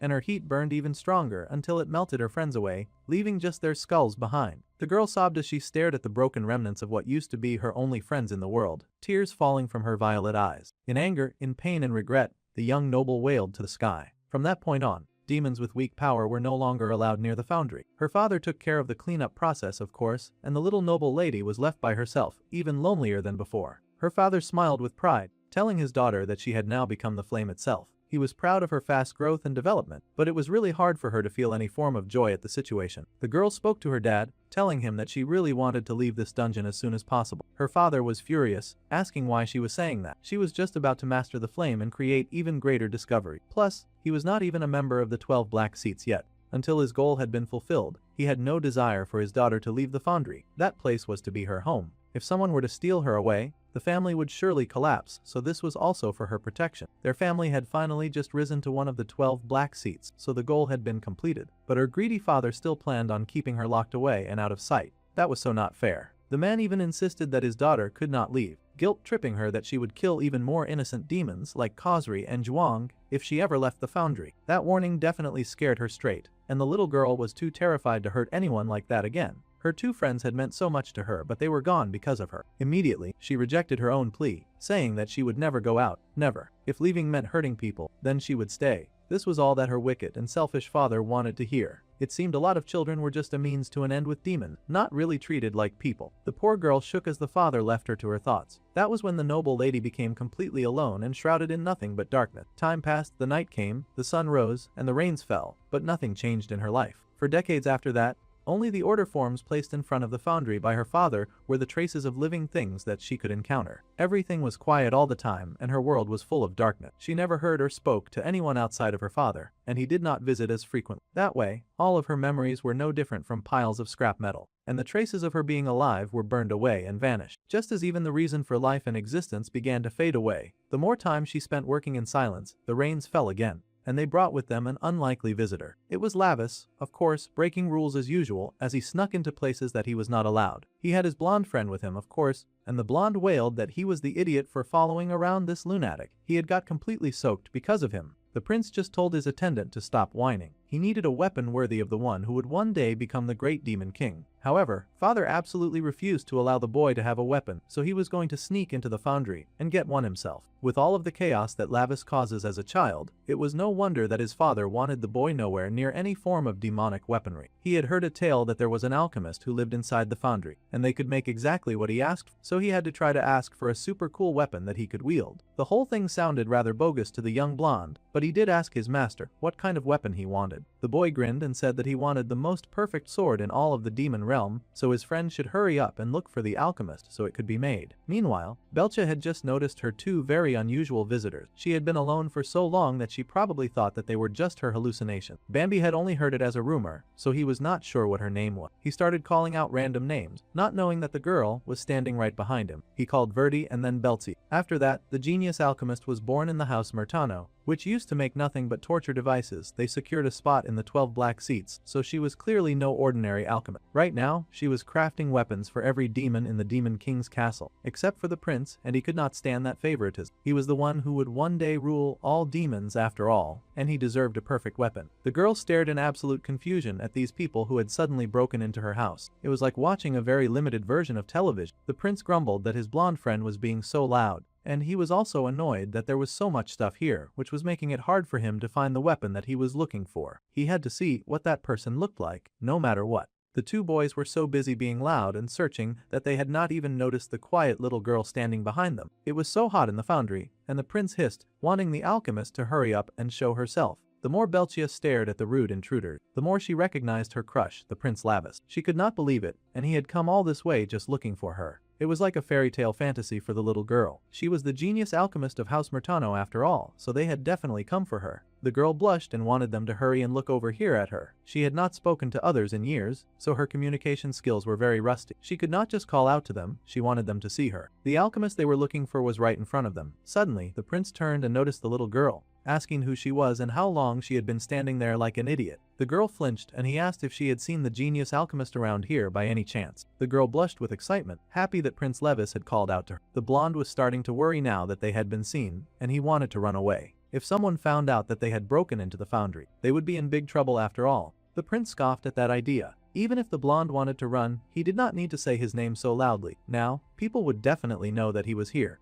It was already too late to run. However, the girl managed to work up some of her strength and speak. She opened her mouth very carefully and confessed that her name was Belchia, and she was the alchemist that they were looking for. The two boys found it hard to believe that they had not expected such a great alchemist to be a little girl. They were looking for an old witch or something scary like that. The blonde even added that the rumor said that she looked terribly bizarre, and that ordinary demons burned to death just from looking at her. The little Belchia was kind of horrified about the rumor that had been going around about her. However, Lavis stepped up to check out this kid who was smaller than him. She was just a tiny little girl, which was why it was foolish to trust rumors. Well, if she really was the person that he was looking for, then he wanted her to make him a sword. The girl, meanwhile, was lost in her Delulu town. Her crush had called her Tiny, and Tiny sometimes meant cute, and cute meant lovely, which meant that technically her crush was calling her lovely. Her delusions were working full time in this moment, and the girl absolutely blushed, thinking the prince was somehow giving her a compliment. She was absolutely delighted about this development, gushing and nodding that she could definitely make a srod. Well, this was great news to Lavis. He did not even need to apply any pressure. Excited, he asked her what she needed to make it. Well, she needed to melt the matter in the flame, so she kind of needed his soul. Well,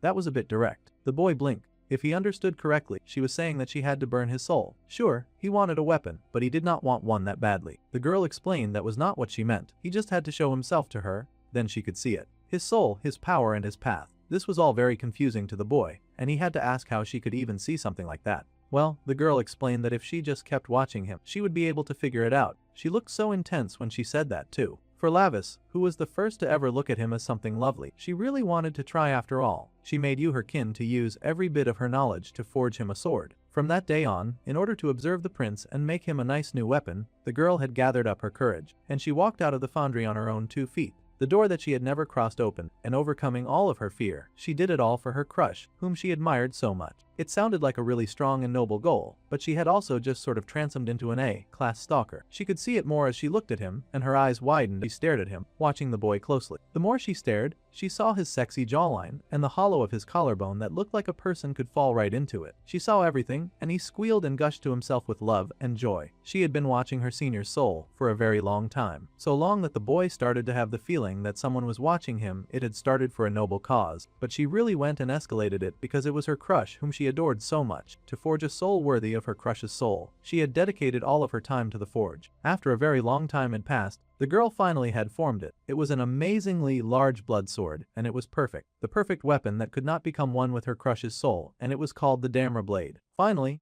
the girl had forged a sword made only for her crush, and it was a sword that she had poured every last bit of her knowledge into. Meanwhile, in the deep, dark castle that could exist nowhere but the demon world, the little blacksmith was so excited and dancing around with joy. She had finally crafted the perfect weapon for her sweetheart, and she was so excited for him to come and see it. She wondered how to give it to him now. She had spent all of that time stalking him, but now she was acting about to give him the weapon she had made. She was so embarrassed and worried that he would hate her if she did not like it, and all. Fortunately, she did not have to wait that long because her rude, boorish crush banged his way into her forge and demanded that she hand his weapon over already. At this point, it was time for him to collect. He had been waiting for ages. His impatience was good, because now she did not need to work up the urge to find him, and he did not want to wait any longer anyway. It had already been 100 years, so maybe his patience was definitely valid. 100 years for a special item was crazy. The girl was so intimidated that her secret crush had come all this way himself just to get the item that she had promised. Still, she worried that he would not like the sword. She was the most skilled weaponsmith in the entire demon realm, and yet she doubted her skill just because she wanted to impress her crush. She worried that he would not be impressed with the blade's power, and then he would hate her. Belcha was busy overthinking herself into a deep pit of nonsense, and the boy scoffed, calling her name. Tomorrow, he had to go and annihilate the traitors of Ziogonon. He needed a weapon for that, so he wanted his own fancy weapon made by her. Today was the day that he decided to collect, so he stretched out his hand and waited for his prize. The girl gasped as she looked at the beautiful face of the boy she loved most in the world. He had come all this way, and he had even said please. In that case, then she was more than happy to do anything for him. Her sweet crush had come desperately begging. Yeah, this girl was clearly delusional, but at least she had found something to make her happy in her very long and depressing life. She gasped that he desperately wanted her, and then joyfully gave up the sword that she had made. It was to her pleasure, and she gasped and giggled, dancing around and asking what she should do in a situation like this. The boy was pleased to find that his fancy weapon was already finished. He could not wait to go out and cause havoc with it, too.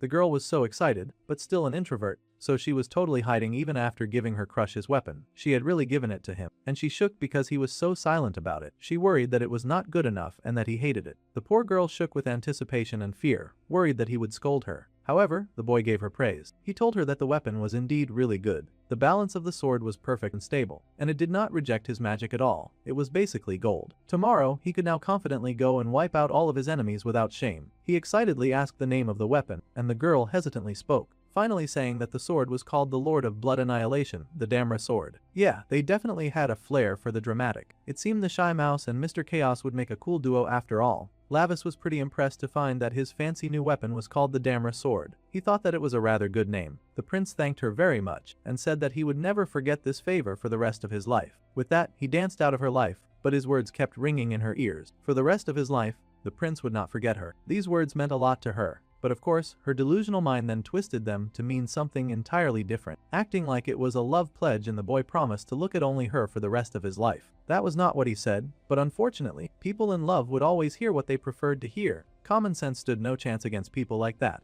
The girl was brilliantly overjoyed. At that moment, the girl felt it for the first time in her life. For the first time, it felt like it was a good thing that she was burned into the flames, and the path that she had found in those scorching hot flames had led her right to her crush, and she desperately wished for her flames to only be used for him. The picture of the prince in her mind was of a dashing young man, and he continued to grow. As he grew, she remained his ever faithful cheerleader, pledging to only look at him for her entire life as well. She wanted to be together with that dude forever, their love bound in the heat of the flames. However, no touching was allowed after all. She did not want to hurt the man that she loved with these flames that consistently burned around and within her. Belcha would not be able to stand it if the lover of her life got burned away in her fire. She had already lost way too much to the heat of the flames. Well, her pining continued, and time passed, and now they were in the human world, continuing this nonsense stalking dance. The human boy sighed when he understood the kind of past that his best friend used to have. The prince sighed that there were some distortions here and there, but most of it was accurate. Then, the prince asked why the human boy could not look at Beltia, and Cyan groaned that Jin Jae's body triggered his post-traumatic stress disorder. She was using the body of his former enemy after all.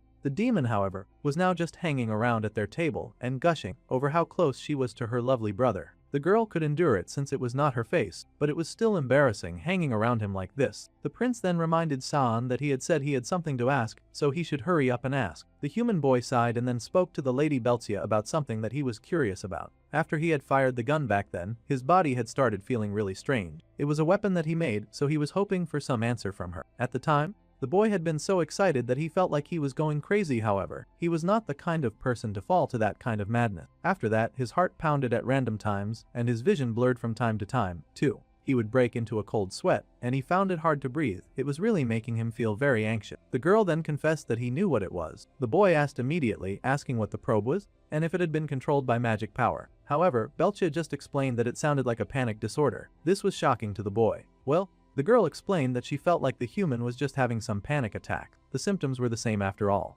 Also, Cyan should probably know this, but he has a split personality now. The boy groaned and asked if it was because he had a body that could handle demon realm weapons, and his body was currently synchronizing with a demon right now. He was frankly handling this news rather well, but that was not the situation at all. The dark-haired lady said that a panic disorder patient should just go to the hospital and take some medicine instead of doing anything crazy or extreme. The prince then laughed at his human friend for underestimating himself. Then he asked if it was because of his fancy new split personality. The poor boy groaned. He had hoped that it was something different, but at least he knew there was a cure. All soul in the world possessed their own unique energy. Their energy, celestials, humans, and demons each had a different energy. If the body that held the energy was to disappear, then the remaining soul would, of course, vanish with. The little human was impressed that she could see all of that. The weaponsmith admitted that she could indeed see that, and the soul of the one who ordered a weapon. She found what kind of energy the soul needed, and then created a weapon suited to it. However, he could only adjust a weapon to fit the soul. She could not change or create the soul's energy. That was why it was really important for her to accurately understand the soul of the one who ordered the weapon that she was making. Then the human asked if it meant that he got excited after receiving the gun, because it was a weapon suited to his split personality. That seemed to be the case. The girl had matched the weapon to the energy of this other person, whom he had not recognized until it burst out.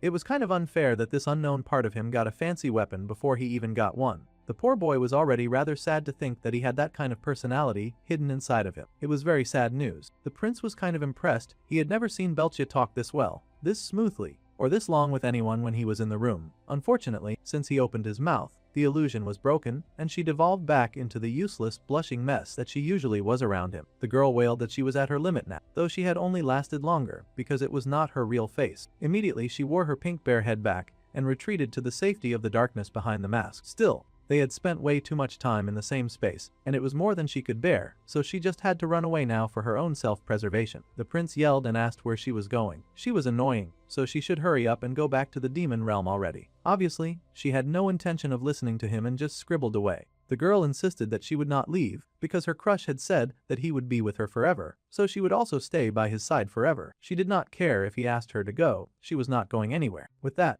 she bolted before he could tell her otherwise. The human was kind of impressed that his friend was into this kind of thing, though Lavis growled that he had never said anything like that. He had just jumped to that conclusion by herself. It was so annoying, but this was all because of that darn Bambi. Feeling very heated, the prince leapt to his feet and yelled to the sky. He bet that his stupid friend was laughing at him, and he yelled at his friend to hurry and show himself in front of him. Surprisingly, there was a splash of magic in the air, and the blonde actually whooshed himself into existence at the prince's request. The prince was absolutely shocked that he dared to show his face, and the young Xion was also pretty in shock. Lavis had no idea why his friend was suddenly in the human world, and he asked if he had somehow been improvised too. The blonde laughed that he was an entirely different case, and he could come here as a messenger through official channels. He then said hello to his fellow glasses character, who also happened to be Lavis' attendant. The blonde smiled that an idiot like Lavis would always need a smart character like them so that he could survive longer. The gray-haired boy laughed nervously, saying that he had heard a lot about him. The blonde beamed and said that he was just a friend of a friend, so the gray-haired human should speak casually. Of course, the prince was not fine with being ignored,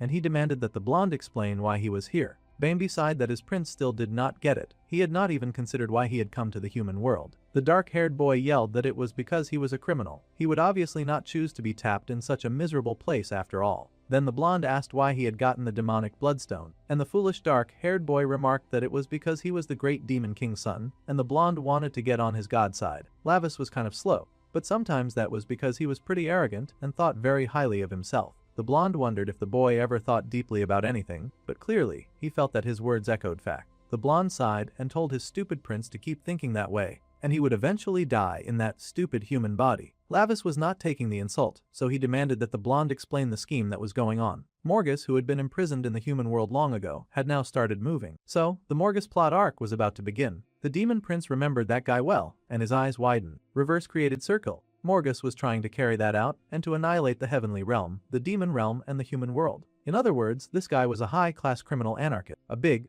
bright chandelier hung from the ceiling in all of its glory, shining bright and beautiful. There seemed to be a casino machine rolling a failing score, and the man at the machine groaned as he lost again. Gambling was a pretty tricky sin that often came accompanied by a lot of regret, as this green-haired dude was finding out. He yelled that he had been dumping his money into that dumb machine for 3 days. This nonsense equipment was giving him problem, and he yelled for the machine to give him back his money. Obviously, it was not going to do that, and his creepy assistant with chapped lips told him to calm down. The green-haired person was Namuja, and his dark-haired attendant happily offered up some chips if that was okay with the fussy green goblin. It was not much, but it should work to play a few more games. The green-haired dude did not even know who that guy was, but he was grateful for the extra cash. He even promised that if he won, he would pay the dude double. Happily, that gambling addict leapt right back into the fray, gambling like his life depended on it. The machine rolled again, and the weirdo held his breath as he waited and prayed for a jackpot to roll out. The man was so fixated on the possible win that he was barely paying attention to what the person beside him was trying to say. The weird stranger with the chapped lips explained to Mr. Nomura that he had something to tell him. That was 2 sevens down, and the green-haired guy did not care. He just needed 1 more 7 to hit a jackpot,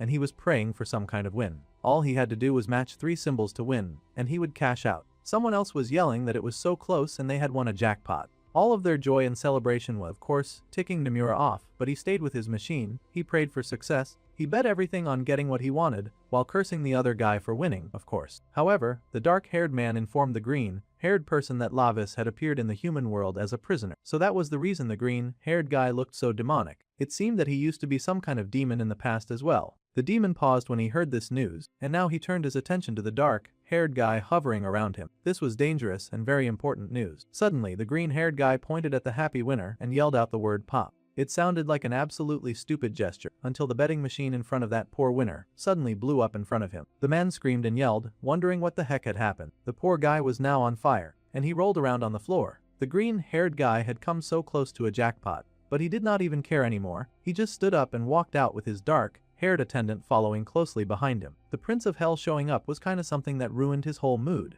and he didn't even care that the casino was panicking while they rushed and tried to put out the fire on the poor man, who was in pain. The green-haired demon groaned, muttering that the jackpot never worked out for him, so he was kind of sick of those machines. Now, he wanted this dark-haired stranger to tell him a bit more about the Prince of the Underworld suddenly showing up in the human world. He wanted to know where that guy was being held. The dark-haired guy jumped to answer immediately. It seemed to be the pathetic lord of the Hilt clan. That guy had escaped with his life, and now he was going about causing even more trouble. The prince had told the demon to spread word that he was here, so the evil villain was happily telling as many demons as he could, hoping that he would find a powerful one to end the prince's life once and for all. Right, he had passed on the news to Mr. Namuja, just like the boy had asked him. Meanwhile, in a nice and quaint corner of the neighborhood, the boy was sitting and having a bit of a drink while gossiping with his blonde friend, with whom he had a love-hate relationship. Apparently his father, uncle and the blonde had all teamed up to find a way to banish the prince to the human world, but it was all a ploy so that they could handle the threats that were bubbling in this dimension, especially Morgath. However,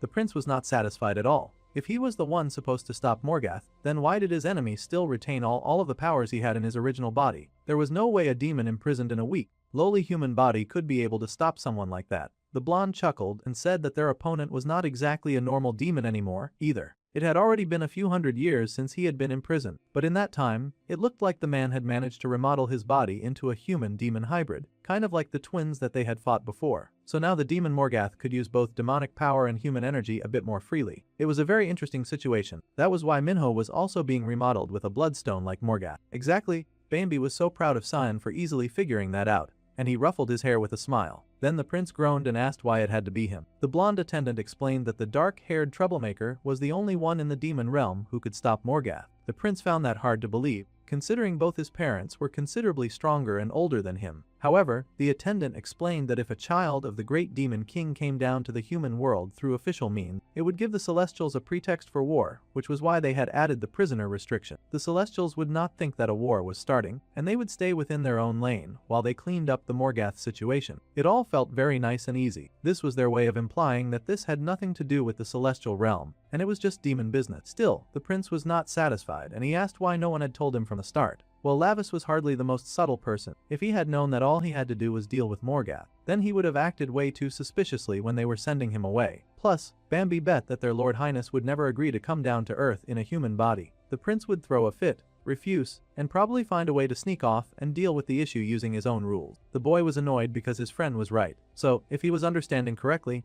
they wanted him, as some half-finished experiment, to stop Morgath and save the human world, while preventing a war between the celestial and demon realms. It all sounded very complicated, but that was the basic idea. If the demon realm troops descended to the human world, the Celestials would treat that as a war and rush in, so the boy would basically be getting no extra reinforcements either. The whole situation felt like rubbish. The blonde was so proud of the prince for somehow being able to understand the situation. He congratulated his usual idiot for being pretty smart this time. The blonde was lucky that Lavis did not just wipe that stupid smile off his face. At any rate, the main character was currently the first blood stone test subject, but the blonde had also made sure that he would be better than the opponent that they were going to fight, so the prince did not have to worry too much. Lavis scoffed and asked how he was supposed to trust that when he had struggled so much in his last battle against a stupid witch and her stupid babies. The attendant just continued to gas the prince up, saying that the boy had absorbed all of Mara's powers too, and he now had extra fighters to help him out. The human boy was not so enthusiastic about getting involved in a fight between demons, especially now that he had found that he had another personality. Still, the prince needed to know if his father had thrown him away, or if his uncle was sick of him now. This mission was like a suicide endeavor, so he wanted to know if his friend had betrayed him to take the demon king's throne in his place. None of the current situation made any sense to the dark-haired boy, and he yelled, asking how he was supposed to kill Morgath, the most feared demon from their realm, in a body as useless as this one. The blonde protested, saying that he had sent adequate backup in the form of Beltia, and then goaded the prince, asking if he was scared or something. Yeah. Lavis was temperamental, but he was not stupid. It turned out he was kind of stupid because he did end up falling for that rage bait of being called the scaredy cat. As soon as Bambi knew that he had Lavis on the hook, he kept milking in the rage bait, laughing and pointing and calling the boy a scared brat. The boy fumed, growling in rage at the audacity of his friend. He knew that the other boy was just trying to provoke him with that cheap language, and then he yelled that, of course, he could beat Morgath. He would kill that stupid criminal with his own 2 hands. The rage bait had been absolutely successful, and the blonde beamed, pointing at the boy and grinning, telling him to be this life on it and give it a shot. That wicked Bambi was truly setting up his own prince for failure. The worst part is that the boy was totally falling for that stupid bait too. San could not believe just how simple his friend truly was. It was almost sad to see. Suddenly, the main character growled and asked how Beltia was supposed to be any form of backup troops. She was just a weapon master after all, and she was kind of annoying, so he urged the blonde to just take her back with him while he was at it. The blonde insisted that being by her side was the safest place for the young demoness at the moment. Now the prince got serious and asked what that was supposed to mean. The blonde asked if the prince remembered what kind of family House Murtano was. Then the prince's eyes widened in shock. A letter that appeared from thin air, covered in ominous purple smoke. It landed on the table before the gray-haired boy, and he stared, wondering what he was looking at. It looked like a Joker card, and it said that to the one qualified to support the nameless, they were invited as a very important person. The invitation was sent by Mr. Namuja. The prince paused that discussion, recognizing the name of that one dude who broke out of prison. The blonde chuckled that the escapee had walked right into their hands. Alright, the blonde would leave them to handle the rest and head out, and the prince was surprised that he was leaving already. Reapers did not really get a lot of time to just hang around doing nothing, so he asked Sean to kindly press the seal once for him. The boy turned in surprise, but he saw the seal that was being indicated. He reached out to press it, but the prince yelled for him to stop. Unfortunately, the human boy had already put his hand on the seal, and a voice called out that he was Sean. The prince cursed in rage as they got registered and instantly sucked into the Joker's world, his stupid human friends screaming in fear. And just like that, the two disappeared into the envelope. The blonde looked at it and wished the two good luck, they would probably need it. Meanwhile, there was a burst of power and Lord, so shiny object. The boy looked around in shock, wondering why they were suddenly inside a casino. The prince was irritated, grumbling that he had told the boy not to press that stupid seal. He already had a headache because of Jung Tae-sik, and now they had walked into a huge pain. The little gray-haired boy shook and asked Minho if, by any chance, they could earn money here and take it back to reality as well. His silly nerd friend had money on the brain when they should focus on staying alive.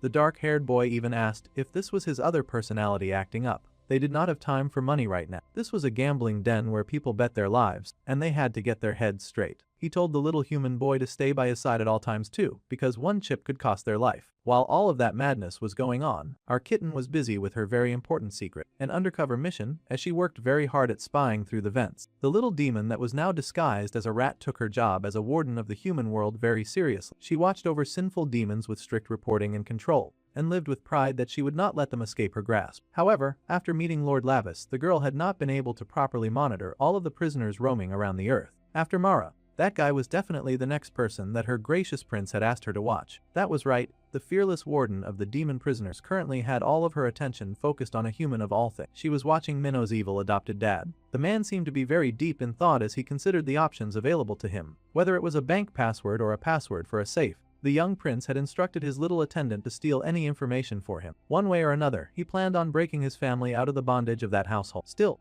it was kind of sad that a warden of the human world was reduced to such pathetic chores. The poor girl had to sneak off with a phone twice her size, waiting for the dumb man to enter the password, just so that she could access it. Meanwhile, the man was pondering out loud. In a week, he would be called the mayor's wife of Unchan, and he cursed, hating that his wife was now holding him on a leash. He thought she was rather insolent for attempting to do anything like that. He wondered if the woman had some kind of dirt on him or something. Suddenly, his assistant burst into the office and yelled to tell his boss that the latest poll results had flipped. The man yelled and asked what his assistant meant, grabbing the information and looking at it. He cursed to see that the other candidate was rising in way more support than he was. It seemed the worker accident at their Haemyeong construction site affected the drop in the approval rating. That was to be expected when he refused to take proper care of his staff. The man growled and yelled that the staff had tripped and died on their own, refusing to take responsibility and yelling that there was nothing that he could do about it. He cursed and tossed the gadget to the floor in anger, wondering why all of this was happening at this point. His assistant apologized, saying softly that they were maintaining first place in the polls thanks to Miss Minna. The father gritted his teeth at the mention of his daughter, who was no longer pulling in the winds that he needed to succeed. He wondered if they should just clean everything up at this point. So later that day, at the office building, the man made a call to President Hong, saying that it had been quite a while since he had contacted. He was calling about the Unchen Station Transfer Center site,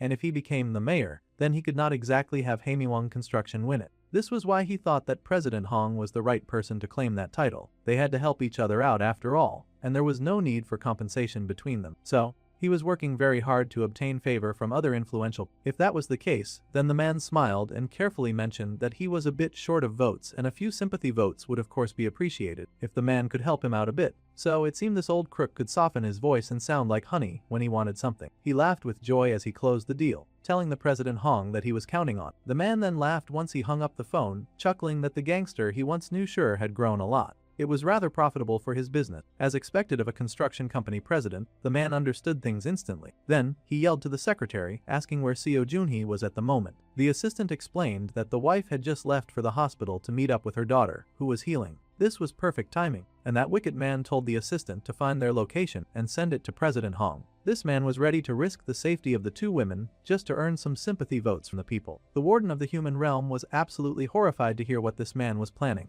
That dude was even more demonic than most demons in the underworld. She realized that Lady Minha and her mother were in serious danger now. Immediately, the girl took off with the phone that she had stolen, hurrying to find the prince and inform him of this right away. At the other side of town, night had settled over the city, and the reborn demoness Belcha took off her very hot costume. She sighed that everything had felt very hot, and it was much better to make weapons in front of a fire than wear that hot and sweaty costume all day long. Suddenly, the blonde appeared behind the girl, asked what she was doing, just hanging around and lazing about. The girl jumped in surprise, but as soon as she recognized Bainby, she immediately started cursing him out. She was already furious, and now she had caught him. In fact, she grabbed him immediately just to make sure that he could not weasel his way out of this confrontation. The blonde demon mused that people seemed to get really sensitive whenever they came to the human world, and he was wondering why that was. She was the second transferred demon to harass him today, the first being her crush. Of course, the weaponsmith yelled that the awful blonde had sent her sweet crush to such a rich household, but she had ended up in a body with absolutely nothing. Obviously, this was a devastating situation for her. She was stuck with all sorts of odd drawings on her body, too, so people kept looking at her weirdly. The girl cried that she had to work all day just to survive. That was not all, either. If she walked around and showed her face like normal, weird guys would keep coming at her and trying to kill her. It was not fair. She would enter a public space, and people would chase her,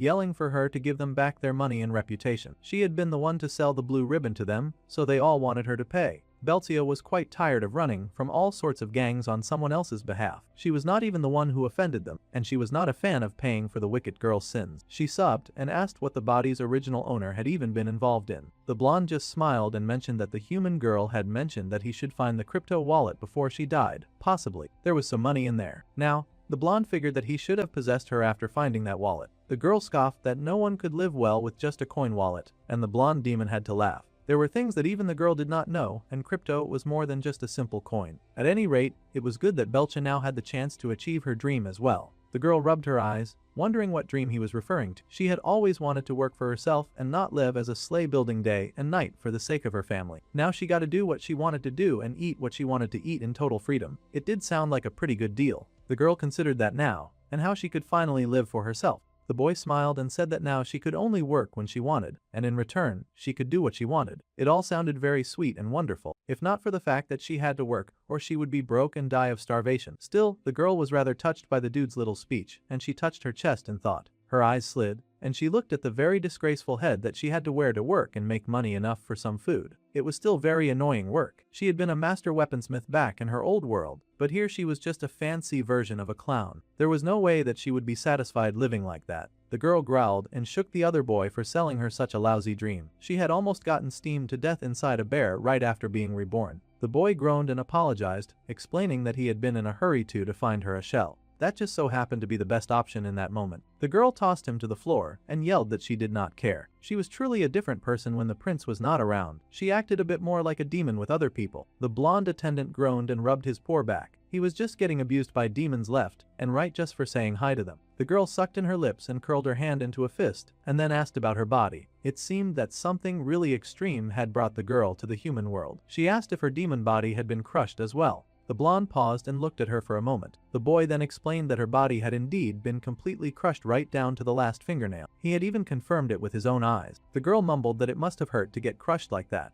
It would have been better if she had been buried. At least she was used to that. The conversation topic had suddenly turned very dark. Bambi called out to Belcia, but before the conversation could go any deeper, the blue-haired cat arrived suddenly, quite surprised to see the blonde in the room. Jinjae was also here. Actually, that was the Lady Belcia. The blonde happily said hello to Street and asked how the cat had been doing. This was hardly the time to play catch up. She was here on serious business. This was bad, the password and the hidden camera. She had to tell the prince that his mother was going to die. She was not making a lot of sense though, as she was just shaking the blonde back and forth and info, dumping as fast as she could. The boy laughed, wondering what on earth she was talking about, and he asked her to just explain it from the start. The Bluenet explained that something terrible had happened, and she was watching to find the Jung family's account password. Jung Taesik had said that he had hit Lord Lavis' mother with a car to become mayor. She had heard him talking with a gangster. The Lady Bilia paused, wondering why the man would become the mayor if his wife died. The blonde was horrified though, because she quickly understood the situation. Jung Taesik was trying to kill his own wife for sympathy votes. He would believe it even if he said that he was a demon, not a human. The dark-haired girl wondered how the blonde attendant had even been able to understand that information. The Bluenet explained that she could strongly sense her prince around here, but she could not find him. She needed to inform him quickly. Well, that was going to be rather difficult for the prince because the blonde happened to know where Lavis was, and he knew that the prince was way too occupied. There was no time to wait around for the prince to get back, so Street had to tell them where Lavis' mother was at the moment. If something happened to the prince's mother while he was out,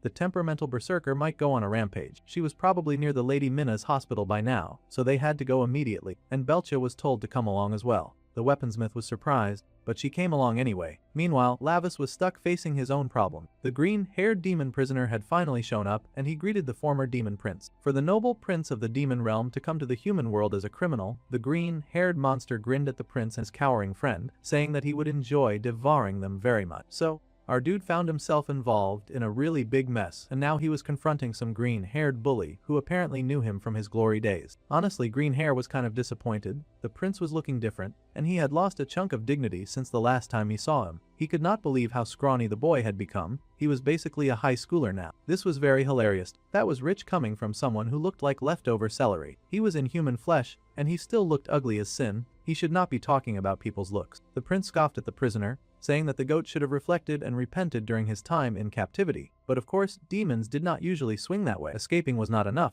Now this joker was causing messes like this even in the human world. Then, out popped the pathetic Lord Hilt, who announced that the human-looking boy could somehow use his demonic powers despite being trapped in a human body. It was great that the old Hilt had shown himself because Lavis was itching to pick up from where they left off and end the Hilt's stupid line completely. All they did was cause him nothing but trouble. Bauer was becoming the biggest thorn in his side, and all because that card had skipped the mandatory extermination day. The Origin was finding the whole thing very inconvenient. The old ghoul laughed, saying that this time would be different for sure. Well, the news about Lavis' power was important to Namuja, as this made his game even better, and he could make it even bigger. He wanted to play a good and fun game after all. He had not been winning lately, and he was in a really bad mood, but he had gotten the chance of hitting the jackpot of seeing the day that the little terror of the demon world would be trapped in a rather inconvenient situation. Bro was not about to blow a chance like this. With a flick of his finger, the crazy scarecrow-looking demon asked if they should start with some form of betting. The prince saw the spinning game piece heading right for him, with a sort of resignation and preparation in his body language. Fortunately, Namuja was someone that he had encountered before, and he was well aware that the demon had once been an executioner of the demon realm. Back then, the old scarecrow had not looked too bad at all, actually. He was a man with the power to erase judge criminals without leaving a trace. Even vicious demons who resisted execution could not even think of escaping, and often fell flat before the handsome devil that he used to be.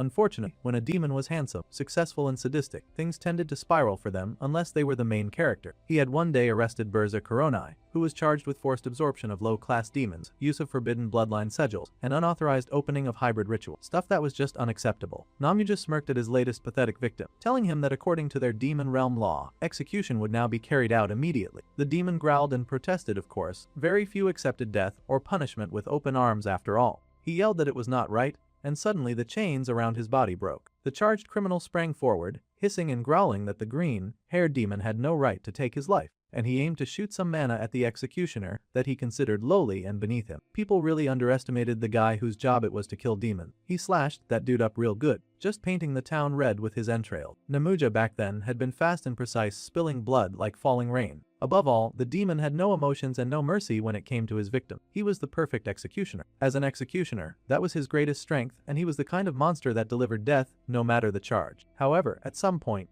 the dude got tainted by the filth of the sin of gambling. It is always a sad day in the demon world when the executioner picks up an unhealthy self-destructive habit. Now the cold executioner fast began to obsess over probability, luck, wagers, such trivial things that he should not be concerning himself with. He started mistaking the power in his hands as a game. The man let it get to his head, and he would take those whose judgments were complete and roll dice before executing them, toying with their lives in a terrifying way that snatched the hope that he so carelessly gave away. He would play and tell them that if he won, they would die. But if they won, then he would spare their lives. It was the arrogance of one who held lives in his grasp, and those at his mercy were always willing to play his games. He began the madness of entrusting life and death to luck. First, the executioner would roll the dice, and if their total was higher than his own, he would let them live. The poor prisoner would watch the dice desperately, hoping to be spared somehow. Sometimes Namuja would roll a low number and grumble that it was not very high, his prisoner might have a chance. Now, it was their turn, and he would stuff the dice in their mouth and tell them to roll them well. The poor trembling demons on death row, who were already in a state of apprehension, would roll the dice with all the hopes in their hearts, and be shocked when the dice actually rolled a higher number. The adrenaline and relief that flooded through her veins were ecstatic, and they looked to the executioner to keep his word, even when it was just a difference of one.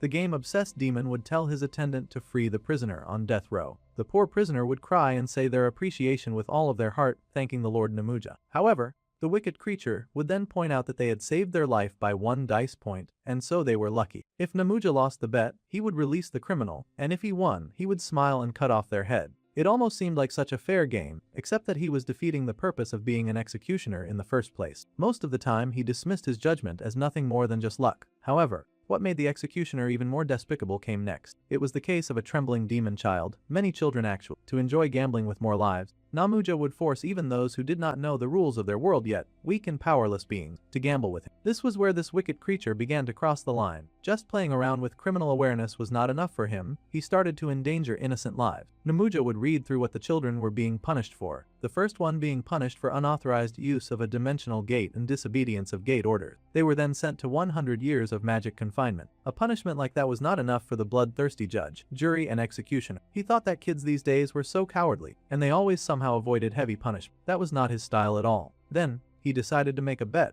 and the rules were simple. He told the child to flip a card, and if their number was higher than his, then he would cancel their punishment. However, if the child lost the game, he would die. It seemed like a great opportunity to get out of 100 years of confinement. However, the man was playing these sick and twisted mind games with innocent children who just frankly did not know any better. They could not realize that it was better for them to take their chances with confinement instead of taking a risky gamble that would end their lives. The first blue-haired little demon boy was wise and tried to refuse, saying that he was fine with the 100 years of confinement punishment. He didn't want to play any sick and twisted game. Well, the executioner was not having it, and he actually hit the poor child. He growled that the kid should have learned to refuse before committing a crime. He was not going to let the children choose their own fate, and he wanted to force them to play a game just so he could see the despair on their faces and chop off their heads. That sadistic maniac played the game himself and made it so that the child would lose, and he laughed wickedly, basking in the rush of winning an unfair game. He laughed and whooped with joy, but the poor child cried and begged. He had only just gone to the human world briefly out of curiosity. He did not deserve a death sentence. He would devote himself to magic until the end of his life. He just begged the executioner to spare him. Well, the executioner did no such thing. Deeply drunk in his disgusting ways, he killed that poor child unjustly. The vermin yelled that children had no backbone and that demons should bet their lives with pride, accept whatever fate he gave them, and then die without complaint.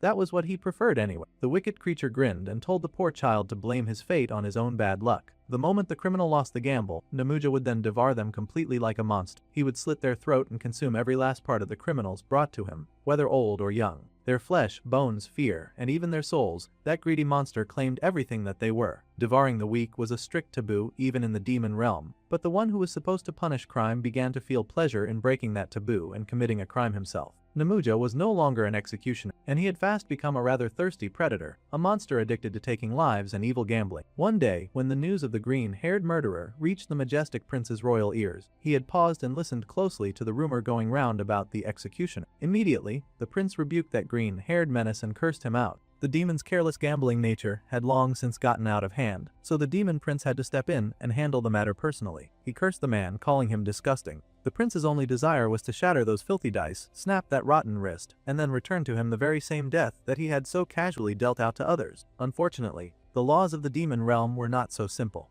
Due to the judgment recorders that the gambling demon had latched himself onto, the prince was not allowed to kill him despite defeating the gambling demon. As an executioner under the government, Namuja could not be executed by a private individual. The prince was furious and asked if his title did not give him leverage over such stupid laws. Those horrible demons had watched this executioner abuse his powers, but they had done nothing to step in. The prince asked what the gambling demon had fed them for them to defend filth like this with all of their might. The gambling demon laughed from his place at their knees, chuckling madly at the prince as he said that it seemed he was fortunate today. The Namuja who had escaped with his life was like one who had once been a sword that enforced the law. Now the creature had become nothing but a corrupted execution wraith, staking his life on something as pathetic as probability, like a worthless discarded card thrown out from a gambling table. The man was also unreasonably ugly. In his human form, the man screeched, calling for the prince to hurry up so that they could play a game where they could bet their lives. That was the kind of game that made him drunk with glee after all. The prince was just as mad, though, and happily returned his energy, tossing game pieces around. He yelled that he loved this too.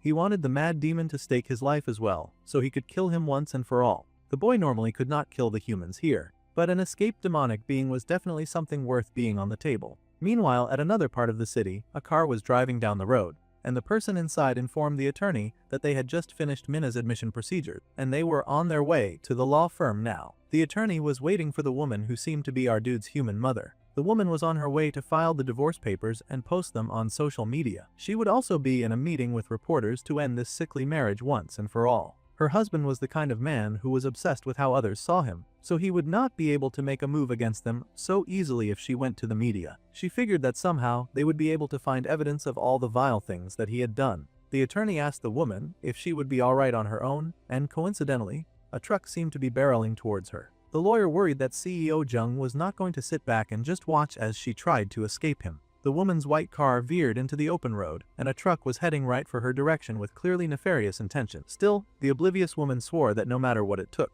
she was going to make sure that man could not do anything to their children. However, she had not bargained for her husband targeting her. The lady's eyes flew wide open in shock, and that was about all the warning she got before the truck crashed right into her pristine white car. The blue cat had been hurrying as fast as she could, and she screamed when she realized that she had arrived way too late, and the blonde beside her groaned that he was too late. The car had turned upside down, it was a crumpled mess. No human would have survived such a blatant and terrible collision. The airbag had popped up, so perhaps that was a relief as well. And there was someone standing some distance away, grinning with joy, with the main character's mother in his arms. It was the prince's uncle dressed in human clothes, and he grinned that he had such perfect timing. Any later, and the boy's mother would surely have been crushed. He flew above the rubble, much to the surprise of the other two on the floor. They wondered how on earth the Lord Varkan had even shown up. Even the cat was surprised to see him here. The great purple-haired demon just smiled that he had come all this way to visit his beloved nephew, of course. Meanwhile, his beloved nephew was having a hardcore battle with a lunatic. They threw the dice with such vigor, and it rolled across a purple glowing pentagram, the mad green-haired demon laughing with joy, saying that little Joe's third eye was smiling. He tossed some odd-looking purple balls at his enemy, but the boy sliced through them, making all of the M erupt in blood as he used his sword against them. They both really seemed to be having some kind of wild fun, and the bubbles burst, their red liquid flooding around our dude. It had been 300 years since they had met, and the prince scoffed that the executioner had not improved at all. The other demon just laughed that he'd been nothing but a fool back then. However, now he was very different. As expected, the demon had been able to roll snake eyes, and a large fish-looking serpent head was formed by his long train of bubbles, and they rolled around the prince, seizing him in a vice-like grip. The mad demon laughed, for he now understood that luck was nothing more than a flaw in an imperfect god, or at least this was what he believed. The demon yelled that he had begun to grasp this thing called probability through the study of statistics. The boy hissed when the snake around him suddenly turned purple, as if it was seconds away from going nuclear. Just as suspected, the snake exploded into a huge purple blast like a bomb eruption. The mad Namuja watched the explosion with glee, and the poor scion called out to Minho in worry and fear. The mad demon laughed and danced, telling the prince that he had already calculated every possible chain probability between all of his skills. The demon had worked for 300 whole years, also that he could repay the boy for the humiliation of the defeat that he had dealt him. The mad demon laughed that he had worked this hard so that one day he could kill the man. The prince just scoffed, smiling but all right, as he muttered that it had taken the other demon 300 years to finally start using his brain. The number of possible outcomes for the sum of 2 dice was 11. The nerd realized that their enemies had calculated all the chain probabilities of that. The gambling demon got heated and yelled at the nerd, telling the boy not to dare mock him. It was not like Scion was trying to make fun of him. In truth, the young lad was completely amazed by the demon's monstrous tenacity and mental fortitude. This made Namuja even more hated, and he boasted with joy, eager to amaze the little boy even more. The cracked dice rolled and spun as the gambling demon threw them once again, and then he screamed with joy when he got a high five. Luck had fallen right into his palm, and he activated his powers with a flourish. For one who had mastered probability, failure did not exist. This was the demon's declaration as he prepped to launch another attack. He fled forward at the prince, who was waiting for his approach. Lavis raised his sword to block the next attack, and their swords clashed against each other as they fought harshly. When the gambling demon had heard that the prince had somehow fallen into the human realm, he simply could not contain his joy or excitement. To think that he would finally get a chance to show the skills that he had honed to the annoying menace that had dumped him in this accursed place like this. Namuja was more than happy to welcome the young lad to hell. They fought heavily, purple blasts meeting the red of Labis's sword, each fighting for their life, though Namuja was doing the most and fighting the hardest, because he was insane and he was drunk on the laws of probability. The prince leapt back, keeping a close eye on his opponent, who chased him like a man gone mad. That attack just now, the prince realized that if he had not absorbed Mara, he would not have been able to endure it. The demon opponent laughed, saying that this much was expected of the great demon king's bloodline. To withstand his attacks even while trapped in the body of a sinner, the demon Namuja was impressed. He laughed and asked the prince if he was excited too. After all, they were having this joyful, fun battle, and he figured it was exciting to wonder just how long they would be able to hold out, no matter what came up on the dice that he threw. Lavis snarled that he would be the one to decide the outcome. He was one determined, angry kid. The man laughed, asking if he should throw the boy's next fate then. Happily, He tossed the dice, the demon dice rolling and casting the next future. It was a jackpot, exactly what the demon had been hoping for. The boy wondered what jackpot meant, but he had just about a few seconds to consider that because Namuja then unleashed the jackpot explosion and the purple ball in his hold grew brighter. Jackpot was game over, and the executioner declared him dead. The explosion was huge, casting the entire place in purple light. The Prince Lavis doubled down as he fought against the huge blast, trying to nail him to the ground and take him to the world beyond. Somehow, the prince managed to leap back, creating enough distance between the blast that bounced after him in the form of multiple little purple spheres. Sion screamed in fear and cowered when the explosion happened, hiding as the purple blast filled the room. The opponent, frankly, was doing everything possible to look more like a pig in every frame. Not only had he lost his aura from his past life, but he had also traded every shred of beauty he might have had before for the laws of probability. Now he snickered that among these pathetic humans, there was one that he happened to like, and that was Julius Caesar. For some reason, Bro stood like a chicken as he complained about his love for the beloved emperor, who got killed by his friends because they just could not stand that guy anymore. Namuja said that Caesar was the one who said that the die is cast, and he liked that a lot. He liked a wild human stranger for one stupid line taken out of context. The prince tutted and asked how the little vermin had found a way to get stronger than when he was a demon. The man just laughed and said that he had devoured the lives of those who lost bets with him when he got to the human world. It had all been a very delicious gamble. Now our dude wondered if that method was possible. Perhaps it had happened because the demon had escaped instead of being imprisoned in hell or actually held hostage by this new human form. Honestly, those monitoring guys were so cheap, and they could not even do their jobs correctly if a guy like this was running around the human world, doing whatever he liked. No wonder they had such a huge issue now. Suddenly, the boy's eyes widened as an idea occurred to him. He asked Namuja if he had met Morgus by any chance, and the green-haired crazy dude laughed at the question. As it just so happened, the Lord of Darkness and Depression had come to him while he was escaping after breaking out. The green-haired demon was furious and asked how he had known that Morgus had been the one to release the mana shackles that had been placed around his body. Well, first of all, that idiot had just told him that. For a gambler, he really needed to learn how to keep his mouth shut because he was terribly bad at that. He just went about saying whatever he wanted. The evil green-haired dude yelled in rage, angry that this dude would dare to test him. He was going to raise it to double betting. With a toss, the dice that he wanted came out again, and the pentagram activated. Once again, laughing with mad glee,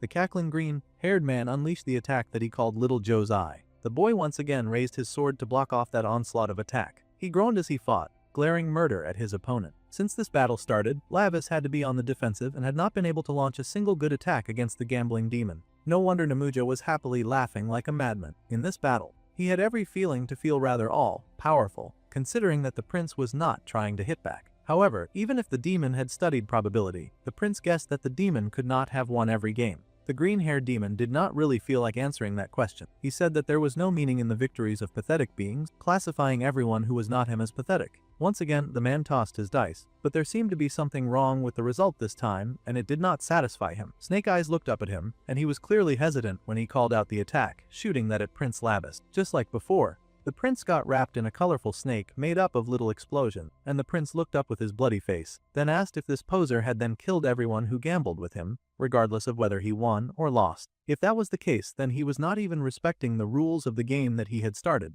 However, the demon refused to point-blank answer to that question and just insisted that he was the one to devour them all. That was all that mattered to him. Once again, he tossed his dice and got a 5. It seemed these rolls were really throwing him off compared to his confidence from the last time. Still, the gambler remained as enthusiastic as ever and tossed the high 5 at the prince, slamming into his enemy and producing a large purple blast. However, this time, something went wrong, and the green-haired ugly creature stared at the prince in shock. This time, the prince looked down on the pathetic creature doing battle with him, and he pointed out that the other was surely starting to realize it by now. Something was wrong with this stupid game that he was playing, and things were not working the way that he had planned. The demon hesitated, unable to understand it because he was sure that the dice that just played would give him the upper hand. The dice he had thrown had come out in the exact same pattern twice in a row. That was almost impossible. Statistically, it was messing up his calculation. The prince smirked and then called to his own nerd, asking if such a thing was possible. Sion yelled out from the safety of his corner that when rolling 2 dice, the sequence for 3, 2 and then 5, the probability of getting the exact same numbers of 3, 2 and then 5 again was not very high. He took a moment to do some pretty quick calculation, and the demons were so polite as to pause and wait for them. Finally, the boy reported that it was a 1 out of 5,832 chance, a probability of 0.17%.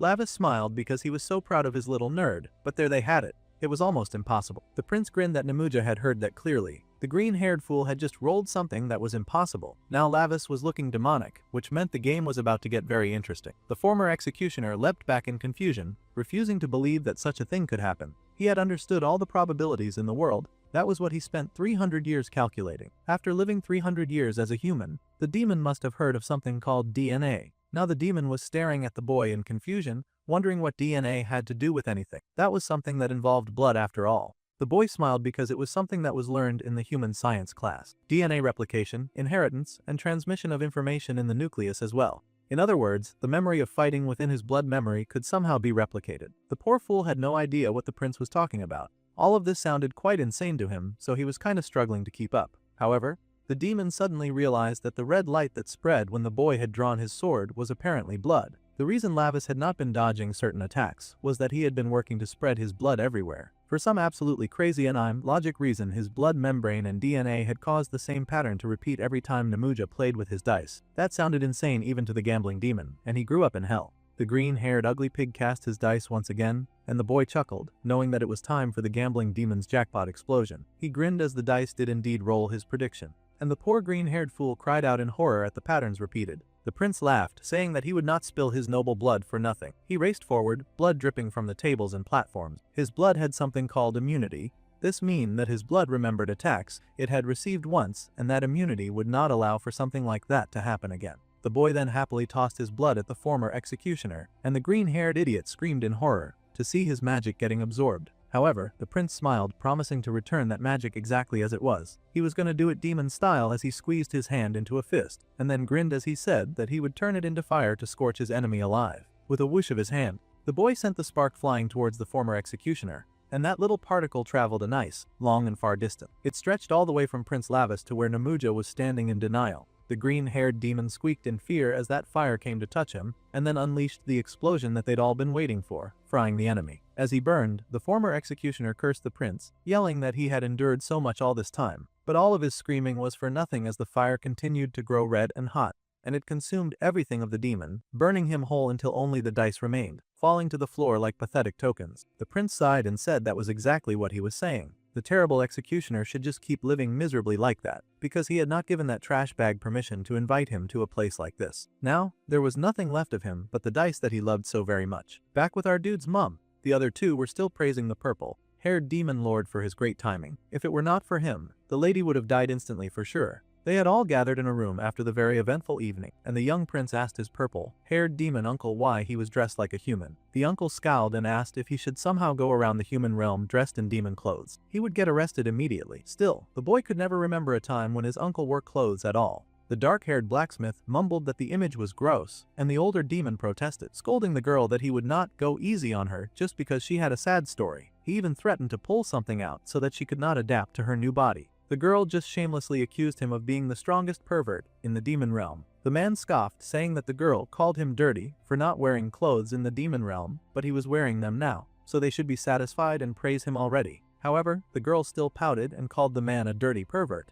infuriating the uncle, who looked ready to throw hands. He leaped at her and she screamed as well, raising her arms to defend herself as they fought, and she yelled for the purple-haired demon to hurry and go away. The blonde with glasses chuckled, not noticing that it seemed the prince had taken care of the problem that was Namuja anyway. Sending the boy to the human world was truly worth it, and the demon beamed that the boy had absorbed 2 powers of a former member of the 12 Black Throne level. The prince scoffed that it was nothing, ignoring his uncle, who was currently crapping around with Beltia. He asked if they had found any more clues about Morgus. It seemed that Namuja did not know what Morgus was planning, and that the demon was just an early modification test subject for the Dark Morgus. The blonde considered the situation and figured that Morgus probably found it troublesome to take a gambling addict as a subordinate. It would have caused problems later down the line, especially since Namuja was a clown who did not care about loyalty or honor at all. They needed to find Morgus' location as soon as possible. Until 80 years ago, they could faintly sense his magic power, but now the dimensional barrier was blocking it. Even with the Lord Barkin's power and his, it was hard to detect anymore. The boy considered the situation. Since they had just released that guy Boer again, Morgus might come looking for them on his own. They might not even need to detect him at all. This was surprising news to the blonde, and the uncle and the blacksmith kept scrapping in their little corner. Putting this conversation aside, the dark-haired boy yelled at all his demonic allies, asking which one of them was going to deal with the demon Jung Tasik, who was in the way right now. That man was currently more troublesome than any demon in our dude's path, especially since he kept trying to send his human family members to the hospital or the grave. Also, that stupid, greedy human was blocking the access to all of his mortal money. Well, first, the blonde pointed out that it was never lavish money to begin with. However, Street had been kind enough to leave a small gift. There were call records and videos of Jung Tae-sik hiring President Hong for murder, and she had slipped that into the woman's hands, so she hoped that his wife would make good use of it. However, the little cat demon had given the evidence to an unconscious woman. Anything could happen to that flash drive while she was out like a light. Well, the boy was impressed for now, and he congratulated his little servant for working so hard on this problem. The girl happily beamed and said that it was just the basic. By the way, they asked Bambi if he would be leaving soon. He had said that he could only hang around them temporarily after all. Since that was the case, the dark-haired boy growled that his demonic best friend might as well take his stupid uncle and the annoying stalker with him. The uncle wailed that he had gotten permission from the great demon king to come down there, and the poor girl wailed that she could not go because she had nowhere else to go. The boy yelled to the uncle that he would start spreading rumors that he walked around in the human world wearing human clothes, which would surely put a dent in his tough guy image. Varkin could not believe that his nephew would threaten him like that. Cyan, who had been listening to this back and forth exchange, finally spoke up. He was kind of sorry to interrupt this conversation, but he did have to ask why there were such important people in his house. Meanwhile, over at the hospital, the doctor had checked through the reports. The external injuries faced by the woman were not severe compared to the accident that had occurred. However, the mental shock was quite severe, so the woman appeared to be in a state of shock due to an acute stress reaction. The doctors were sure that with enough time to rest, the woman would awaken again. Her husband stayed by her side like he was sincerely giving, and he held her hand close, thanking the doctors for attending to his wife. The doctors reassured the candidate that his wife was simply lucky, and then they left the two alone. As soon as the doctors walked out, the man released his wife's hand and got to his feet. He had to admit that they truly were lucky. Both the son and the mother had such surprisingly long lives, unlike their father, of course. The man looked down at his wife in disdain, asking if she remembered when they had first met. It was really nice back then. It was flashback time, and the story took us to a place where the adults were much younger. Tae-sik was told that no matter if he was the first in the entire school. School was also a small society, where people had to live together with friends. It seemed to be too much to report the entire class. Even if he reported directly to the education office, it would make the homeroom teacher look bad. The boy had written a full report just to complain about his classmates. However, the man insisted that the school should prioritize students' academy achievement, and that it was not a place for socializing. He believed that this was a necessary measure for the good students. The teacher just sighed and told the boy to return to his classroom because he was doing way too much. This did not satisfy the student, of course, and he mentally called his teacher useless and indifferent. The other students jeered when they saw Jung Tae-sik coming out of the office again, and they asked what he had snitched about this time, since this was a running occurrence with him. They asked how many times he had to be beaten just to come to his senses. They even laughed that crazy guys like Tae-sik were probably the kind to stab other people in the back. They could tell just by looking at his face. In fact, the bully thought that the boy looked so annoying that he raised his hand to beat him for having such a sharp gaze. They laughed at how quickly the boy flinched as soon as they raised their hand. They laughed at him for getting scared and trembling before them. They called him hilarious and told him to relax his face. They continued to laugh and jeer at him, and the boy continued to hate them. The boy promised them that once they were out in society, they would not even dare to say a word to him. In fact, the boy was so upset that he started swearing vengeance on the whole school, saying that they were not worthy to attend the same school as him. However, it did not take long for something to catch the angry boy's eyes. He saw someone whom he believed was the only one on the same level as him. It was two girls happily talking to each other. Of course, one of them was Seo Ju-hee. The poor, oblivious woman happened to be the only daughter of Haemyeong Construction's CEO, and she represented Unchin City. She was pretty, and he thought that her looks were good enough. The man glared, saying that the girl should have just stayed quiet and waited back then like a good little doll. Instead, she had gone ahead to get married to someone else. He had quickly heard the news back then that the assistant manager Park had married the boss's daughter. This was unthinkable news to Tae-sik. Apparently, they had been friends in high school, but they were surprised that such a rich woman had married an orphan. The boss opposed the marriage because of the man's background, but they ran away together, and it caused such a huge scene. The gossip continued to talk about how it was a romance, and the more he listened, the more the man continued to growl like a dog. The man growled that he had given up medical school, even though no one had asked him to, and he growled that he had come all this way just to marry her. He was really an entitled dude acting as if the man owed him a favor. He treated her falling in love with someone else as a betrayal, and like that, the lady had abandoned the wicked man and even had a child with that orphan. Actually, she had gone ahead to have 2 happy children. This loser had actually somehow stalked her everywhere, cursing and hating as he watched them together. He swore from that moment on that he would never forgive her. While the woman was living happily with her one true love, The man had done all kinds of dirty things and focused only on getting promoted. No one had asked scum like him to go that far either, but the man had promised President Hong that if he won this contract,